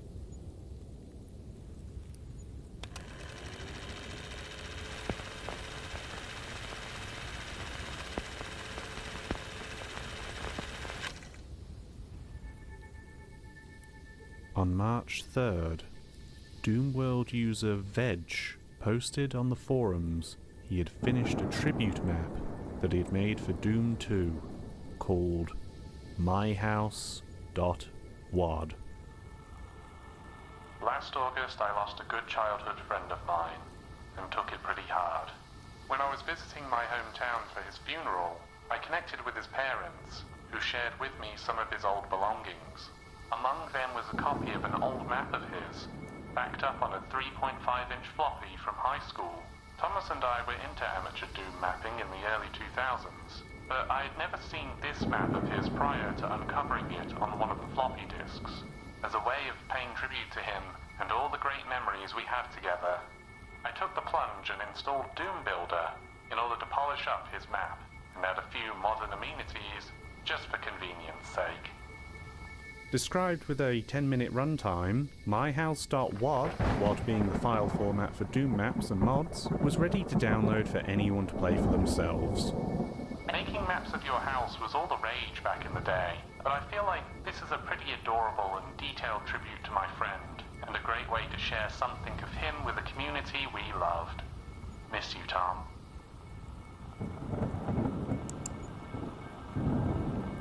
If you're at all into Doom and its extensive modding scene, then I highly recommend playing this map for yourself completely blind. I'll put a link to the Doom World post in the description. It requires GZ Doom, an enhanced open source port of Doom, to run. Simply click on the link, ignore everything else in the Google Drive but the files folder, and download myhouse.pk3. .pk3, not .wad. See, if you hit that download link in the first week of this post appearing, you would immediately get the PK3 file instead of the WAD that was stated in the title of the post. This whole drive of files also appeared later. PK3 is another format used by Doom modders that functions like a WAD, but it's essentially a zip folder, offering the benefits of a more organized file structure and also better compression. Curious then that this PK3 file is 66 megabytes. For reference, this is larger than Doom 1 and 2's original file size combined 4 times over. This was all the knowledge I had as I downloaded the file and fired it up for myself. I'll be taking you through this map through several numbered expeditions, each one chronicling what I saw as I attempted to journey through this innocent map.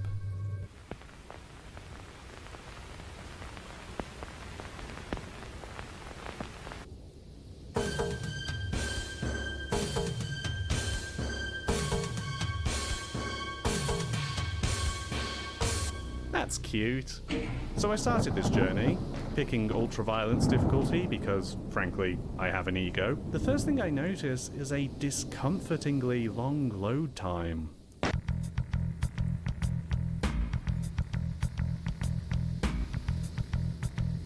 That's not normal, but we're here. Classic Doom 2 opening song Running from Evil playing in the background.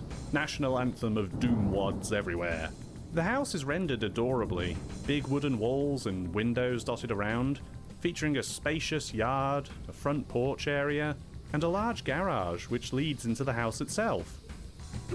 The house is populated by demons, but this is Doom, we can handle that. The main hallway leads to a living room with a TV and a tiny PlayStation 1 bringing the Doom Cute. Doom Cute being a community term for real-life objects and spaces recreated in the Doom engine. You'll see more in the attached kitchen, with all its amenities, and to the side are various rooms. 2 bedrooms, one containing an extra storage closet, and another with an ensuite bathroom, where you'll find the yellow keycard. Talk about a monster closet. Also upstairs is a regular bathroom and a washing or utility room, complete with a red key door. Better find the key then. Moving downstairs takes us to more demons inside a games room. But to interrupt this tour for a second, you may have noticed we did something here. This room is underneath the room upstairs. If you don't know what I mean, that might sound like nothing, but that's an impossible thing in Doom. Doom's engine takes 2-dimensional map data and makes a 3D space around it. I'm more or less simplifying here, but that means you can't have a room on top of another room in the engine. A separate story, whether upstairs or downstairs, is always in a separate space to the original floor, splintering off to another part of the building. Now I did say this was GZ Doom, but GZ Doom alone does not remove this limitation. It updates the technology to benefit from newer hardware, and provides enhancements suited for more modern gaming sensibilities, but it more or less still has to obey the laws of Doom's reality. GZ Doom does open the possibility to some tricks to make this feat appear possible, ones not uncommon in Doom modding and games similar to Doom, but we should probably move on already. It seems strange to talk about such a detail at such length, but if you're familiar with Doom, it's just something you might notice that'll make you pause for a moment. The innocuous map recreating a house suddenly shows serious skill with its tools, yet it does it so casually as you may not even notice. Carrying on downstairs, we have more demons, holding the fort in a closet, a boiler room, which leads to the garage, an office with some attached storage, another bedroom, complete with another closet, and lastly, another bathroom, locked with a yellow door for which we already have the key. I like the detail of putting the guy inside the shower. You get the red key card here, and even some health in a cupboard if you need it. Equipment is actually pretty scarce on this map, and playing on ultraviolence offers some challenge, hence why you can see me saving ammo by punching pinkies. You might rush upstairs to the red door now, or you might look outside and notice something. There's a soul sphere. Instant 100 health boost just sitting on that thing out there. I didn't see that earlier. Did it spawn in while I was in here? You go back upstairs, grab the blue key card from the utility room door, which seemingly should be for the front gate, which leads to the level exit. But while I could leave, I should probably grab that soul sphere first. It should be right over here. It was definitely on top of this bin or vent thing here when I looked from that window over there. Wait, why can I see monsters inside? All around inside. What's going on? Wait, that's not right.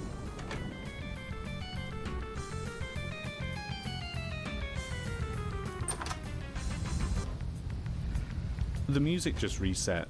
That wasn't me, that was the game. The level seems the same, now repopulated, but is it really? I don't think that it is. The keys I'm picking up are now skull keys, and now there are chain gunners in the level. There weren't any here before. Does net me their gun though, so that's nice. I progressed through the level, noticing differences such as seemingly functional mirrors and different item placements.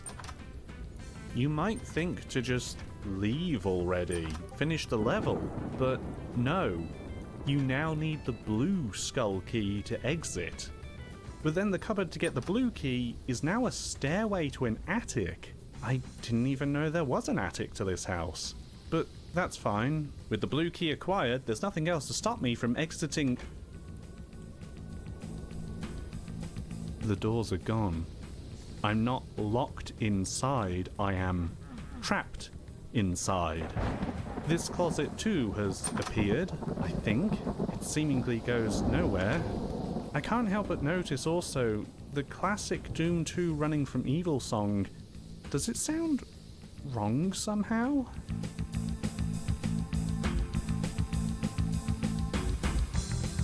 Okay, maybe if I look around there's some other way outside? What? This can't exist. Not just in Doom's reality, but reality's reality.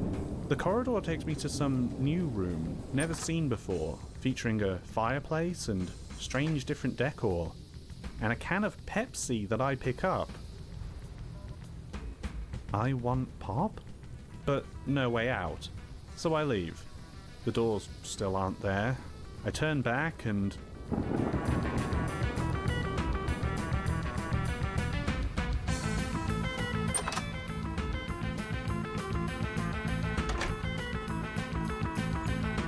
this space, like some negative version of the house. The only object of note is a milkshake. Yeah, still nothing to help me though. I come back to the house and the first door is now gone, but also when I go to the front door, or where it used to be, I hear a noise now.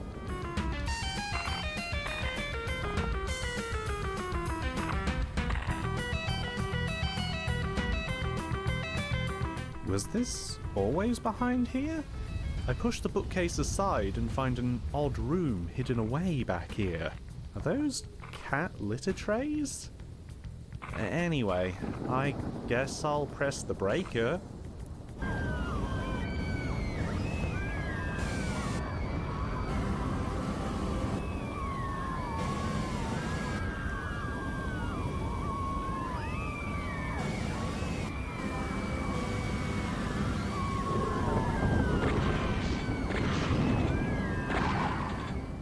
Monsters.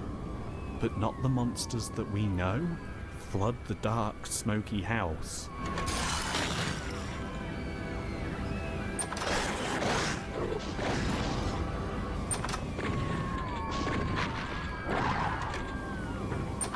all corners, all transformed and looking like nothing what you've seen. Clearing downstairs of all terrors, you might try to go upstairs where all the people are screaming. The house is a wreck. More creatures haunt the upstairs, but it's clear that this fire has been and gone. Amidst fighting underneath an angry sky, small objects litter the upstairs that you collect. A diary of some kind, a burned out picture frame, and an old teddy bear. We're still not free though. We can't even go back to the attic. But how was there an attic anyway? How can we escape? There are no doors. I try every wall, hoping that they give way and fall down to let you out. Press the map button and realize there is no map. We are nowhere. We can also spy the map details in the corner. That's a lot of monsters, and just one secret. None of this counts as a secret then. You might venture back downstairs. Things look different. Everything is concrete now. In fact, outside looks grey. Monochrome for some reason. You go into the boiler room, perhaps. Wasn't there a door here that led to the garage?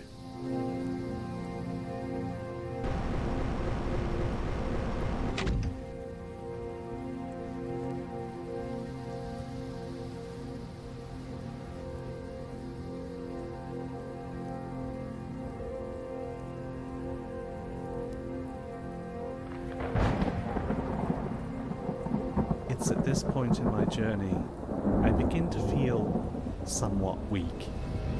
It's not just the layers and layers of concrete, the rooms on rooms that surround all sides, but as I explore around, I can't help but notice that the layout of these stone halls resemble the layout of the house.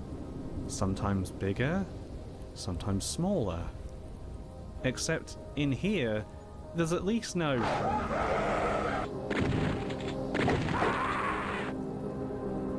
There's a good dog in here too, who doesn't attack you.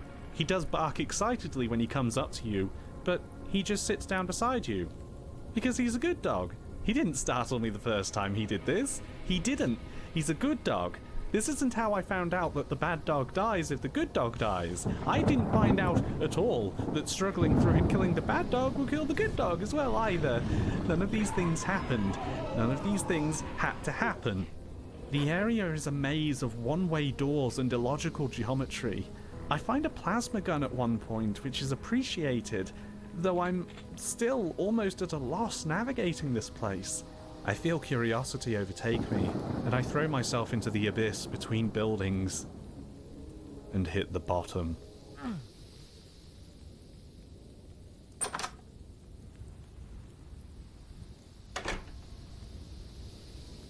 Dead silence passes as I explore the staircase. A locked door in a recessed passageway. A mirror to the same staircase. And then... sky. I can even walk on it.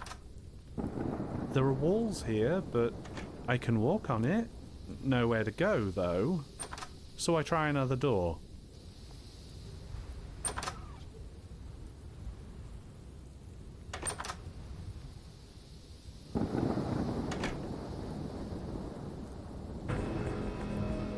We return, but there's still nowhere to go here.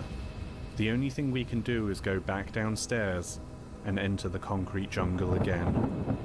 I spend a long time here, working out precarious ledges and head-hurting concepts of physical space.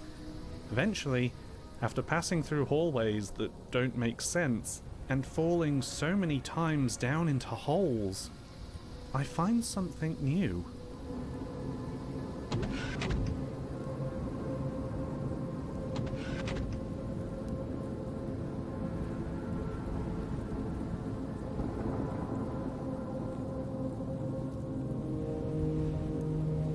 I guess there's nowhere to go but up.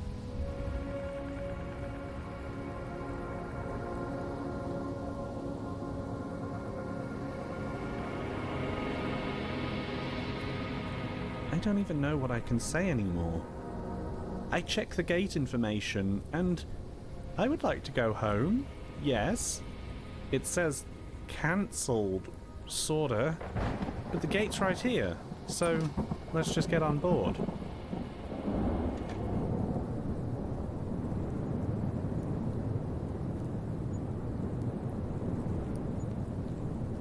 So what do I... Oh no. Oh no. I fight through the plane, reaching the end and... Okay, I guess.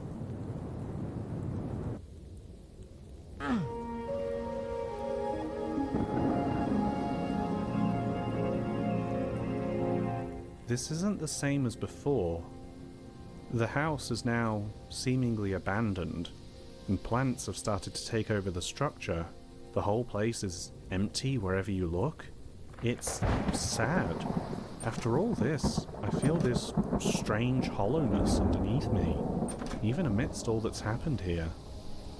The doors are back, and I'm almost hesitant to step through. But I guess we've earned this.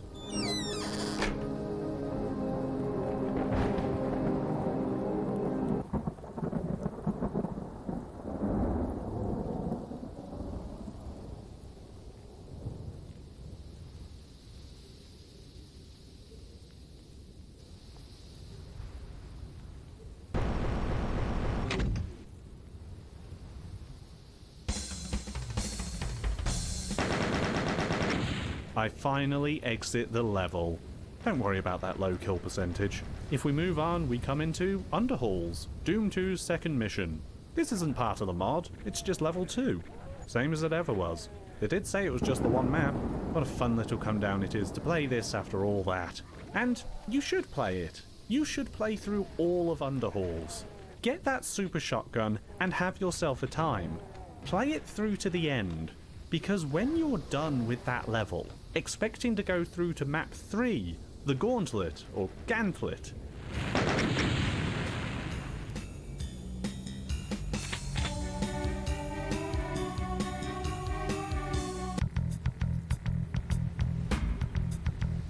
congratulations on beating ending 1.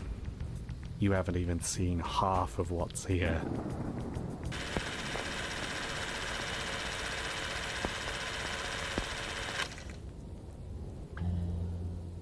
We need some preparation before going forward into the next section, and it's probably best we start with looking at that Google Drive.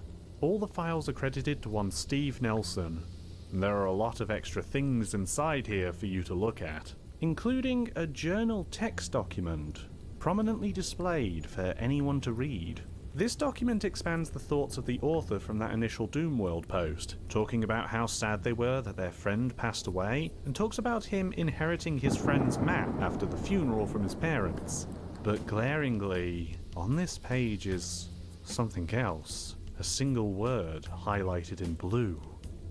House. I've seen this before.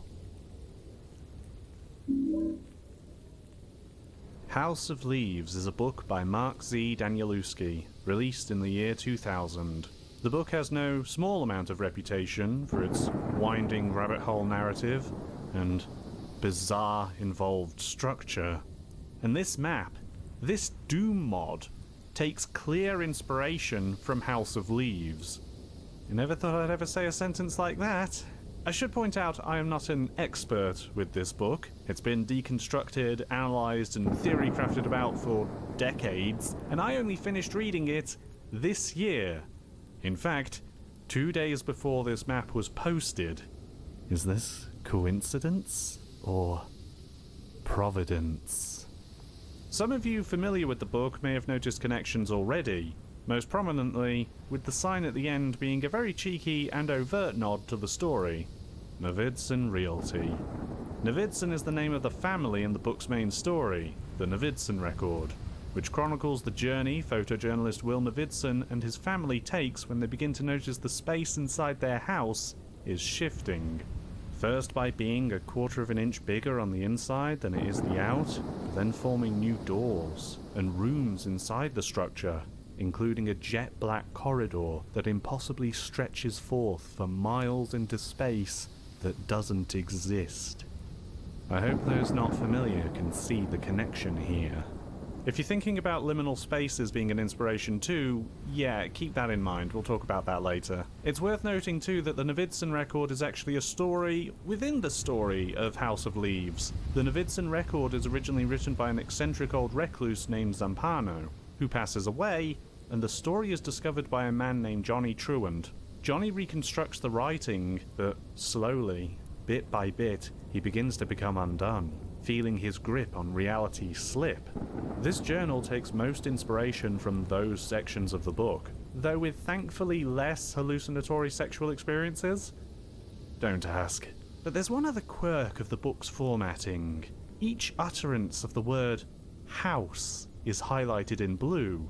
It isn't really talked about in the book, or really ever explained, but it creates an uncanny emphasis on even the most innocuous of sentences, something that is emulated here in the Google Drive document, which we should probably return to. This is a video about a Doom mod after all, not a book review. The book will return.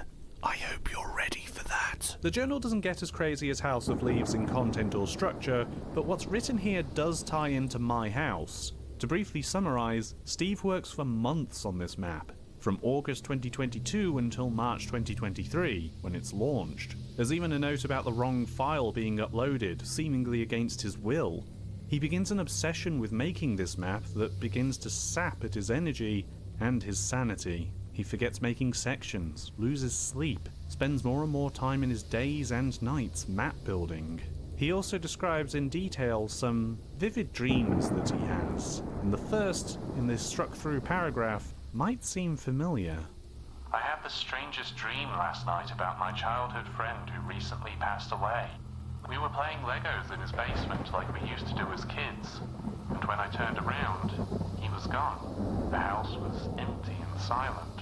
Everything was so quiet and still.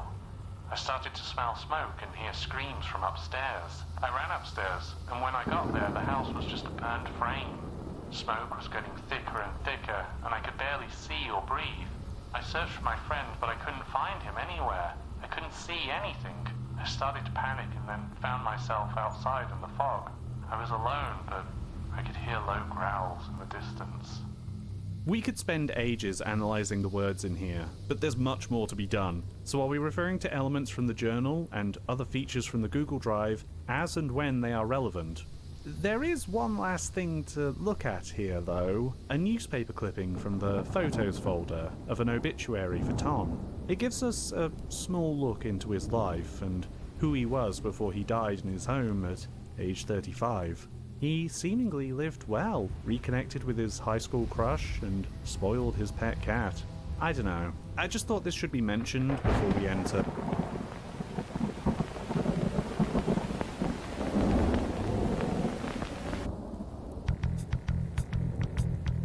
Expedition 2 actually consists of an amalgamation of multiple trips, jumping back and forth through many save files with one major aim connecting all of them. Explore and experiment as much as I can without looking anything up whatsoever. Everything we find, we work out for ourselves. Including this, first of all.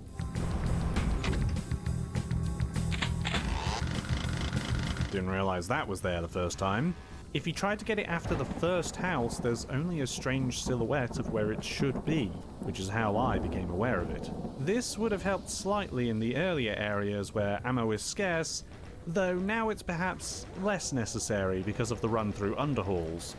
Yes, this is still the start of my house, even after running through underhalls, getting all the health, armor, and ammunition that you can bring back. But most important is the super shotgun. This feels like intended progression, like you're meant to do at least one loop of underhalls and back to here before finding all the game's tricks.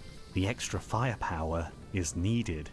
You can actually go to underhalls straight away, skipping the second house entirely by just leaving with the blue keycard. Certainly an efficient way forward. There isn't anything new about the first trip around the house, though I will ask how many of you noticed that there weren't any windows for the downstairs area when looking on the outside of the house, but then they appear when you're on the inside, here and ready to taunt you with that soul sphere you can't get. Then of course they're back to mess with you some more when you try to go get it, and walk all the way around to enter the second house, where the business all begins. Let me ask you something else. Did you notice anything change with you the first time around? Not the house, with you. Let me replay you the second house in Expedition 1.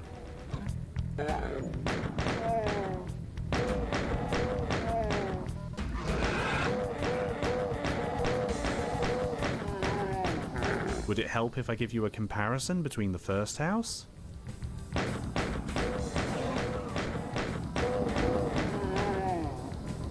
The weapons have changed. They're still the same, but they've changed from original Doom's weapons to higher fidelity versions from Smooth Doom, adding more animation frames than one originally had in 1994. This happens once you enter the second house, and once the change happens, it sticks forever, hence why it was still smooth on this run after underhauls. It's a little thing that you might not have noticed your first time around, but it adds to the uncanniness. It's wrong. You feel it, but maybe you don't quite realize it. A recurring pattern in this mod. Anyway, clear the new house the same as normal, grab the blue key, and now the doors are gone. Enter the impossible hallway, grab the Pepsi, and then enter the other room to get the milkshake. Return to the house. This is now the central anchor point. Everything in this game will come up from here. We won't be triggering the house fire anytime soon. After all, the game tells you not to. I think this is hinted at by the house fire dream in the journal being crossed out, but there are more blatant suggestions. Using God mode or IDDQD, you'll trigger a message from the game. Ignore that first message for now. Turning it off, specifically, tells you there is no good outcome from a house fire.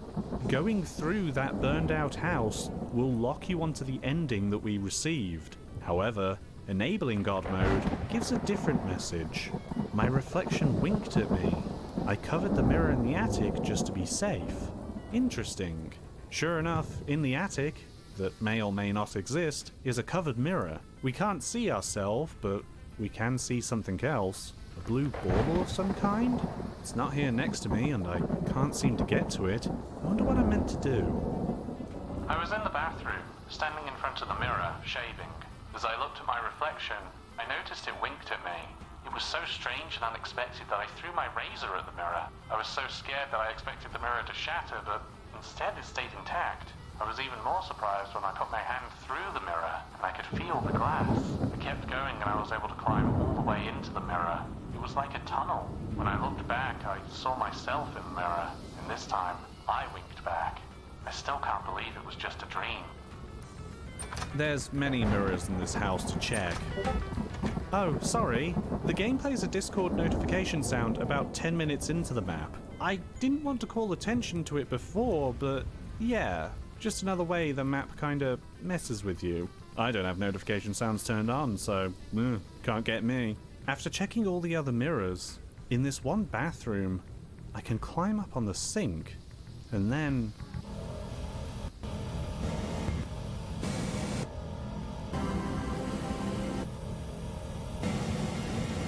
Welcome to the new house. Or maybe the... SWAT? This whole place is mirrored, and it's populated by demons again, whose sounds are all reversed. A change so disconcerting that you might fail to notice that while everything is ostensibly the same as the, regular world, in this reality, the front doors have returned. You can just leave right now. However, doing so will take you to underhalls that... Wait. No, that's not... Even here?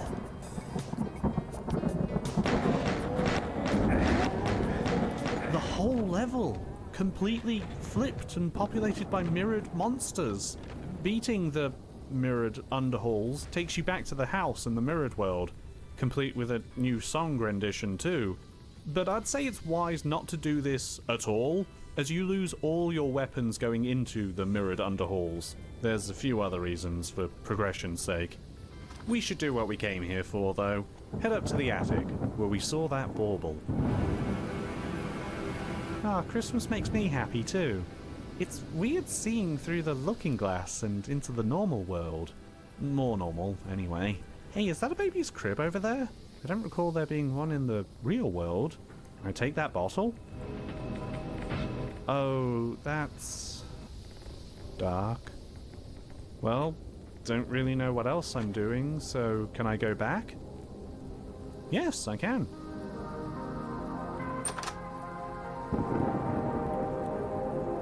Huh.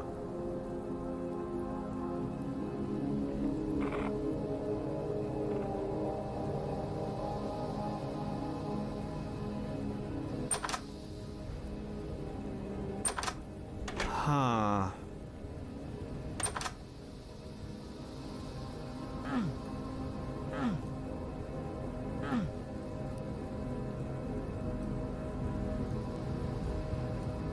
Huh? This children's daycare is uncomfortable to be around? The fact the happy, cheery place is a little run down, and outside is dark and foggy. There's a car parked here too. Is there someone else here? I thought I saw someone in the fog at one point, but I look at my footage now and there's no one here. This is all starting to get to me, I think. Maybe most of all because I recognize the layout of this place as being the same as the house. The downstairs area, to be precise. There's a berserk pack on the shelf above me, which I can't reach. But if you go into one of the closets and punch the cracked wall hidden behind the door, you can get it. This might seem like a fun puzzle, but I don't know. Something about how you do all this, happening here in a children's daycare, just plays on my nerves. You can find a baseball and a box of crayons, but that seems to be everything. There's no way to pick up this clown costume in the cupboard anyway. I walk back, but there doesn't appear to be a way out from where I came. There's nothing here. Okay, so I guess I'll turn around and go back.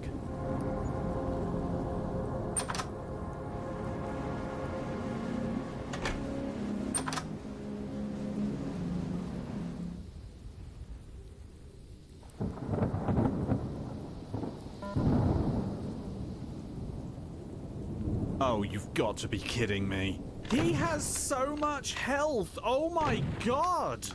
He'll take a swing at you if he gets too close, so yeah, he deserves the buckshot. He drops the key to the gate, and there doesn't appear to be anything else here, so we'll leave.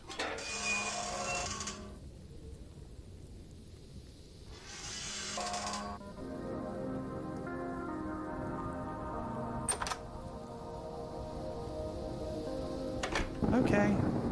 You know, it's interesting. In the photos folder of the Google Drive, you can see pictures of what the real house looked like.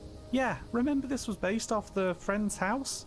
In this particular photo, you can see the kitchen in the living room. This one shows the games room, and the secret doorway that was hidden behind the bookcase. We won't be going there again. There's also one that seemingly shows off the impossible hallway, which makes me feel uneasy. I move through the house experimenting, by which I mean hitting U's on anything that I think looks funny, and end up accidentally turning on the kitchen sink. So I begin filling up all the other sinks in the house, without any clear idea why I'm doing this, until I come to the ensuite bathroom, where I realize I've been filling up this bathtub with every sink filled. Somehow. I guess I want the duck? After hunting all sinks down, including one inside the negative house, I fill the bathtub up enough to get the duck. That's all. I got the duck. Except, when I was showing my friends this map on a Discord stream, this happened when I went to get the duck.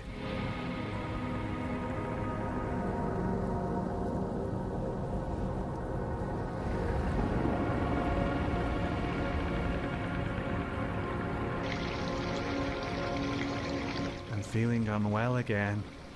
It's actually difficult to move around the flooded house. Your movement, usually so snappy and responsive in Doom, has turned difficult and sluggish as you fight against the water. Everywhere is flooded, upstairs, downstairs, all rooms. But it doesn't look like there's anything in here.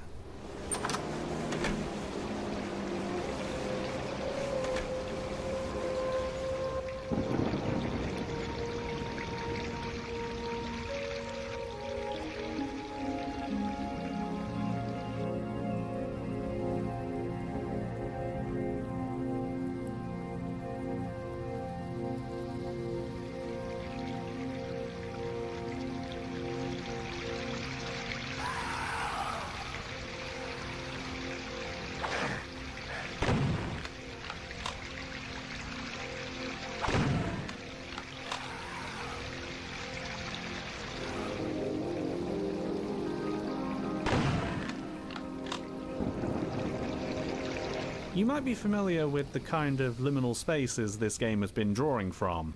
This place in particular being reminiscent of Jared Pike's swimming pool pieces. There have been others around too. I don't want to point out all inspirations as not to bog down these explorations in extraneous information. If you're not familiar, Super Eyepatch Wolf did a great video on liminal spaces, which is a great place to learn more. He talks about House of Leaves in it too. Check it out.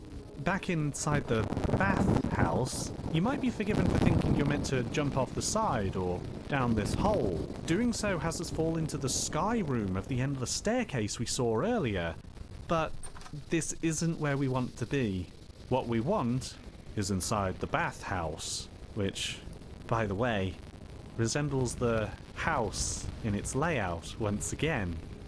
Off to the side is a locker room that has a corridor that will take you to an impossible maze of endless showers, bathrooms, stalls, rooms upon rooms forever in nonsensical notions of 3D space.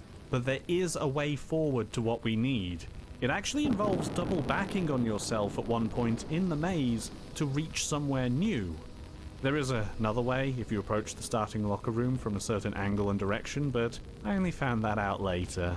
We come out to a great swimming pool. I don't think I want to go in there yet. Obviously the fish attacks you if you go in, and we want to go in because there's another item there. So you might think to be clever and just shoot the fish bloody from the surface. Not a bad plan, but you might want to be quick when grabbing that item, which is a D20 by the way.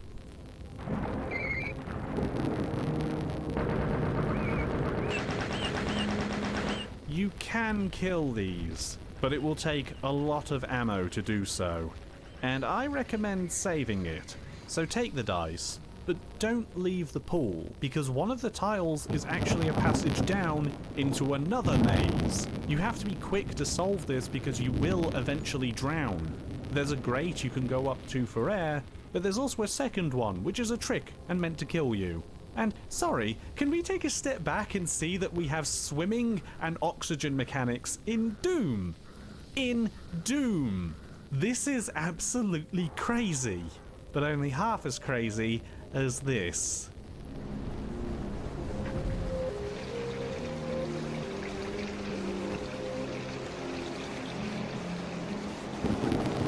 I guess we found the garage. These monsters are pinging you from across the map, and the huge distance makes me now see that their projectiles have some annoying homing to them. I want to cross this bridge, but if you fall off, you go back to the sky room, and we don't want to go back to the sky room. But once you're halfway across, you want to make it across though, because once you manage to clear it,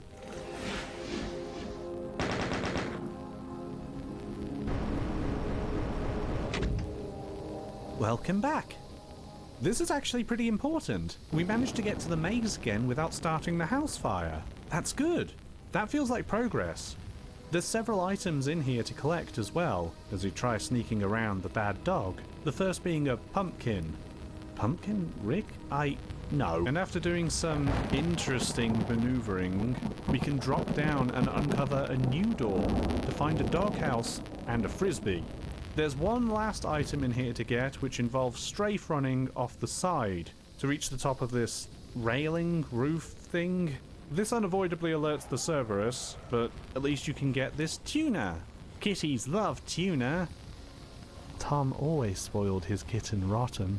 You know, there's a sketchbook amidst that Google Drive where you can see some sketches that the journal called disturbing. There's only 3 of them in here, one being the house, which, yes, I do find disturbing now.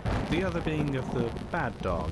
Do you have more heads than usual? The final drawing, though, is just of a blue key, which I don't want to say is scary, but I can't help but keep staring at it. Longer and longer, like I'm beginning to see some kind of hidden meaning behind the drawing. That's not the house, is it? Anyway, we move through this as normal and come out to the airport. There's not a whole lot to see here. You can set off the metal detector and move through all of this to get a little health bonus. Another car out the front as well.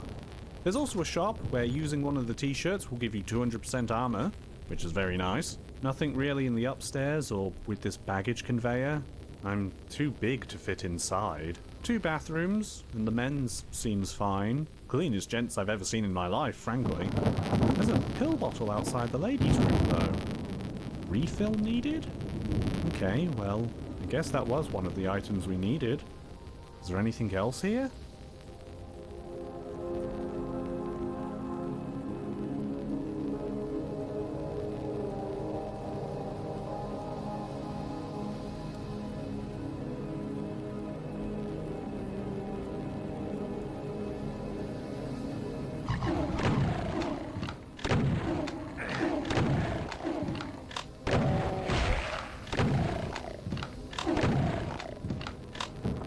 I said we needed the firepower. Now we get a full bottle of pills. Feeling fine. And if we go back to the bathroom, it's feeling fine too. Oh, by the way, this airport, it's the house again. Of course, it's the house again. Ah, my head hurts. The airplane is the same though. There's nothing else on here. Not even in its bathrooms. So, we're jumping off.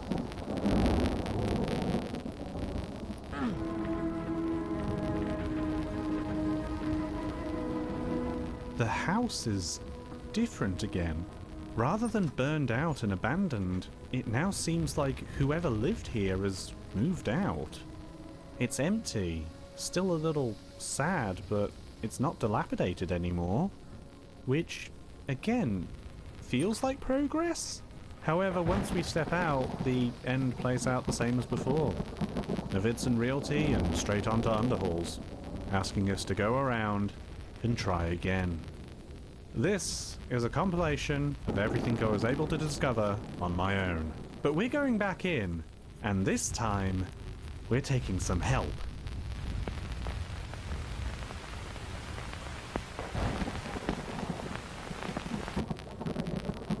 There's only so much I feel I can do by just wandering around by myself. So for the next expedition, I went and got some online help. I didn't want to just follow a walkthrough on what to do here, as it felt against the spirit of exploring this map. So I avoided the Doom wiki page for my house, which has just that, and instead I went back to that original post on Doom World. I followed the whole thread of discovery that all the users on Doom World undertook together when they were finding out about this map for themselves, when the reality of this innocent-sounding level finally hit. I chronologically followed tips they left to one another, as well as just direct guidance on what to do with the game's more esoteric sequences. Really, I just want to spend a moment thanking the original pioneers inside that thread who went in and spent hours exploring all facets inside this map. Testing, experimenting, and finding all kinds of secrets and sharing them with everyone.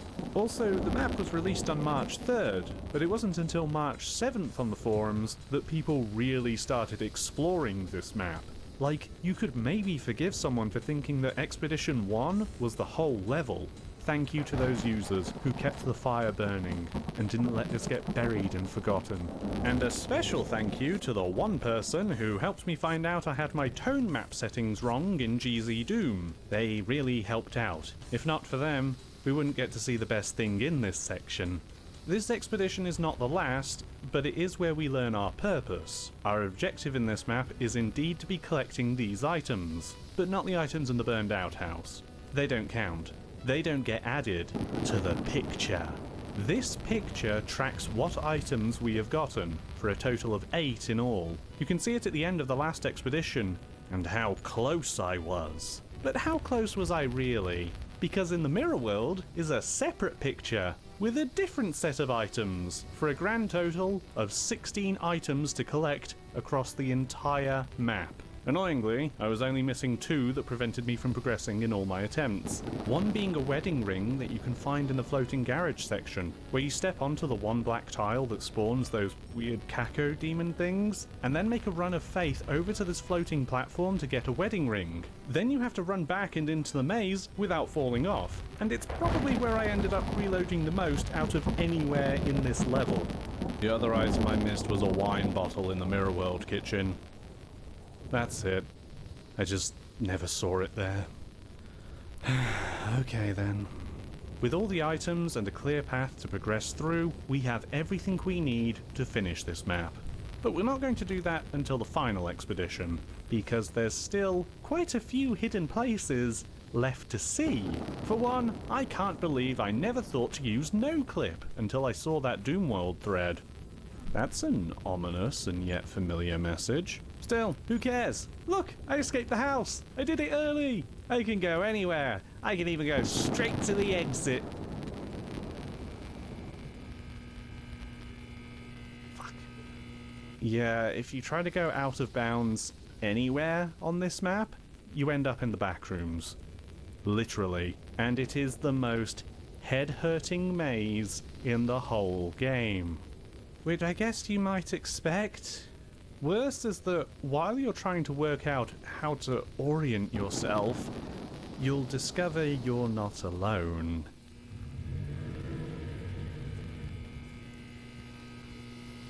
There is a few other things here amidst the beige walls. You might find a computer, or a poster hanging on a wall. But really, you want the exit. An exit I could only find with specific instructions from the Doomworld thread. Because, good God, navigating this place is a nightmare. Endless corridors that repeat on themselves forever. Especially disheartening when you're being followed by an indestructible monster. Through the exit, you get taken back to the endless stairway from the recessed locked door. And it's back to the house for you. Bizarrely, there is also a backrooms to the mirrored underhalls. Not to the regular one, just the mirrored one. It might be the same, but it might be different. I couldn't seem to find the exit to this one. Regardless, the backrooms is meant to be a diversion anyway. There's nothing here for you. It's just a means to punish those looking to break the game. But it does give me the opportunity to show you something else. What if we were to die? And what if, for some reason, I did not hit reload immediately? What would happen then?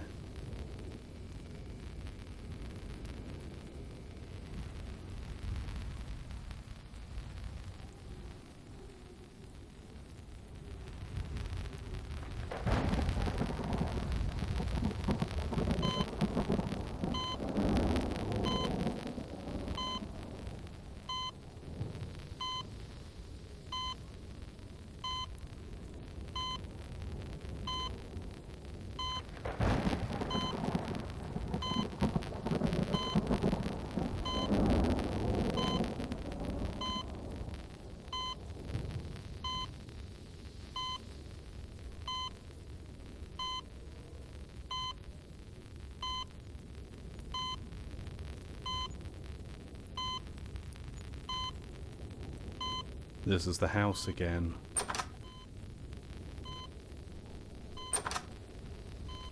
This isn't.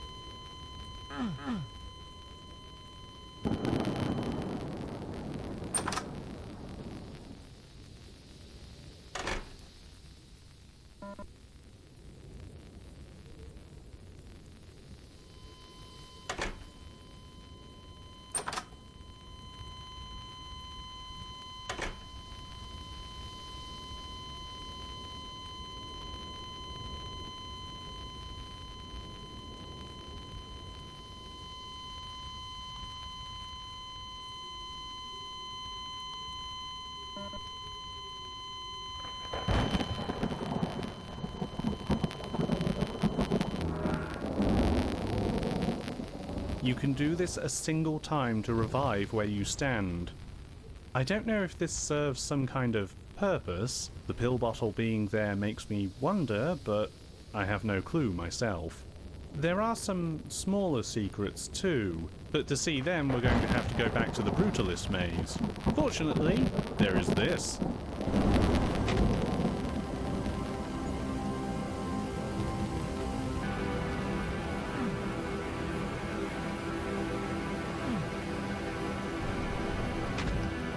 You can only take this once. It won't open a second time, but it's very useful for our run. Speaking of running, the outside walls are closer on some sides of the maze compared to others. So what would happen if I were to run off here? Interesting. But there's another room in the bigger version of the house we can run to as well. A megasphere for max health and armor. That's cool, right? Nifty little secret. You have to fall down the endless staircase from here though, which is where the tricky business of using entrances to this maze needs to be considered. Remember, you can only use the secret entrance and the floating garage entrance once each. Think carefully about what you're doing now. Nothing good can come from a house fire. But these aren't the only rooms you can go into here. There's this much more difficult jump you can take. It'll take you a few tries, but...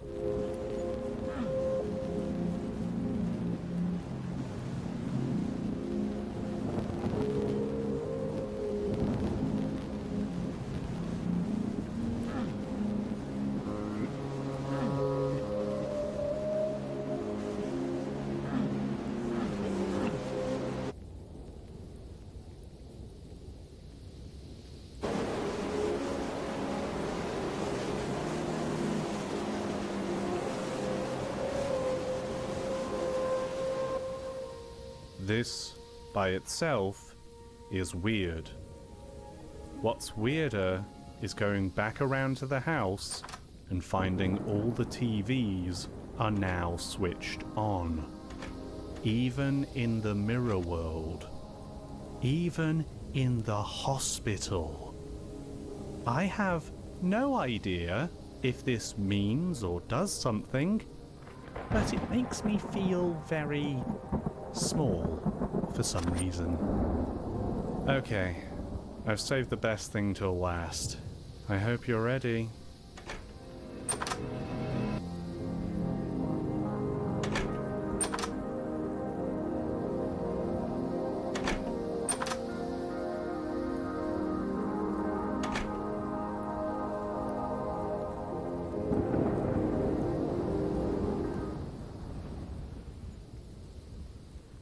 The book has returned. Silence overwhelms you as you step into the impossible space of concrete and darkness. After the near constant noise and drones of exploring this house, this utter vacuum fills my stomach with dread. It's time for one last maze. A very dark maze. I've done what I can for it in post to make sure it's visible on the screens I've tested, but if you still can't see, because you're watching on your phone in bed with auto brightness, or if there's sunlight shining on your display, I'm sorry. Maybe just skip to the next chapter. I now present to you, with no commentary and only occasional editing for time, the Novidson Hallway.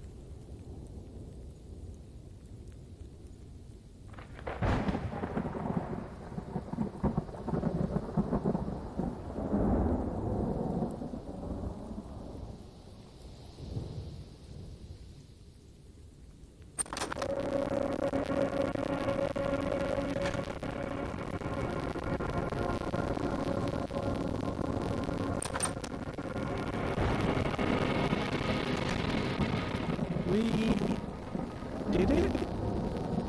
To my knowledge, there's nothing to find in there. It's just a horribly tense diversion to take here in this house. This part of the game drives my nerves on end. Even though you could argue nothing happened to me, it manages to inspire anxiety using only its strange architecture and occasional little prodding insinuations that I'm not alone in this house. I can only hope that I was able to convey that through this chapter. It borrows liberally from House of Leaves, most of the time, but to do this, to execute this labyrinth here in Doom, is nothing short of genius, I think. Now, I wish to point out that even after all we've done, all we've seen here, we still haven't managed to discover that final secret on the map screen.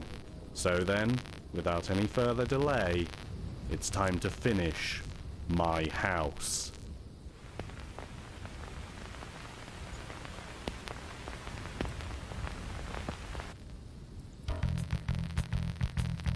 We're going to go through everything in order, one at a time, with a few extra hidden tricks that'll help me get through this nightmare. I'm also going to be slowing down a bit, referring to the journal as we go, as I think there is something of a narrative that can be constructed from this mod that we've only been brushing past so far, as vague and fragmentary as it may be.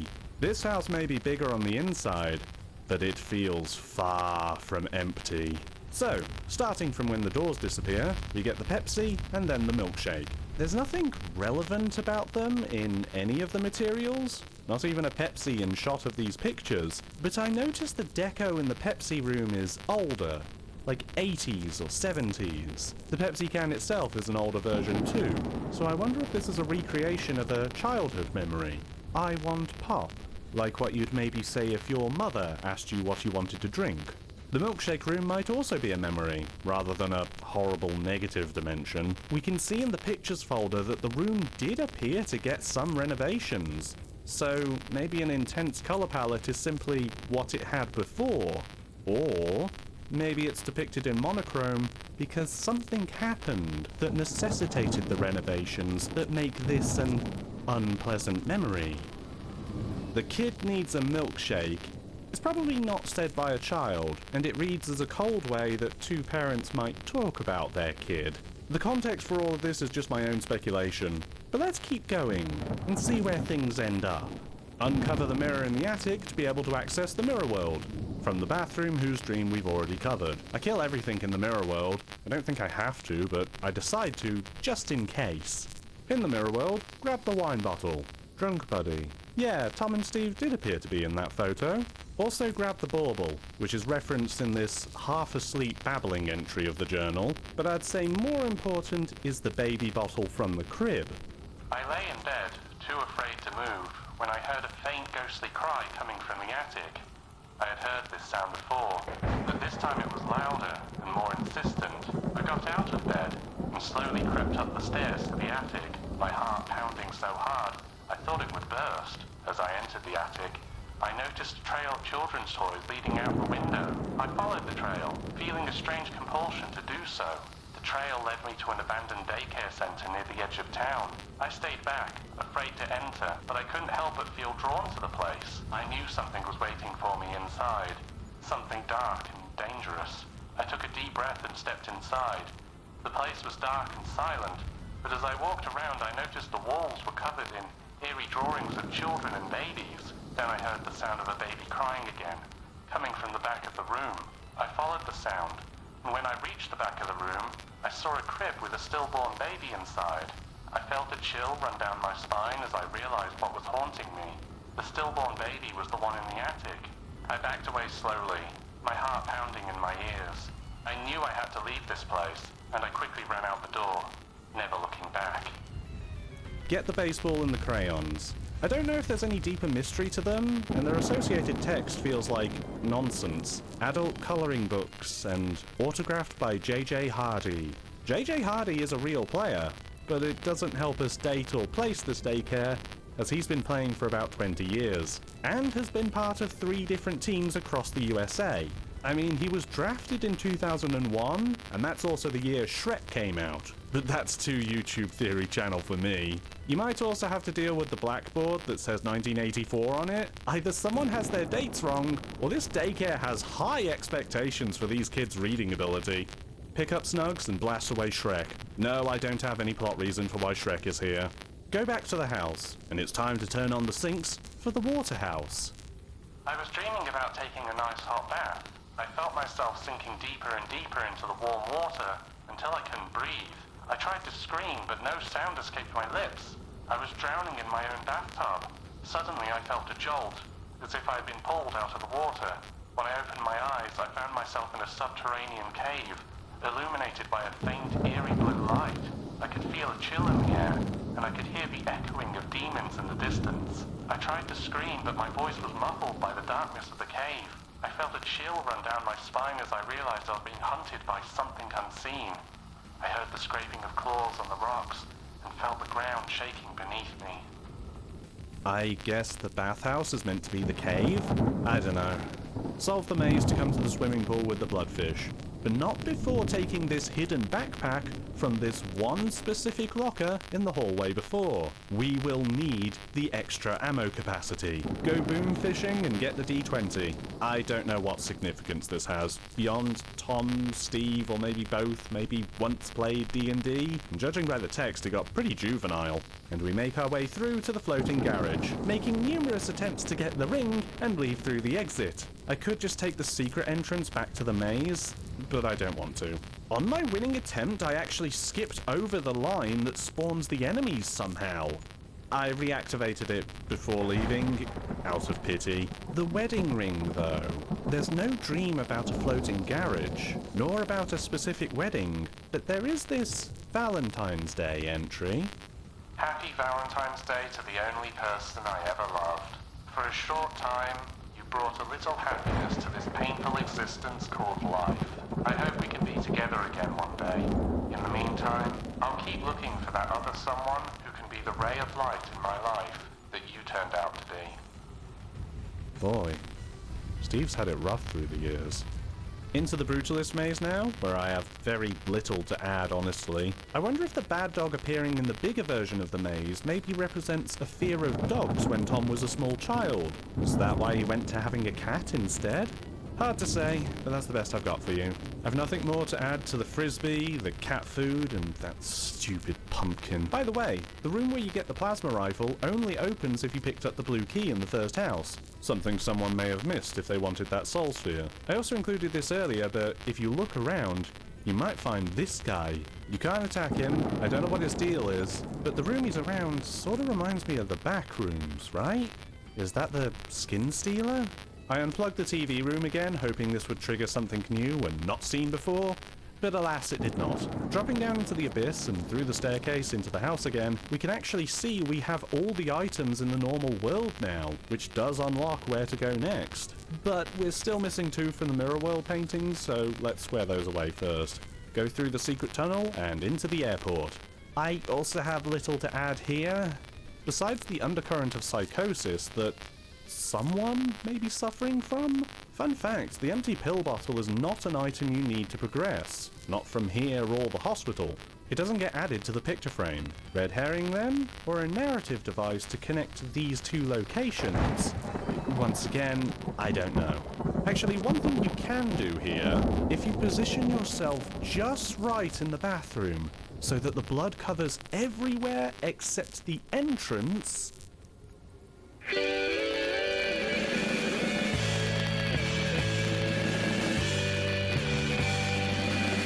Amen to that. Okay, let's just clear up and board our plane already. I was on an airplane, and I was the only passenger. I looked out the window to see the ground below, and noticed that the terrain was unfamiliar. I had no idea where I was or where I was going. Suddenly the plane started to shake violently, and I heard a loud noise coming from the engine. In the distance, I could see a huge storm cloud coming towards me. I tried to communicate with the pirate, but I couldn't hear him over the sound of the engine. The plane began to dive, and suddenly I felt a huge jolt. I looked out the window again and saw that the plane was heading for some kind of structure. I closed my eyes and felt the plane crash. I felt the impact and heard the screams and cries from the people around me. I then woke up, my heart pounding and my body drenched in sweat. Congratulations, we've finally caught up. The house is now just the same as it ever was, showing we finally did it. Except that flower painting now isn't. What an interesting picture. And the doors are back. So you could leave. Which, at this point, would be silly. Why would we do that when we can take this rabbit hole as far as we can go?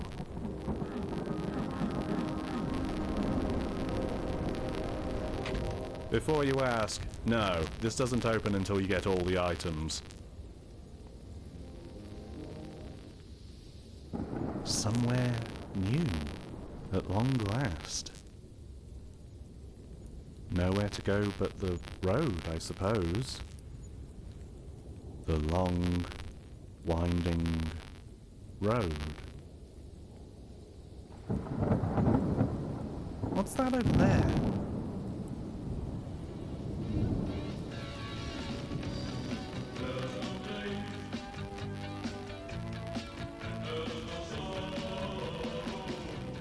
This song, of course. And this crashed car seems to lead to an American gas station. Got a good feeling about this.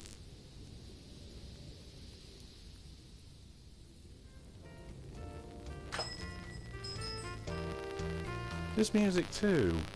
Reminds me of a brawl I had once. Inside the store you can find the final item, an Atari 2600 controller. There's not much else here to see. A bus stop and a lit up sign. So the only thing we can do now is follow this trail of blood to this last room. Oh. Oh God. Please don't tell me that store was the house again. You know what? It's fine. Because now we have all the items. And now the Mirror World painting has something to show us as well. Very interesting. So we leave, and sure enough, the fence opens in the same, if mirrored, place, and in we go. It's a long road back to the station, and you could miss it, being the map is flipped around, because the car isn't here anymore. There's a tiny torch instead. But it leads to the gas station all the same.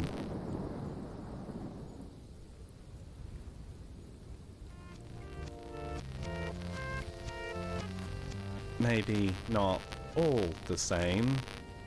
I try and poke around a bit, and there is a rocket launcher in the storeroom. Oh, very nice. Why am I being given a rocket launcher? There's no way past the tape into the rest of the store or into the house bathroom. So we'll go where we need to. Sure enough, standing out by the sign, we can see the smoke above the trees. And hidden between all of them is a little camp area. You can actually go here in the regular world, but there's nothing here.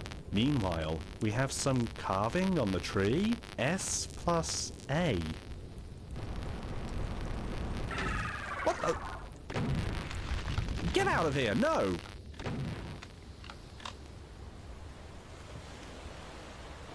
What the hell?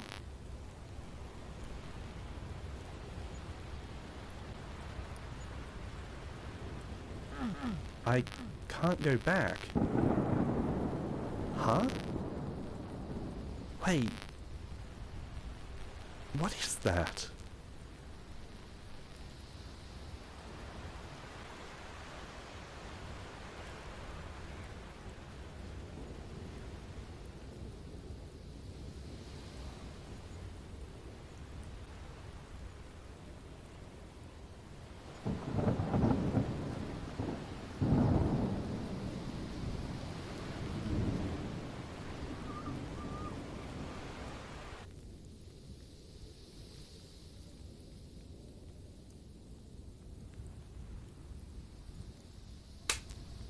Congratulations on achieving Ending 2.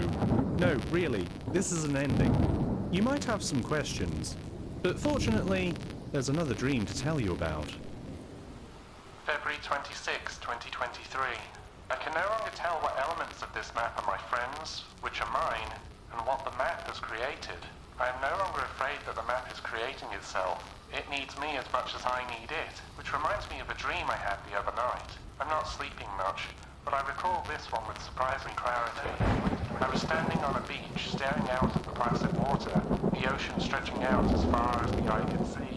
Seagulls cawed overhead, and the gentle caress of water lapped the sand in front of me. I dipped my toes into the water. At least I tried. There was no water, no ocean. It was an illusion. I realized everything around me was fake. The trees, the birds, the sand. It was all a one-act play. And I was Willy Loman, a damned fool who believed in something greater. But there was no happiness to be found. I wandered the set only to find myself staring into oblivion. It was the end of time itself. No joy, no misery, no sadness, only emptiness. Men of faith tell us the afterlife is for eternity. But is it possible to keep your sanity for eternity? A day passes in the void, a month, a year, 2, 5, 10. Is this an eternity? 20 years, 100 years, 1,000 years. I've sat in this room for 1,000,000 years now, entertaining the same thoughts, pondering the same questions, and ruminated on every mistake in my life, anguishing over them for centuries. 1,000,000,000 years now, double that, now double it again. I'm still nowhere close to the end of eternity. I pray for death, but it never comes. Just me and my thoughts and my mistakes and my insecurities and my regrets and my loneliness. Somewhere in another dream, the version of myself that winked back is sitting on the real beach, happy and content, knowing that life is finite, there is no afterlife, and happiness is found in the small things around us that we can control. Happiness has to be fought for. Time to fight for your happy ending. Once you lower the entrance to the fake beach, it's time to get running. Escape from the shadowy archvile, who is basically unkillable. You can stun them pretty easily, but it's easier to just run and never stop. They will teleport and chase you, even into the mirror house, where they'll start resurrecting the dead monsters, so we're going to have to flee to the regular world pronto, which is now repopulated too, and has archviles as well, but fortunately normal ones that we can kill by carefully peeking in and out of sight of their attacks. I probably should have just BFG'd them, but I felt proud when I did it, until I saw outside. It's worse when you open the door.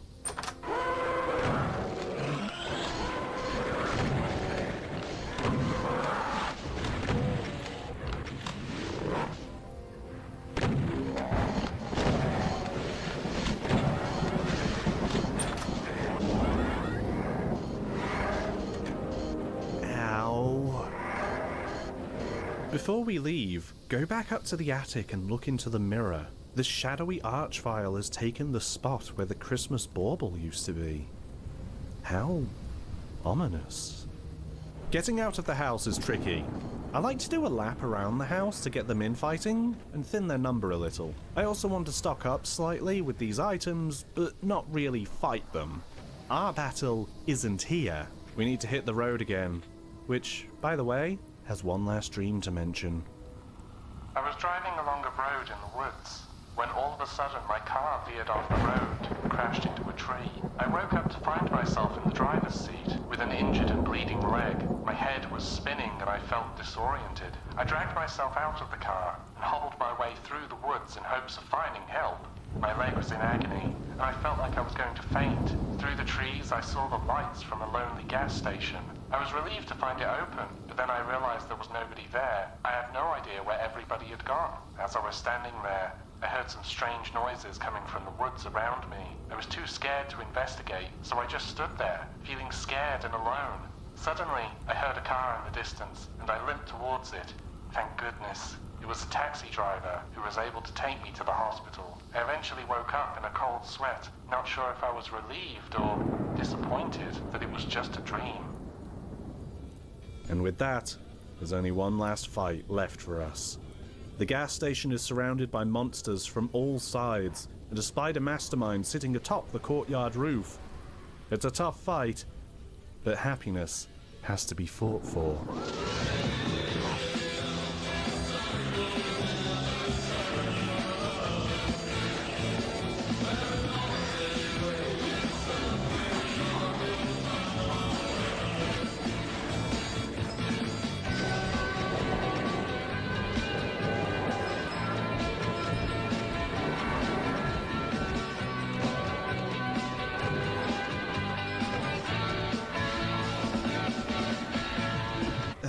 hold on a second, guys.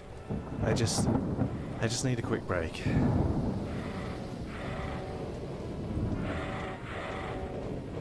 Oh, very nice.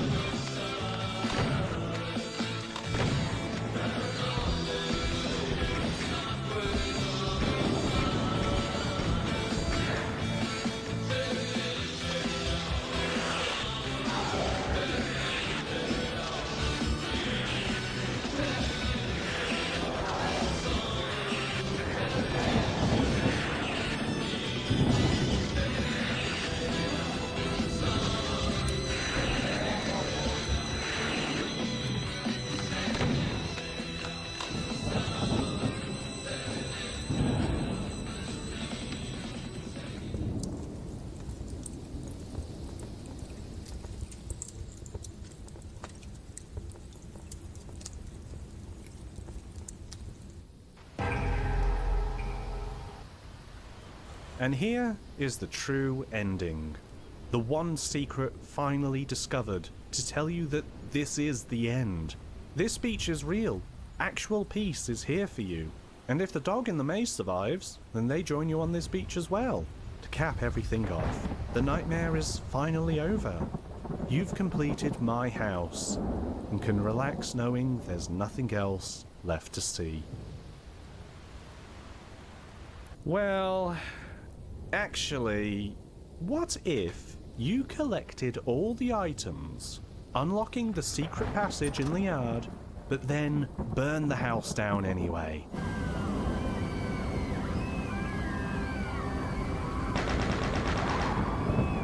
What if you fought your way through the burned out house again? The brutalist maze, went through the airport that has no plane, but you still fall back down into the now destroyed house? What if you did all of that, left the house, and then opened the fence passage?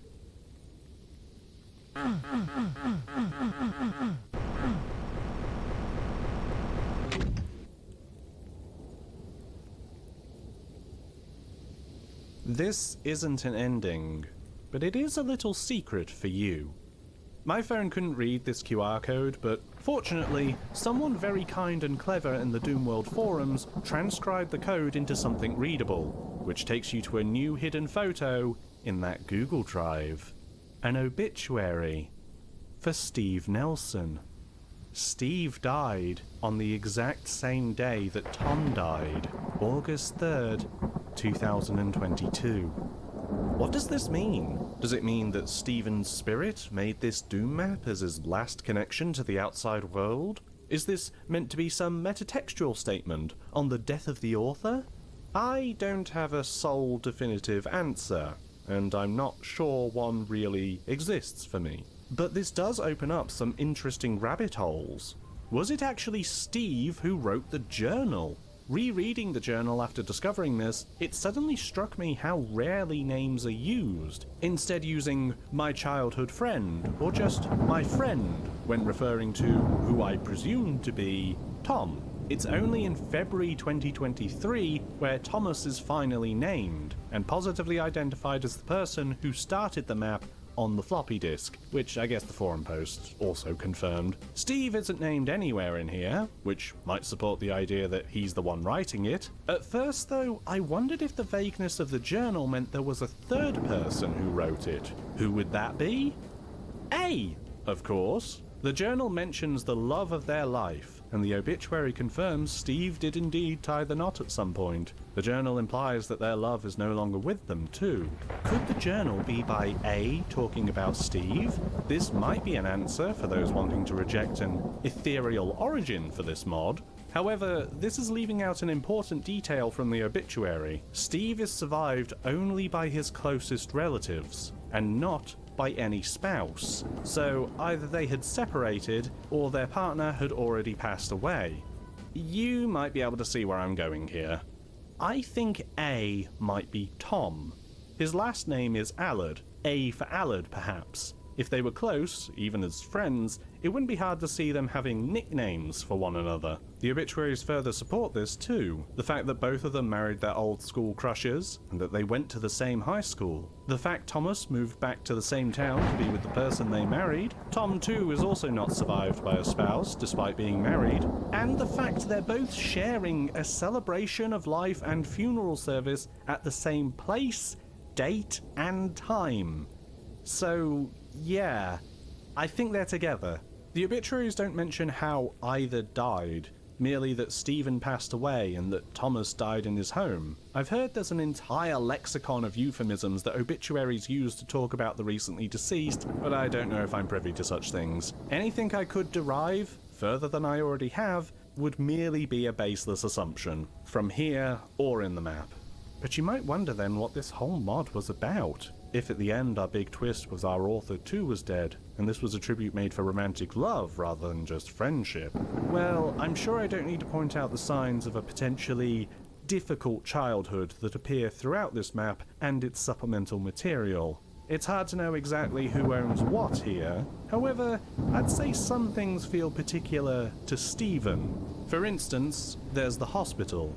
Thomas still has all of his close relatives together, but Stephen apparently lost his father sometime before his death. So, are we reliving his father's death here? No idea why he died, though I remember the pill bottle. Curious. His mother also has 3 different last names mentioned within the obituary, which might imply a difficult upbringing for the boy. The level itself is full of moments that could represent other events or memories, but I'd like to repeat one last bit from the journal instead.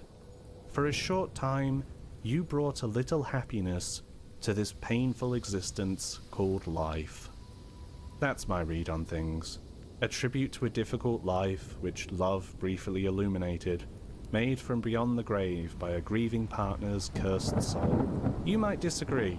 It's intentionally vague, and I think its opaque and confusing nature is part of the point to illustrate trauma. So why not play it for yourself? Explore its many corners, read these documents, and see what conclusions you draw. Maybe the airport is Tom coming back home to Illinois. Maybe the frisbee is Stephen's love of frisbee golf. For me, though, it's interesting this all started with sharing a house on a floppy disk. When 2 people begin to share a house, when one moves in with another, what do each of them bring into it?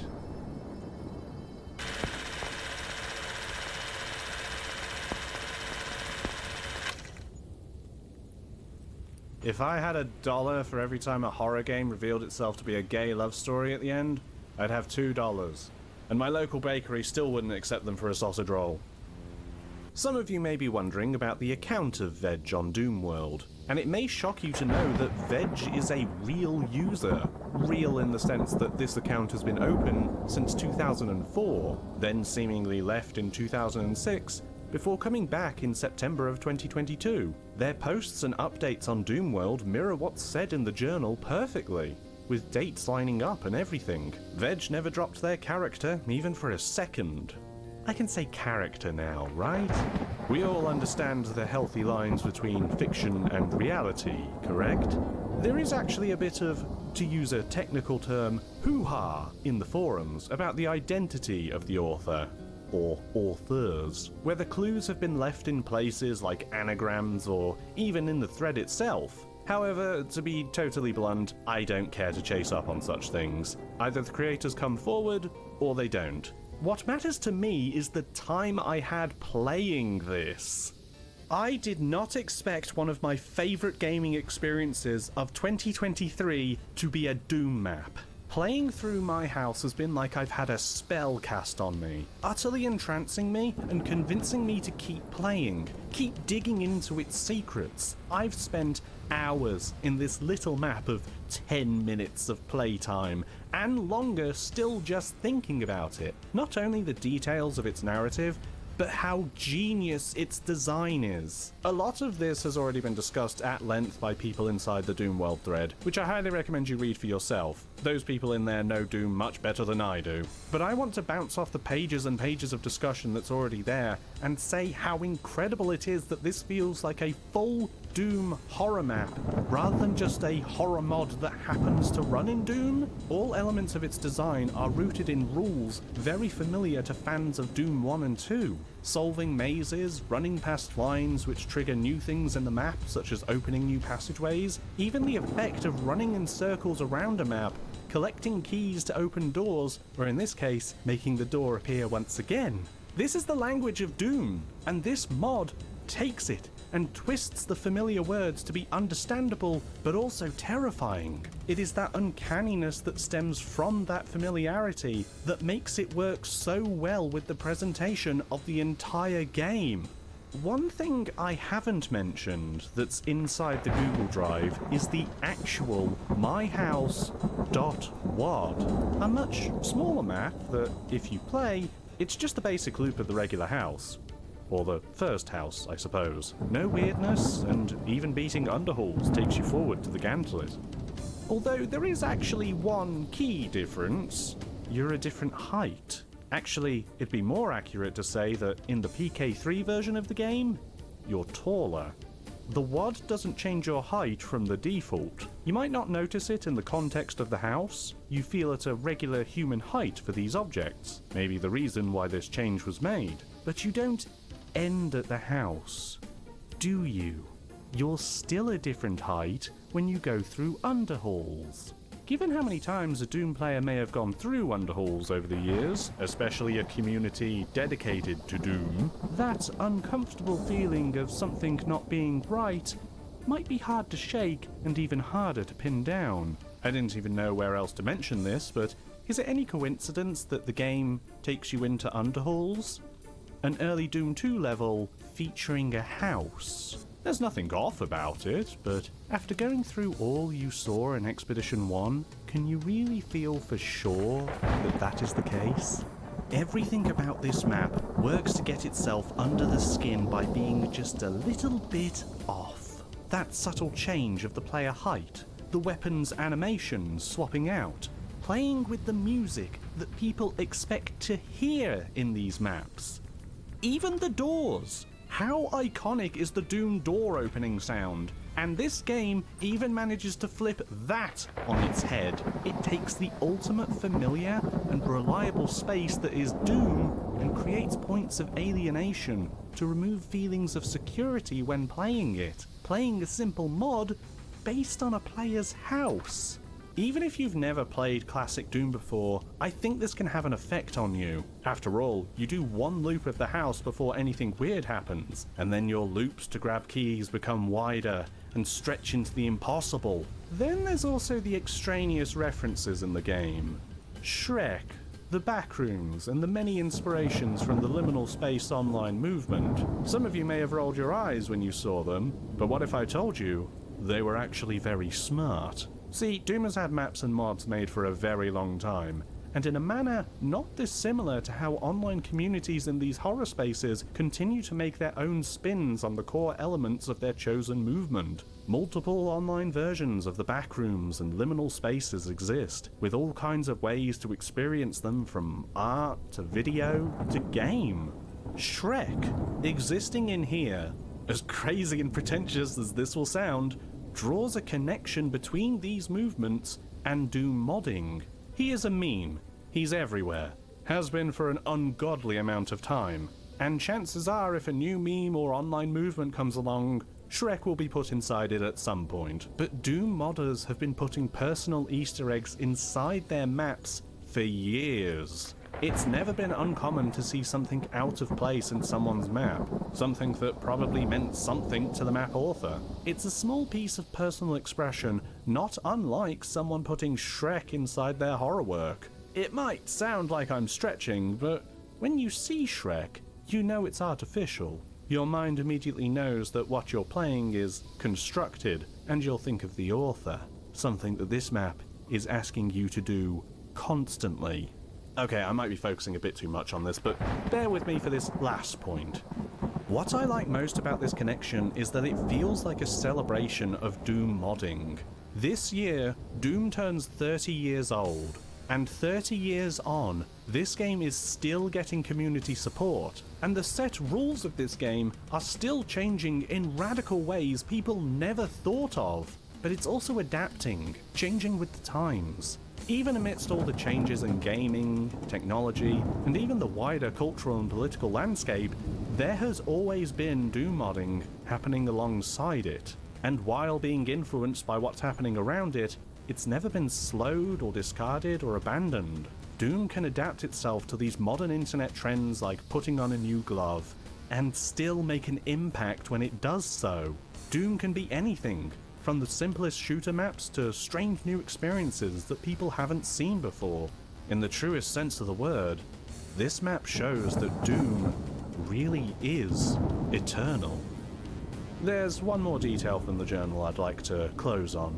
It's a flimsy observation, but bear with me anyway. In the text are 3 numbers highlighted in red. In order, they are 2, 3, 1. I don't see any connections between the journal entries they are attached to, and the number means nothing in the context of the map. So I googled Doom 231 and found a music track from OC Remix. OC Remix numbers its tracks sequentially, so the fact it's a Doom song specifically at number 231 feels like a pretty extraordinary coincidence. The song itself is a remix of Sign of Evil from Doom 1, and I can't help but think when listening to it that it may have been an inspiration for the creation of the whole map.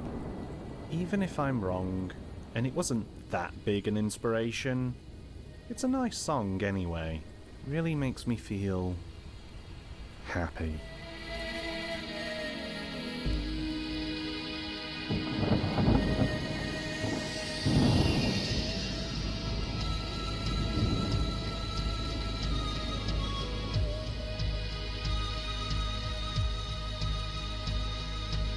Thank you for watching this long delayed video. I've been in not the best shape while working on this, and to be honest, playing through this map over and over again wasn't helping matters. Then I got sick on top of that, again, I know, which delayed things further. Production was pretty difficult anyway. I made some of the ambience for sections of this video by stretching some of Doom's songs and layering different versions together. It was a lot, but I had fun, and I'm glad it's now here for everyone.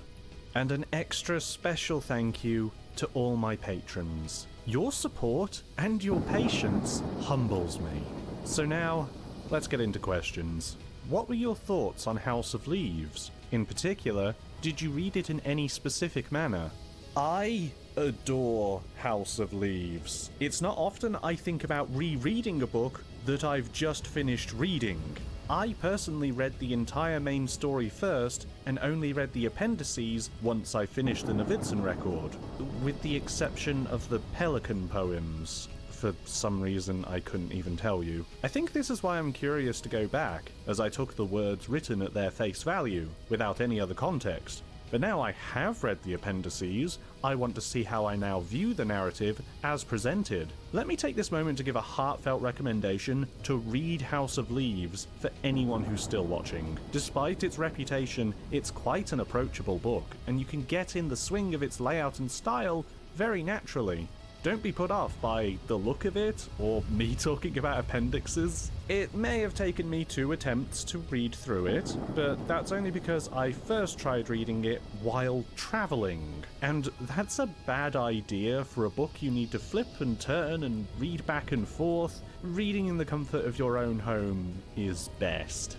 If my honeyed words aren't enough for you, there is an excellent video by Cloud Cuckoo Country on House of Leaves and ergodic literature as a whole, and he can give you a basically spoiler-free review and primer to read this book yourself. He also talks about other books like House of Leaves, which I actually have a couple of on order right now. I'll put a link to his video in the description below. One last thank you to you all, and I'll see you next time.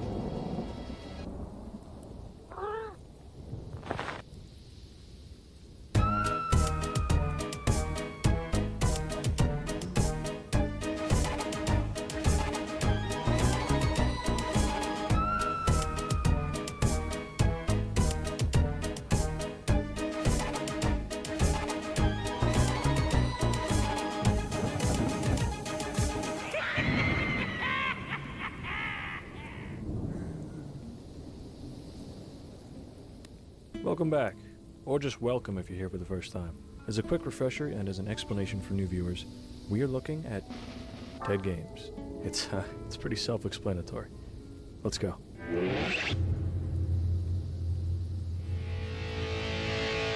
Alright gamers, welcome to the Active Worlds Revisit. It's been about a year since I last played this one, and ever since then I felt like I had to check it out again. As a very brief refresher, this is a virtual world game from the mid-90s that's still up and running today. Pretty much everything you'll see in it is entirely community made, and that's both its biggest strength as well as weakness. This one is legitimately one of the most weird, interesting, and unique games I've ever played, so I wanted to see more of it before it's inevitably wiped from existence. Accessing data. For all the new viewers, this right here is Big Cool Tony 1991, my secret alter ego in this game, but at this point that's kind of a bust. I have literally been stalked while recording for this. I figured that this time around I'd start off fresh, get a little rebreather, and maybe learn a thing or two. So this time I actually did the tutorial because last time I completely skipped over it. I learned a couple things, but all you've really got to know is that I learned how to fly and how to surgically alter Tony's bone structure. So I made Big Cool Tony, well, big. Apart from that, I didn't really do too much else, aside from a little sightseeing around the island.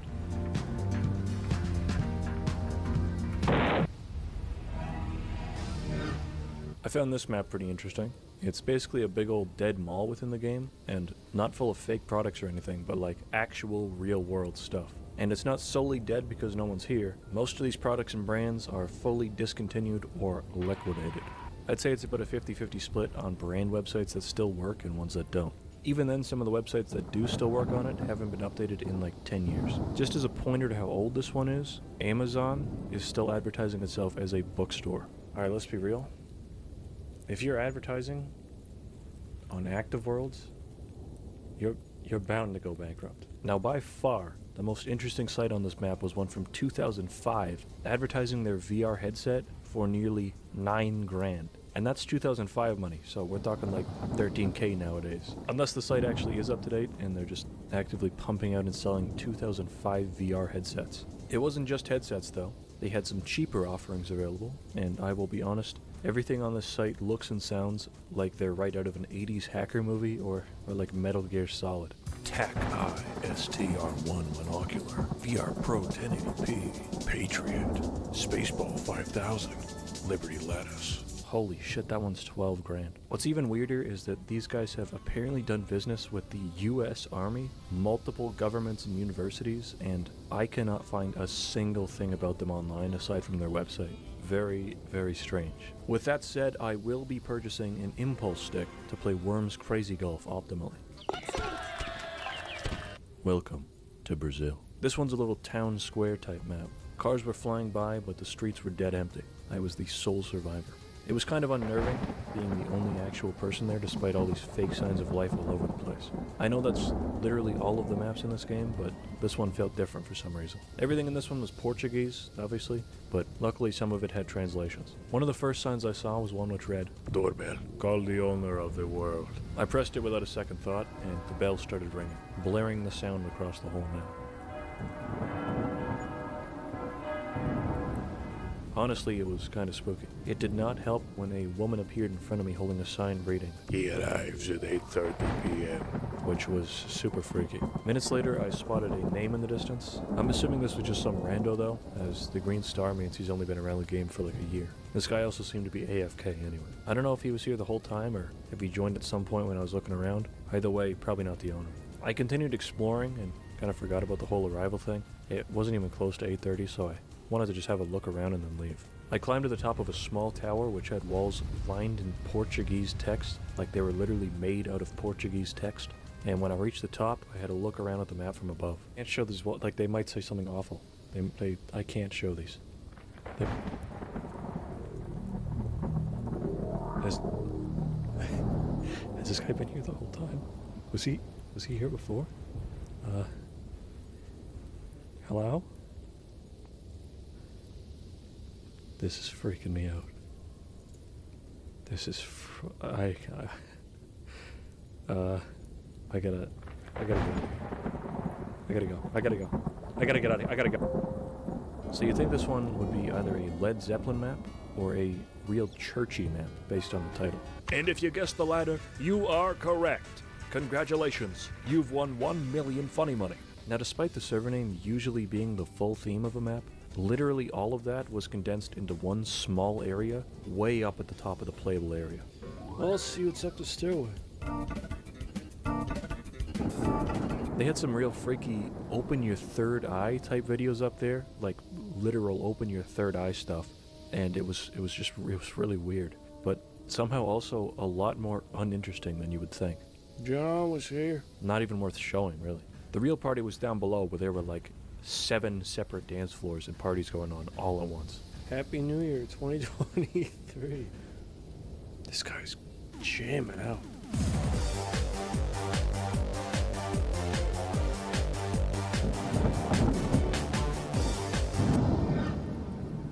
This one was actually really cool, and I'm very glad I found it. It's called CY Awards, which stands for Community Awards. Now, I had previously noticed these weird trophy statue things scattered around various maps, saying things like Lifetime Achievement Award, but I didn't know where they were from. Well, I found where they were from. This was some sort of award ceremony where various members of the community would all band together and then award people trophies based on categories like mapping, community involvement, and stuff like that. There's barely any traces of this online in like video format, so it seems most of these were a be there or be square type deal. Like, I actually think there's like 4, maybe 5 videos about the event. A couple are only slideshows, and the others are mostly the after party. I found one part of the map that seems like it had trailers for the event, and possibly some footage from it, but since a lot of the links on Active Worlds are dead, these sadly didn't function. So a lot of the history here is seemingly lost media, unless someone has a recording of these themselves. Now, from what I can tell, it seemingly ran from the late 90s up to around 2014,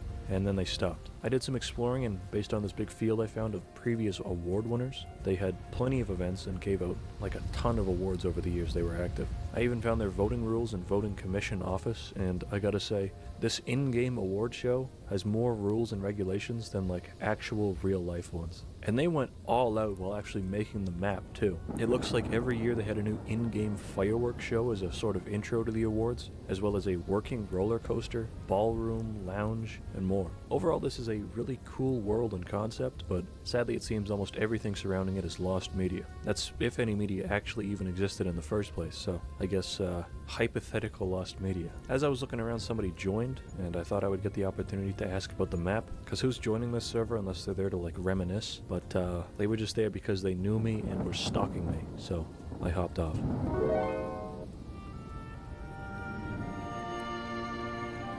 Just to show off what kind of maps the CY Awards actually awarded, here's the Best of the Year 2010 winner. It's a map called the Mythopia. In my opinion, it looks pretty damn